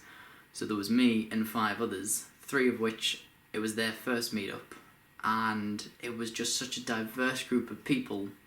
We had someone who worked in the circus, a woman who had just got proposed to and she had a fiance, a girl who dropped out of doing her PhD to do these thrill-seeking, life-changing events, and another guy who was so quiet and anxious and worried and socially awkward, as I'll take the words out of his mouth. And you just mashed us all together, and somehow, in a weird sense, we all worked. We all had the same drive and the same goal of, we all want to do things, get out of our comfort zone, have fun, and it was just incredible learning the different backgrounds of everyone and what we shared personally, what we didn't share, what we disagreed on, what we agreed on.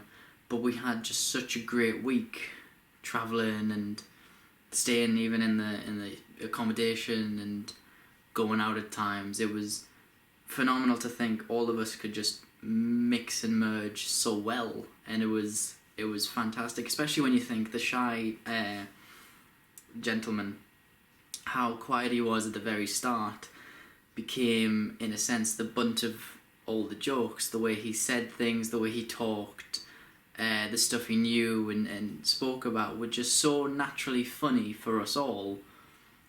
He then loved being a part of that. For someone who, as he said, didn't speak very well, has trouble getting amongst it, to then be amongst it and almost be that centre of attention in such a positive way. It wasn't, being horrible to him, it was such a positive way. It was great for him then to see how talkative he was at the end, how engaged he got, and then because there was a mix of two girls and us four lads, you had a good mix of different humour, so it wasn't all just like lads. You had some female banter in there, but the girls kept up with us, and then we kept up with them, and we did things, if it was a group of lads, we would have never done. There's a game we played called Sock Off, which is basically where you have to get the sock off someone's foot, and that's it. There's no other rules. You can do whatever you want, be as cruel as you want. I popped my shoulder out playing that game because there was no rules. I got picked up and slung on the ground, all to get a guy's sock off his foot. And we would have never ever done that if we didn't have Katie, who was the gymnast who joined us. So us lads would have probably just sat there and played Uno or cards all night, but because of that sock off game, physically it got us all closer together because we have to fight each other. But after that, I think as a group, it really bonded us, and that just... And we got closer together. You beat the shit out of each other and we got closer. You pop my shoulder out and now you're my best friend. I love you. One of Jay's friends. Take my sock off and punches. Dobby is a free man.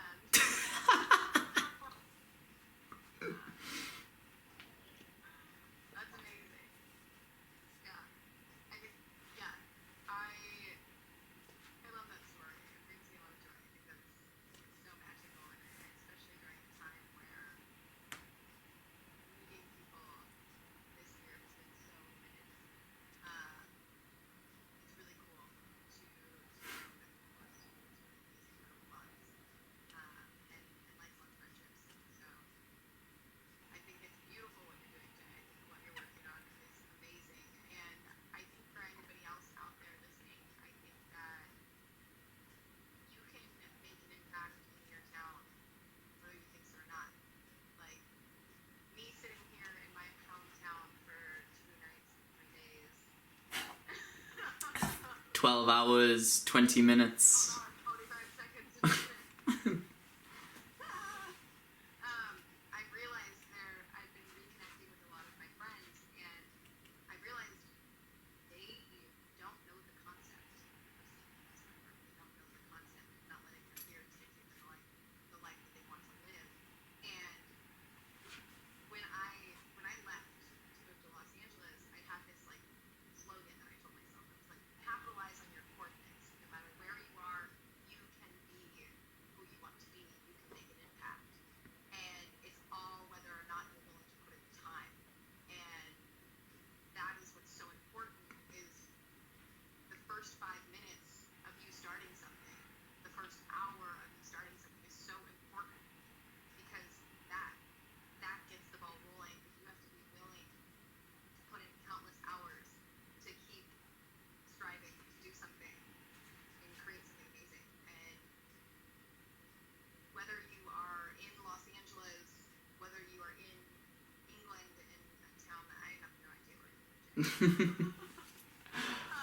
somewhere in another country, and whether you are in like a rural town and you know everybody in your town, what can you do to bring joy to them that day? What can you do? And so for me, I've been brainstorming a lot of like, what can I do in my hometown to like get better? How can Yeah. I leave this place when I go back to LA instead of being so excited to leave, even though I hate it now? What can I do to leave this place a little bit better than I found it and when it found me? So how can I bring joy into the neighborhood? So that's kind of like where I'm at is what what can we do? So yeah, I think like a lot of times people are the small excuses people tell themselves why they can't start something or why they can't go and get to know other people. They're so small, but yet those small excuses we tell ourselves have such a large impact on the macro outcome of where we want to be. So whether it's like, oh, I don't have the right outfit to do that, that's really gonna stop you. Or like, who's going? Who's going to this meeting? Like, Yeah. someone invites you somewhere and you ask who's going, and you're kind of like, it's kind of like, I like me. I want you to be there because I invited you, and if that matters, then like Screw everyone else. doesn't even matter, you know. Or if it's like, oh, like I don't have anyone to go or bring, like I can't go. Or like my friends don't want to come with me. I can't go alone. Like those small excuses hold you back from meeting new people, from doing all these things. When I snuck into the Golden Globes, what I learned was I left with friends. I showed up with nobody. I left with friends. And this happens constantly when I do things alone. And what I found is I always leave knowing someone a little bit better. Mm-hmm. And that is so important. Whether or not I succeed or not, there's always someone I meet. And so you're never really alone because you don't have a familiar face. A familiar face is only made when you didn't know them before. And so gaining the courage to build something where you're at and to do something cool where you're at is always so hard because you can be like, oh, like nobody in my town that wants to do this. There's so many people in your town that want to seek discomfort. There's so many people in your town that don't even know what seeking discomfort means and that need to know, or that don't even know that they want to know, but they want to know. So, and don't even know where to start. And the fact that our community in the seek discomfort community has this ability to even know what this concept means. Yeah. What the theory saying yes means is beneficial regardless of if you're sharing it with people or not. The fact that you are aware of these 4 words, seeking discomfort and yes theory, you have the ability to share that with people. Everywhere I go, I always share 7 minutes of yes each year, or like that video. I always share that video to my friends. Like, if you're feeling bad about yourself, like go follow this video. I literally send that to everybody as almost like a prescription. And I watch it over and over again when I forget why I'm doing what I'm doing as well. And so there's so much benefit into what the guys have created. And not enough people, not like, we haven't reached the whole world yet, so we're not done. Yeah. And I think that it's important to remember that everybody in your community matters, all the way down to the old neighbor that you have next door. Like, everybody matters, and that video is relatable to everybody, and it can meet them where they're at. So It's always been the best thing that I've thought is I enjoy going places with people I know because I get to share the experience. But I always feel I'm more in my element when I do something alone because then you're forced almost internally to speak to strangers, to meet someone, to get that connection. If I go with someone I know, then I'll meet almost no one new.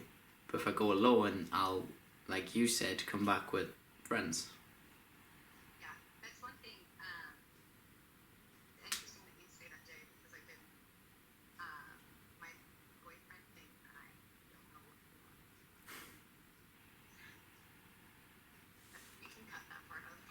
For his benefit. My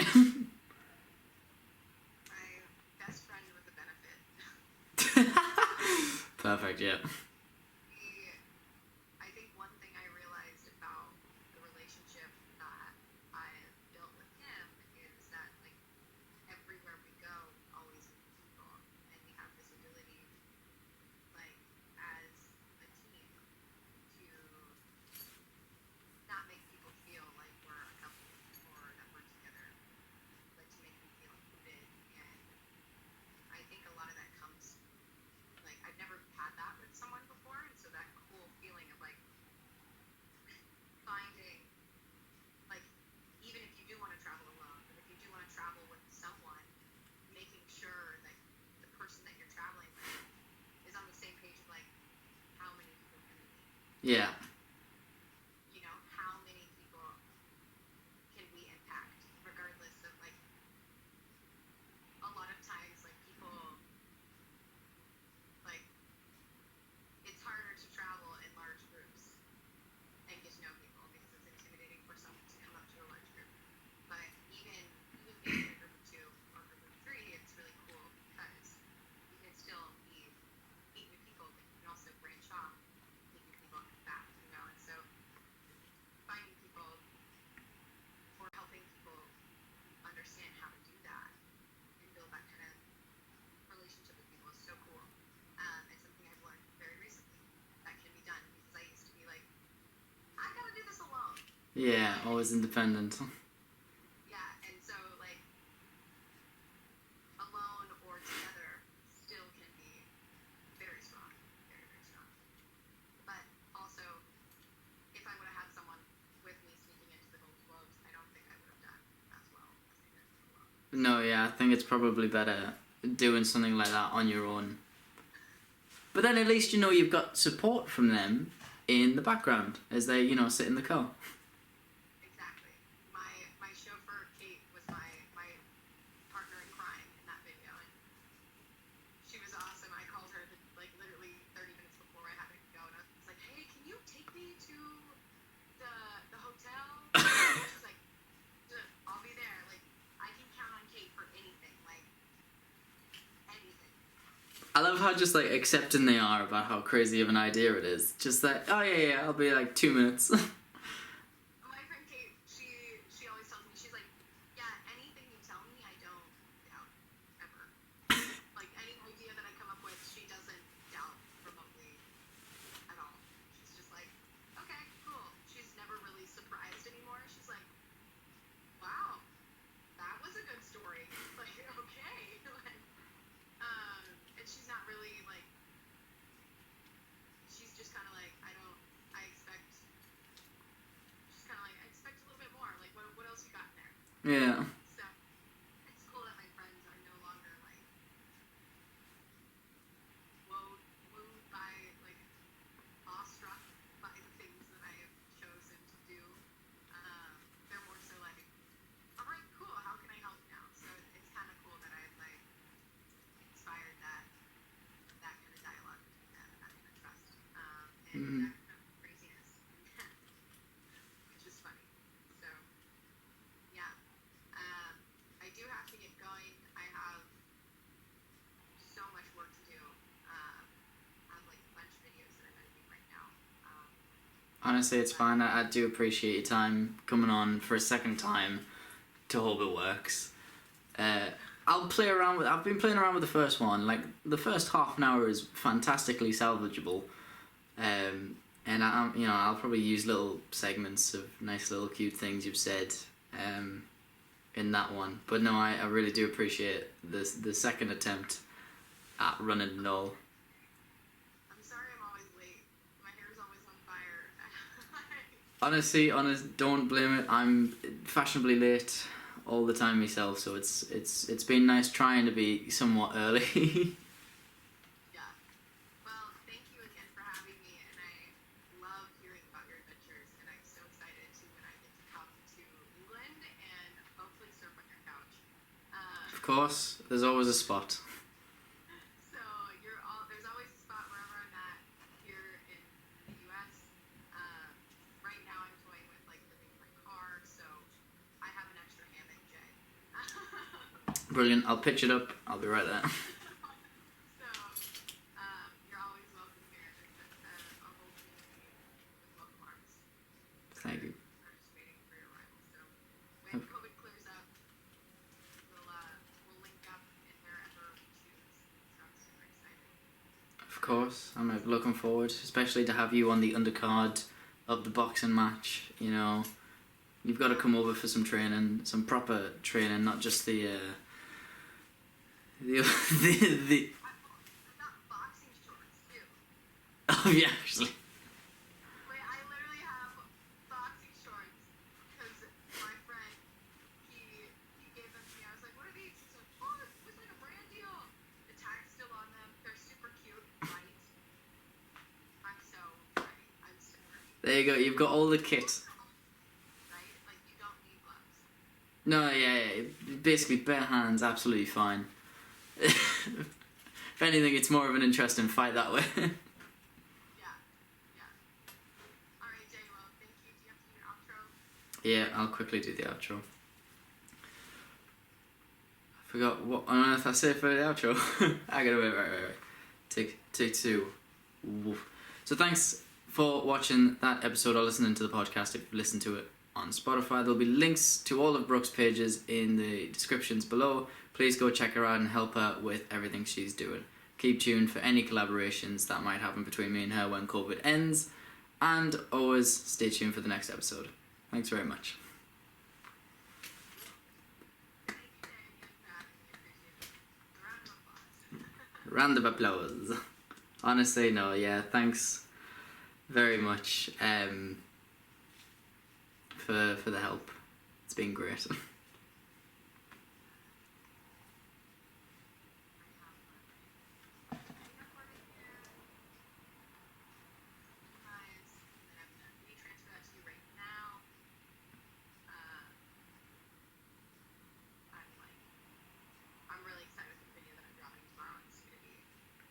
Honestly, the prom video, that actually sounds insane. I'm really excited for that one, actually. I can't wait. Oh, the prom, oh my god, the prom video is going to be so cool. So, I did it with Fun for Louis and my friend Justin. So, one of my biggest collaborations yet. So, pretty stoked. I'm pretty stoked for what these next few months have in the content world. So, yeah, I'm excited. No, I'm excited for you. It's hilarious you say that because to me, there's a job I did the other day which is sort of like a let's talk like what we're doing, with a DJ who lives down in London for me, who works with this big videographer director who's influenced a lot of like my work and edits. So I'd say he at the moment is my biggest sort of collaboration and project, but at the same time I also think like you are like top tier, one of my biggest at the moment as well. Oh my gosh, thank you. I'm so excited. Just because before like this year in the project, of course, I've still been seeing all of your posts on Facebook and things and seeing your stuff, and to me you were like that celebrity who I always sort of was inspired by or looked up to. So I mean, to even like speak to you over direct messaging and that, and then to have the first and then a second call, like to me, nerves are just through through the roofs of excitement. Oh my gosh, don't even worry, Jay. I'm like literally losing my marbles all the time. Like there's no, like it's, for me, like tomorrow, again, like one of my biggest collaborations as well is going to be with Vienna. And I didn't realize like how big she was until like Brandon was like, oh my god, like she's grown a million since we filmed that. Yeah. And I was like, yeah, I got like 30,000 views on my story, and I'm like, Like share some numbers. and yeah, and so like, I think that the nerves for me really like calmed down when I was living in LA and I was kind of around it all the time. Yeah. And I was around like this celebrity woo world, and I like,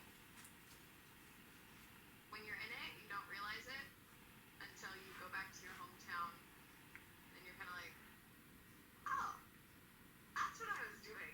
Yeah. I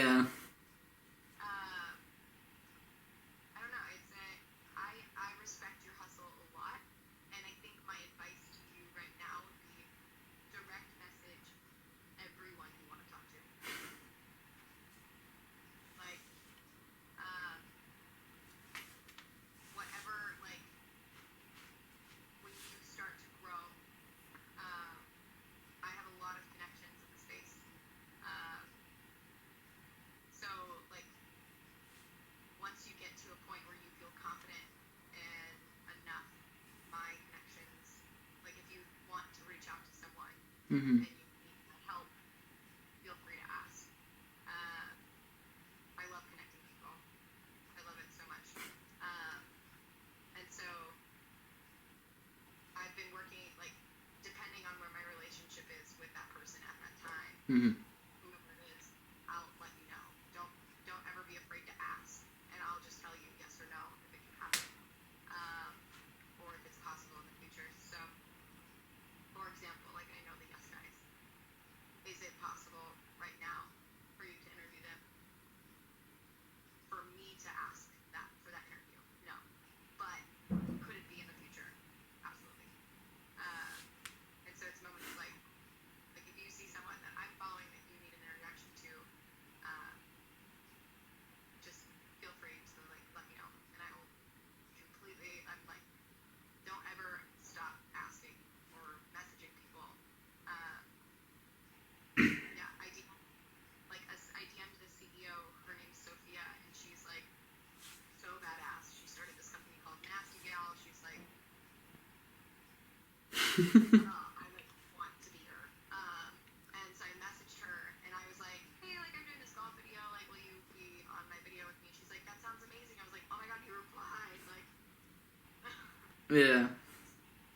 it's a moment like that where, like, you realize that People are people. yes, to my reply. And she said no in the kindest way, but I have her contact in my direct message now. So every time I ping her, she's gonna see it. Yeah. So that's really important. And even getting a foot in the door like that is so important. So keep sending DMs to people you want to interview, and regardless of, like, how big they are or how ridiculous, you should have a goal for, like, DMing your favorite celebrities and DMing your favorite CEOs and DMing small creators. There should always be a balance in how many and, like, who you're messaging, but keep it up, because your approach is awesome. You're put together. I'm a mess. So I really commend what you're doing, and, like, keep going. Keep going. Oh, thank you. Honestly, I really do appreciate it because, of course, you know, I did, just you as a person, I didn't sort of expect any of that you've just said. Like, to me, it was just sort of, I really was influenced by you. You seem like such a great character. I just wanted to get you on a talk and, like, of course, talk and do a video together. Of course, the idea of me, if I ever come over to there, crashing with you for a bit, or if you came and did the actual boxing on the card or anything else you want to do if you're in England, that never crossed my mind, but is incredible. But yeah, I'm slowly grinding, doing, you know, random Yes Theory people, and then trying to hit some, you know, influencers who are like, you know, the DJ guy. I love what he does with his company. He does amazing videography work, so I really wanted to work with him. So it was great for me that he was such a sound guy, and he said, oh yeah, I'll book a studio for us and I'll show you around everything, and it was mint, and it was so surreal for me. So, you know, I'm constantly doing little steps to then get better production and then going a bit higher and testing the waters. So like I said, the journey still has a long way to go, but I'm doing them first steps. People love to show what they worked on, and so what you're doing is really great, and keep doing it. Maybe reach out to Josh Peters and Archie Manor, like, my favorite YouTubers, by the way. I'll write them on the list for sure. Yeah, definitely. Like, have you watched them? Oh yeah, I've watched a few of them the other week. Okay.